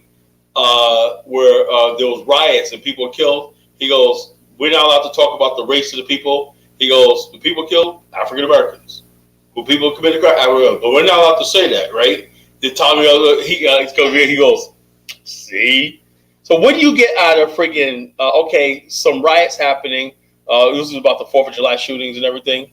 What do you get out of fucking, okay, there was some people shot at the Juneteenth celebration like that. It's a tragedy, you know? Yeah, yeah. Well, why are you talking a racist like Bill O'Reilly saying these African Americans? What about the white guy who shot up all those people in Las Vegas? Remember that a couple years ago? Yes, I remember that one. Remember that? It shot up like 30-something people. Or what about what I mentioned earlier? There's more white murders than black. How come we don't keep seeing this stuff? You know, because Tommy Sotomayor, there's not a white version of Tommy Sotomayor saying, "See, white people are doing this, right? White people have the best of both worlds. They get all our dirt gets put out there, and there's nobody out there. We don't have the black version of a white version of Fresh and Fit, making us look bad, making white people look bad, you know. And we don't have a white version of Tommy Sotomayor, you know. Try everything. Candace Owens. Where's the white version of Candace Owens? That is that's interesting. That's one of the more interesting one right there. Where's the white version of black people are this, black people are where's the white Jesse Lee Peterson? That woman's something else, man. I mean, straight up this self-hatred. Jesse Lee Peterson, I thank God for the white man. Black people are evil. They hate white people. I thank God for slavery is what he said. I thank God for slavery, you know. He said that for real? That nigga said that, yeah. Wow. He said that. Thank God for slavery. He said, thank God for I will be in Africa. Yeah, look it up. You look it up, you'll find it. Jesse Lee Peterson. Is that his correct name? Find it for you? Want me to find it for you, Bomani? Sure, I know it's getting late. No, I mean it's all good. I mean we're flowing. We're flowing. It's what it is. Flowing. But because these people, man, you know, and it's so bad that people are basically getting on here, and they literally sound like the Klan. What's that girl's name? because I don't listen to a lot of these people. I intentionally block a lot of this stuff out. Cynthia G. Yes. And Yeah, Paris they're Milan. literally the Ku Klux Klan. Literally. Paris Milan could be a Klanswoman. You know, God. I mean, sometimes I'm wondering if these people are really this. No, that hatred, self-hatred is real. Or I'm wondering if they're just using it as a profile to I think these people really believe that market shit. themselves. I believe that you're Bomani, right? If you went up to Paris Milan and say, "Yo, baby, give me a number," she'll probably shoot you. You know, because she's like, "Yo, she's mad because the white guys ain't checking her. She used to be a ghetto gagger, you know." And the white guy, ghetto gagger. Yeah, she's a ghetto gagger. You know, everybody knows that. She wasn't a ghetto. Yes, she was, man. She was a ghetto gagger. You know. I thought I saw her. Well, yeah, I saw her, man. Yo. So, yo, the bottom line, she hates black men. She was like, yeah, she told a story about she was in the post office and a black man saw her. She's like, I'm shipping my products out. He kept asking me all these questions about my business. Why are you into my business? I guess he saw a young black woman, with business. Oh, man, that's good. You got a black business. We need more black business. He started talking about, she wasn't feeling that. I don't want to hear all this stuff And so basically, she blew him off like, why are you talking to me? Let's say that's how these women are, man. You got these people out here, they can't wait to tell you how much they hate you, how to humiliate you and shit like that, Yeah, but it's like, what's the answer to that? Like, what is the answer to that? Well, the bottom line is this. They want to justify swirling. The white guys ain't checking for them like that, No. And so the white guys ain't checking for that. They want to make our life as miserable as possible. That's why they hate the passport bro movement, And you see the one video where the three big sisters went to Thailand? 3 big sisters went to Thailand and sat up in a bar and they said me mugging. They were all up in Thailand. What was going on?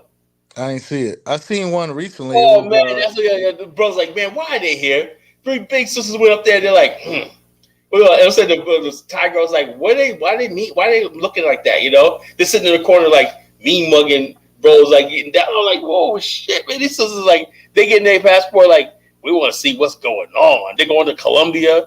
They're saying we're gonna get to these Colombian women and tell them how y'all really are and whatnot. It's like it's a mess out here, man. No, I seen one sister that went to Colombia and she was talking about how she was like, she was saying how like the men that was going there wasn't. She was almost ready to cry, right? She was ready to cry. She was like, these men ain't bad. These ain't the men you don't want. And she was like, they out here. She was about ready to cry. I saw that.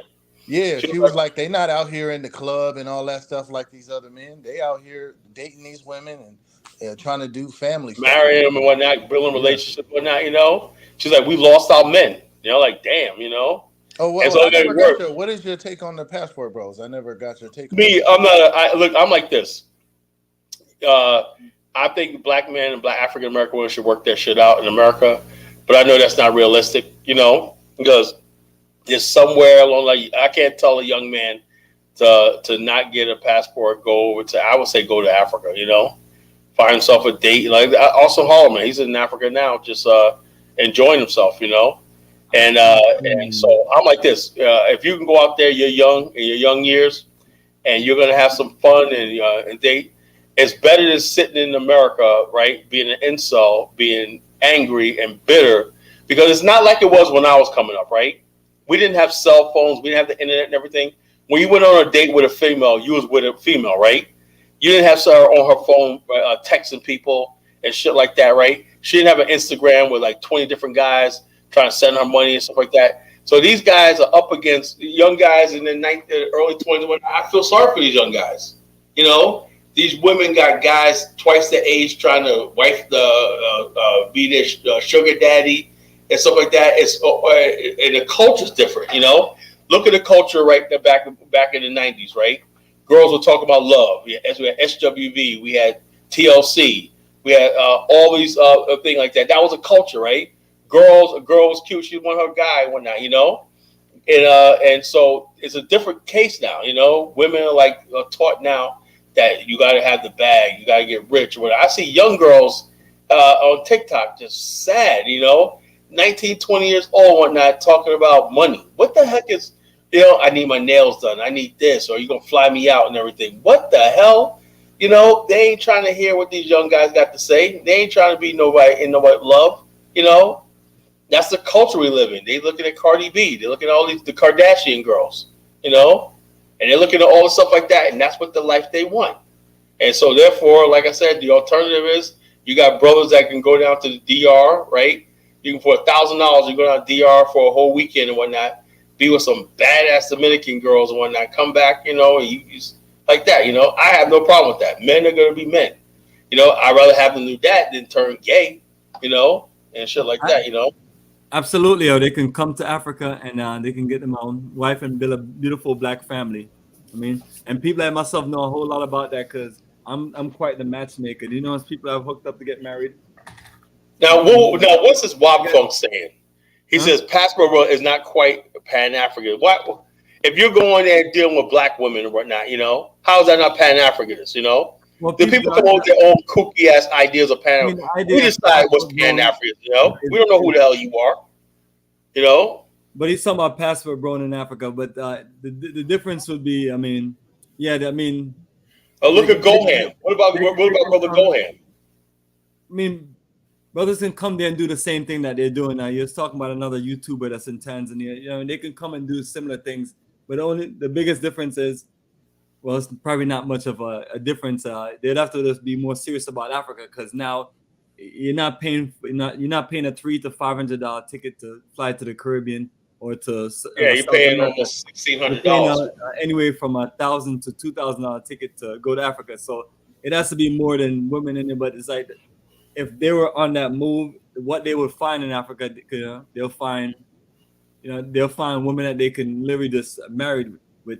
I mean, the reality of just going to the Dominican Republic and these are street girls and party. Oh, that right there is different from somebody basically say, you know something, I want to be able to. Right now in America, you can't even have a real intimate relationship with a woman, right? So with a lot of passport brothers, a lot of times they can go to Africa or wherever, they're not even having sex.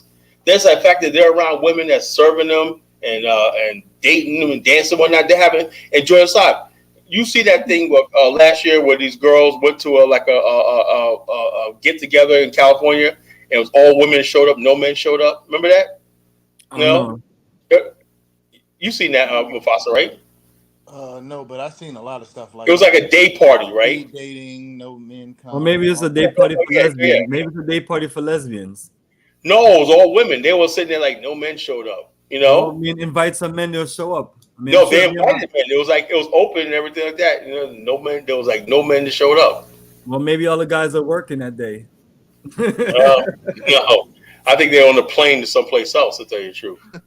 I mean, that's always a funny situation. It just costs money, man. It costs so much, and it's like I wish I could get to Africa more, but it's like, like you said, I can go to Jamaica. I could get a $400, $500 ticket to go to Jamaica round trip, and it only takes me 12 hours of travel. Going to Africa is like going to take me a day of journey.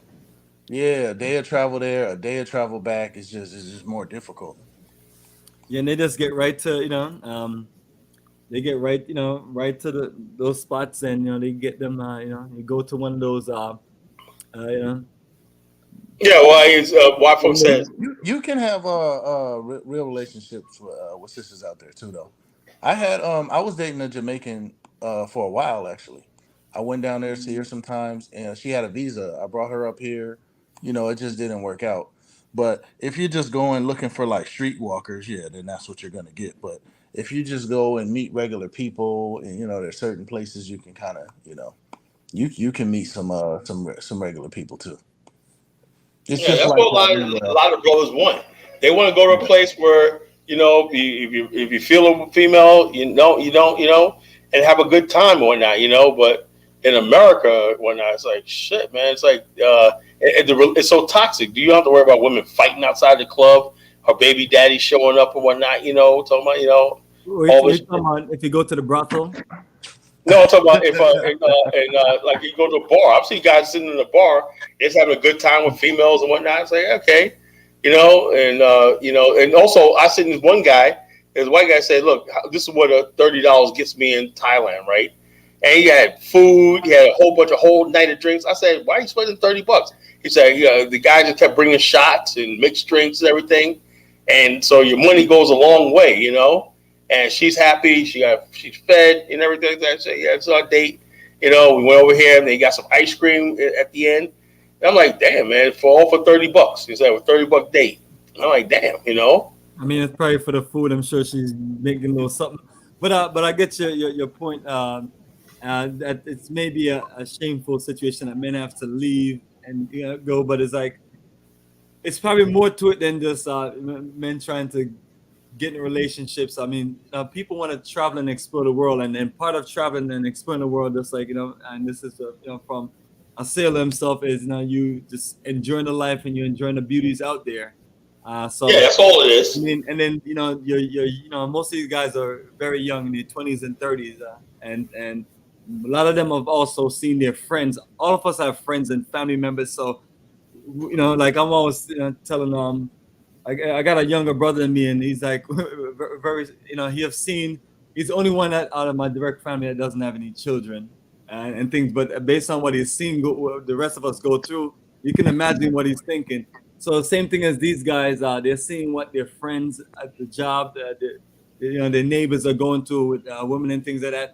And so some of them are just, are just honestly just, I personally think, because I'm just putting myself in that situation. A lot of times, you're working hard all week. Like I remember I used to just working for the airline. Sometimes you just go visit and travel to places for a few days, and it may not necessarily just be something where you're just going to go hook up with women and you're just trying to just get away. But for them, they're getting away and they're enjoying some nice vibes. And some of these energies that you may get in whether it's Brazil or Dominican Republic, two places that I've been to. It's maybe not necessarily the thing that you get here based on the fact that sometimes you just need to be in a different environment. And I know that a lot has been made of just these passport bros, but number one, I'm happy that brothers are getting passport. Number two, happy that they're out there exploring the world, and then number three, looking forward to seeing some of them coming to Africa. And if they're looking for wife material and things like that, African content has it. I mean, you're talking about women are raised a certain way. I'm not saying that the women in Dominican Republic and Brazil are loose or anything, and like they don't have any culture, because they do. But it's like, when we talk about black men and black women, that's Africa right there. Do you know much people that have traveled with me that have been, and not all relationships are gonna work, but the fact that the relationship gets on and things like that, it's a beautiful thing. So look at Gohan, got a beautiful Sierra Leone sister.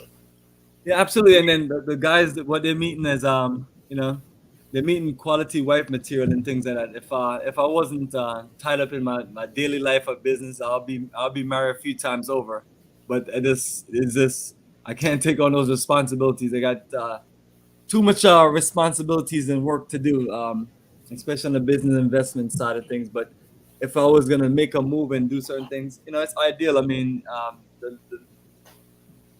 the flow of how family works is so much different. Well, and I think that's really the key. It's a positive way in one way, but also it's a negative thing in another way, because what you're doing is you're gonna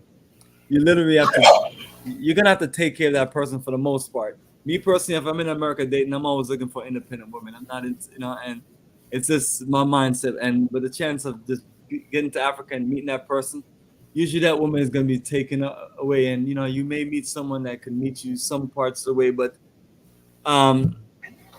that's not gonna always be the situation. But yeah, definitely if you're here, that's your mindset. But some guys, they're not trying to get with that, because maybe they feel like the woman is coming with certain situations as far as certain mindset and certain attitude, and maybe they just decide that they just want to go somewhere a little more laid back. Or for guys who like to get with women that don't speak English, that's the international world is always ideal. But yeah, because I think that's the issue too. It's just that in this system, the programming is so anti-male. You know what I mean? So there's like a woman here, for the idea of her going with a traditional system and being the man, being the head of the household, that's offensive to the average American woman. But you go overseas and they're like, yeah, of course you're the leader, of course you're the head. They don't have an issue with that. But here, there's going to be an issue with that. in many cases. They're like, no, we're partners. We're 50-50. You know what I mean? There's no order. We just do it however we want, you know? And, I don't like that type of system, but that's what the system is raising here. That's the way it is here. And you got the state to back her up, the child support, and you got the county. They got all stuff like that. Bro, I don't want to be subject to child support again, bro. I want more kids. I don't want to be subjected to that again. I was paying $1,031 a month, and I had my daughter half the time, but because of like a technicality, I really had her 50%, but because of a technicality, I had to drop her off at night. I had her fed, put in her pajamas and everything. I dropped her off at night because I had to get up to work at 3:00 in the morning. And because she slept at her mom's house, they gave her all that time. Exactly, and that's the unfortunate thing of it, brother, and that's not right. And I feel any brother who feel like they don't want to go through those situations here, because that's a chance you take. I mean, there's no guarantee you're gonna meet someone, have a child with them, marry with them, be in love with them, and that lasts any more than a few years. It may last 20, 30 years, but the chance of that is very unlikely. And then now you don't want to be in that battle to where now you connected with someone, and now you have to deal with the struggles of that situation, and the other person just get off with a get out of jail free card. And I'm not trying to bash on our sisters, but that's what I feel like a lot of our sisters get away with now, a get out of jail free card, because what they can get away with, a man like me can't get away with. If I did the same thing as them, or you just no good man, you're a deadbeat, you ain't doing this. But a woman can just easily just get away with those things, and it's no big deal. And then for the most part, they may have their family, their family helping them and things like that. A man is this. That's I remember, men have to get out there and work. I mean, there's no one giving. Yeah, women got their aunties and mothers, grandpappy, everybody like that. So this idea that Umar Johnson said she's holding on to the community by herself, that's bullshit. How many times that the females are out there, the grandmothers got the kids for the weekend or the whole week babysitting. Yeah. The sister got the kids and whatnot. Oh, so especially the kids are cute. This person got them whatnot. They could pawn it off on so many different people and whatnot. The brother comes over, grandfather. He can't get. I wish I had it like that. That would be nice. So what is Umar talking about? That black women holding on by itself. None of that. She got help from the family, food. Black women always have a better support system on that. That's what I'm saying. Tell Umar Johnson that. I mean, because most brothers, you're trying to find who am I going to drop my son on? Who am I drop my child off to? A sister, she got her other sisters. She got biological sisters. Exactly, man. We live in a real black world. I don't know where Umar Johnson comes. Umar Johnson be around black people. What's he come with this love to the brothers out there? Umar knows that, bro. You have to show love to the brothers out there. You think Umar knows that, or he just being stupid? No, he doesn't. He doesn't because he doesn't. He's not in a social circle full of hardworking black men. Like brother, you just explaining all of, having to get up in the morning and handle your business to your work, to work so you can take care of your family, and you're being penalized by the system, and these are the stories that goes on to to a lot of men, and it's just most men don't be out here saying the situation, but it's like, where's the love for the brothers? Like you mentioned, Kala, we did that show. Who's the black man's keeper? I mean, but that's why we have to look out for each other, because there's nobody that have our backs. So yeah, go ahead, Jughead. Is that you?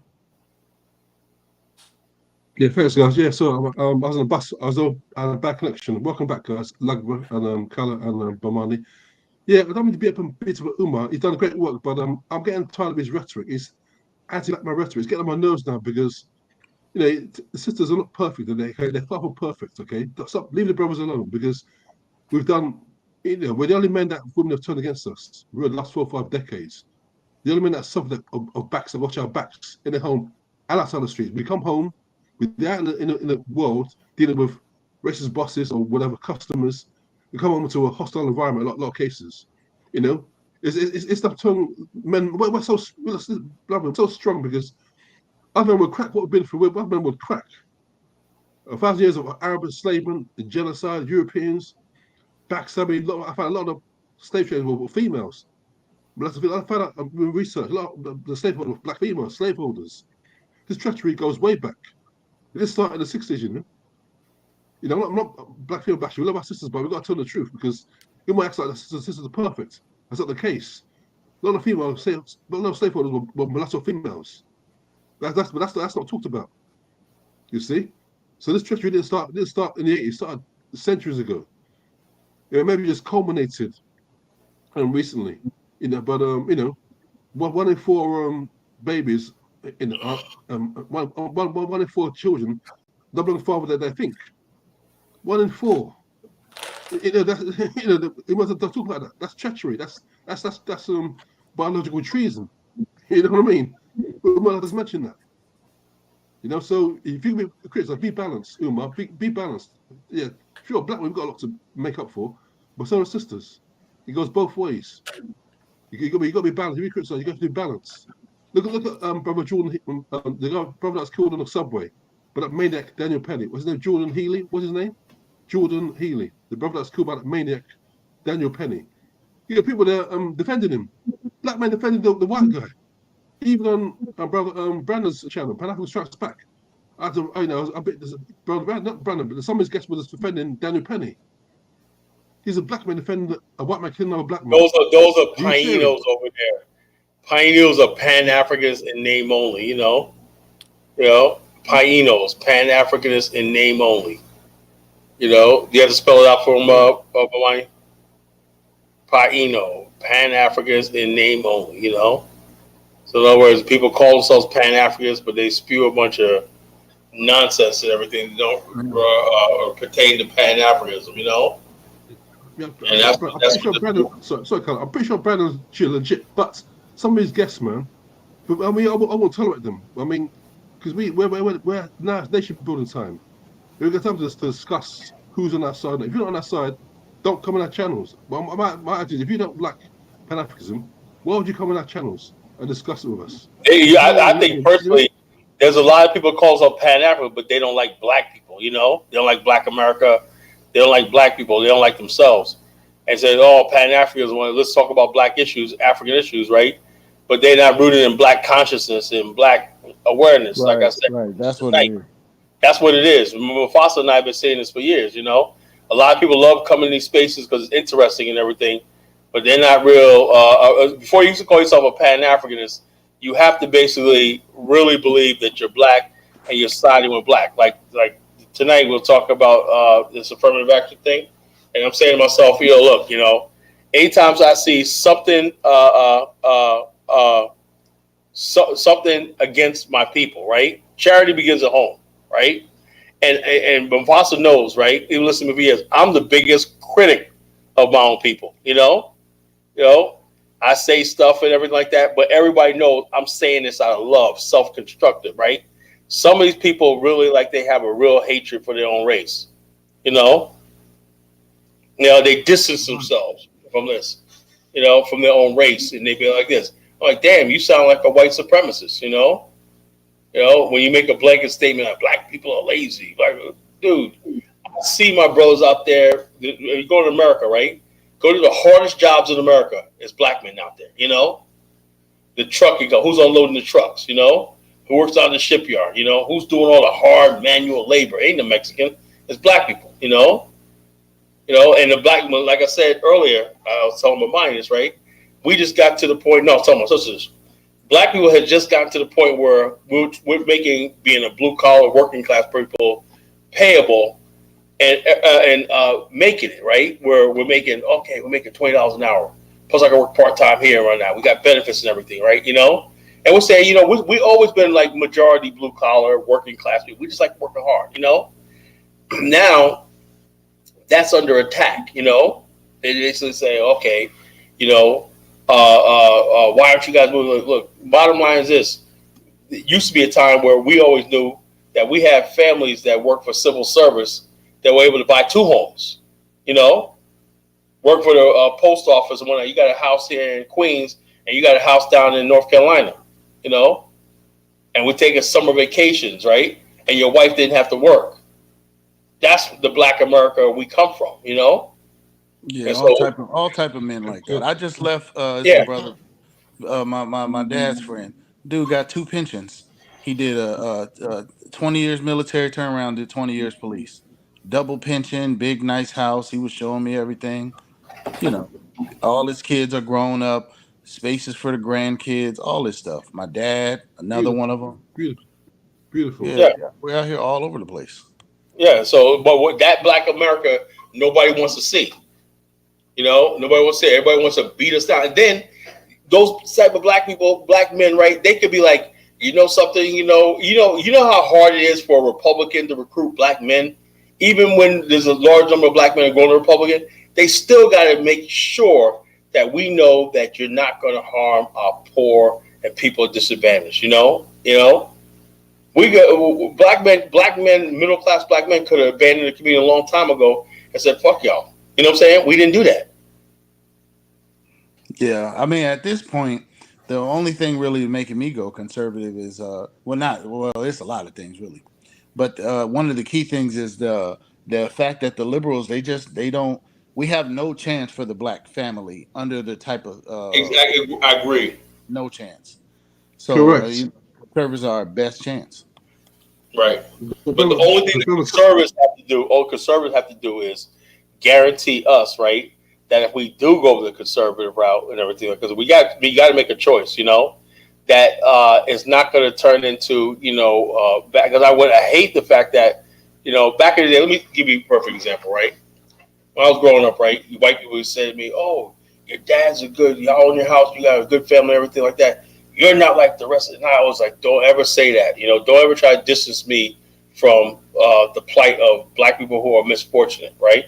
Because some of those kids that grew up where I come from, right in the inner city and everything like that, they end up going to college and making themselves out of their life and everything like that, So don't discount people because they may grow up on the wrong side of the community, the wrong side of the track, And I don't want white racists using us, for their end. Oh yeah, see, and we can find a way, because most black people do are conservative, and we have conservative values, But the whole thing is, you still got those racists out there, The conservative movement have to really strongly denounce the white supremacists and the racists. You know what I'm saying?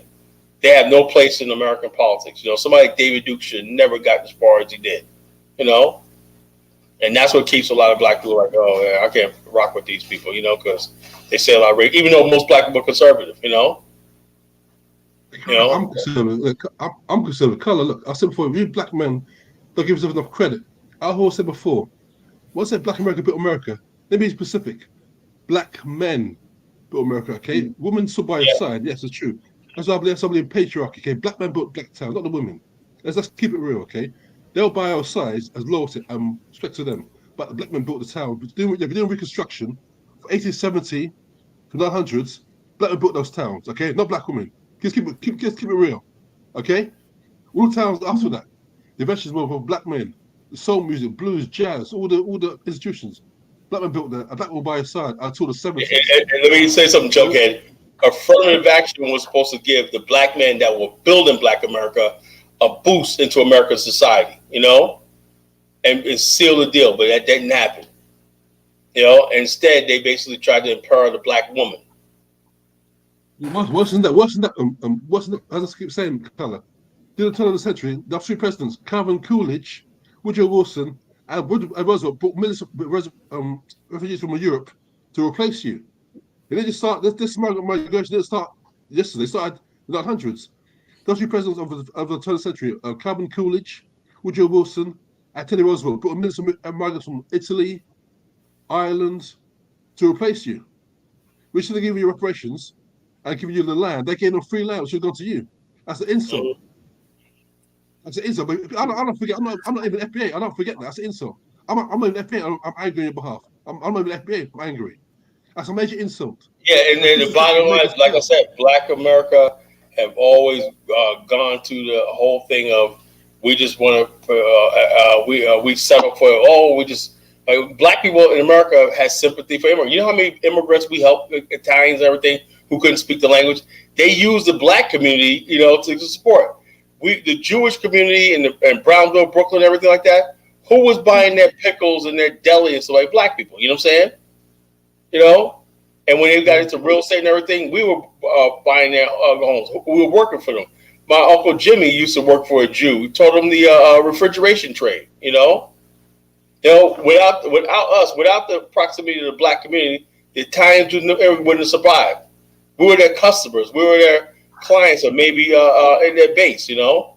So the immigrants came over here and did no. They basically, in places like Harlem and stuff like that, it was the black people who thing. Even like the black people, like I said, where did black people learn how to eat Greek food? The Greeks were like the ones that they didn't care about who bought their food. They said they serve gyros to black folks just like they did white folks. You know, they didn't care. You know, that's the history of America. You know, and so these immigrants benefited from the black community. You know. Yeah. So when people like Carl, when people like Cynthia Idiot. So he's like, what black man built? Is she retarded? I don't know. Is she retarded? Now she's talking about the last 3 decades. Yeah, she's right. But you look at the whole totality. You know, when people like ask the question, what's black? Well, Umar Johnson agrees with her. That's black man didn't build this. Black man didn't do it. Everything we built, Ebony Magazine, all the institutions, you know, the McKinsey Group, you know, some of the best buildings in Black America. But like we built so much in America, whatnot, you know, how many inventions that we come up with, you know. Our towns and whatnot. We had like literally hundreds of black towns in America, you know? So this is just to make the argument, oh, black men, just to appease some bitter black women that we didn't know. A lot of black women did not want to rock with us like that. They didn't want to go for building the black community, you know? So they lost interest in that, you know? That's okay. See, what we do, we have a Coon database. People like Kunda Sowens, Jason Shitlock, Morgan Slaveman, all these coons, Whoopi Koonberg, put them on the coon database. When Africa rises, we'll remember. I don't forget. See, I said before, Color, I love Winnie Mandela. You know why? She has to do with traitors. Winnie didn't forget. I'm like Winnie Mandela. I don't forget. All the people that have condemned, that have people like that have supported people like Larry Elder defending Darren Wilson, killing a black child. People like him, Darren Wilson, killing a black child. I'm not gonna forget. I don't forget Barbara Legman. I don't forget Bomani and Color. I don't forget what I forget. I'm not Winnie Mandela. I don't forget what I don't forget.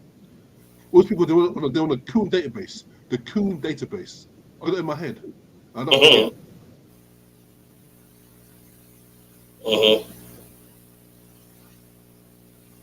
But anyway, fellas, 4 o'clock in the morning. I gotta, you know, if you guys want to continue on without me, I gotta get to bed.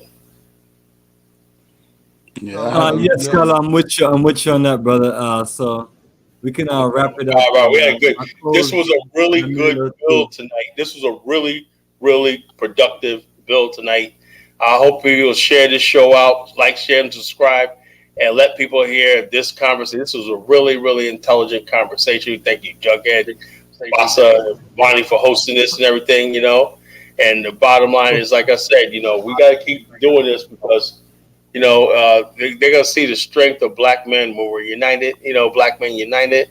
You know, the sisters want to rock with us. Hey, they can rock with us. But us brothers got to come together and show that we're not going to be panda bears. They call Umar the panda bear. You know, it's pandering. You know, the panda bear and whatnot. You know, throw your brothers under the bus for some coochie you think you're going to get, whatever like that, you know. I stand with black men, you know. Yeah, I stand with black men. The black men are the greatest thing the world's ever created, man. You know, we ever given an opportunity, why not? We'll build a just world, you know? Yeah, so like I said, yeah, all the black men out there that's hardworking, doing what they got to do, I see you. You know, I'll never misrepresent you. You know, we're doing all we can and we want to do more. You know, so don't everybody get your head down like you ain't doing nothing and everything like that. You know, the fact that you're on the show or participate in a platform like this shows that you care and everything like that. Did you care about good? We're still a people. We're still a people. You know, some people say we're not people. No, we are people. The fact that we're drawing even the worst, the YouTubers and everything, the fact that we can even draw an audience and everything tells us that we're still a people. You know, that the people just need real guidance and direction and everything like that. But we're still a people. You know, despite everything they're trying to tell us that, oh, we're just Americans and no race and everything. We're still a people. We're still searching for something. You know, we still have consciousness about who we are. You know, so we gotta keep it like that. Yes, my brother Collegians, appreciate you breaking it down and appreciate both you brothers joining us. As our family, we're gonna close, and I'm checking to see if I have any no important messages up. So what we're gonna do is play some closeout music, and the journey continues.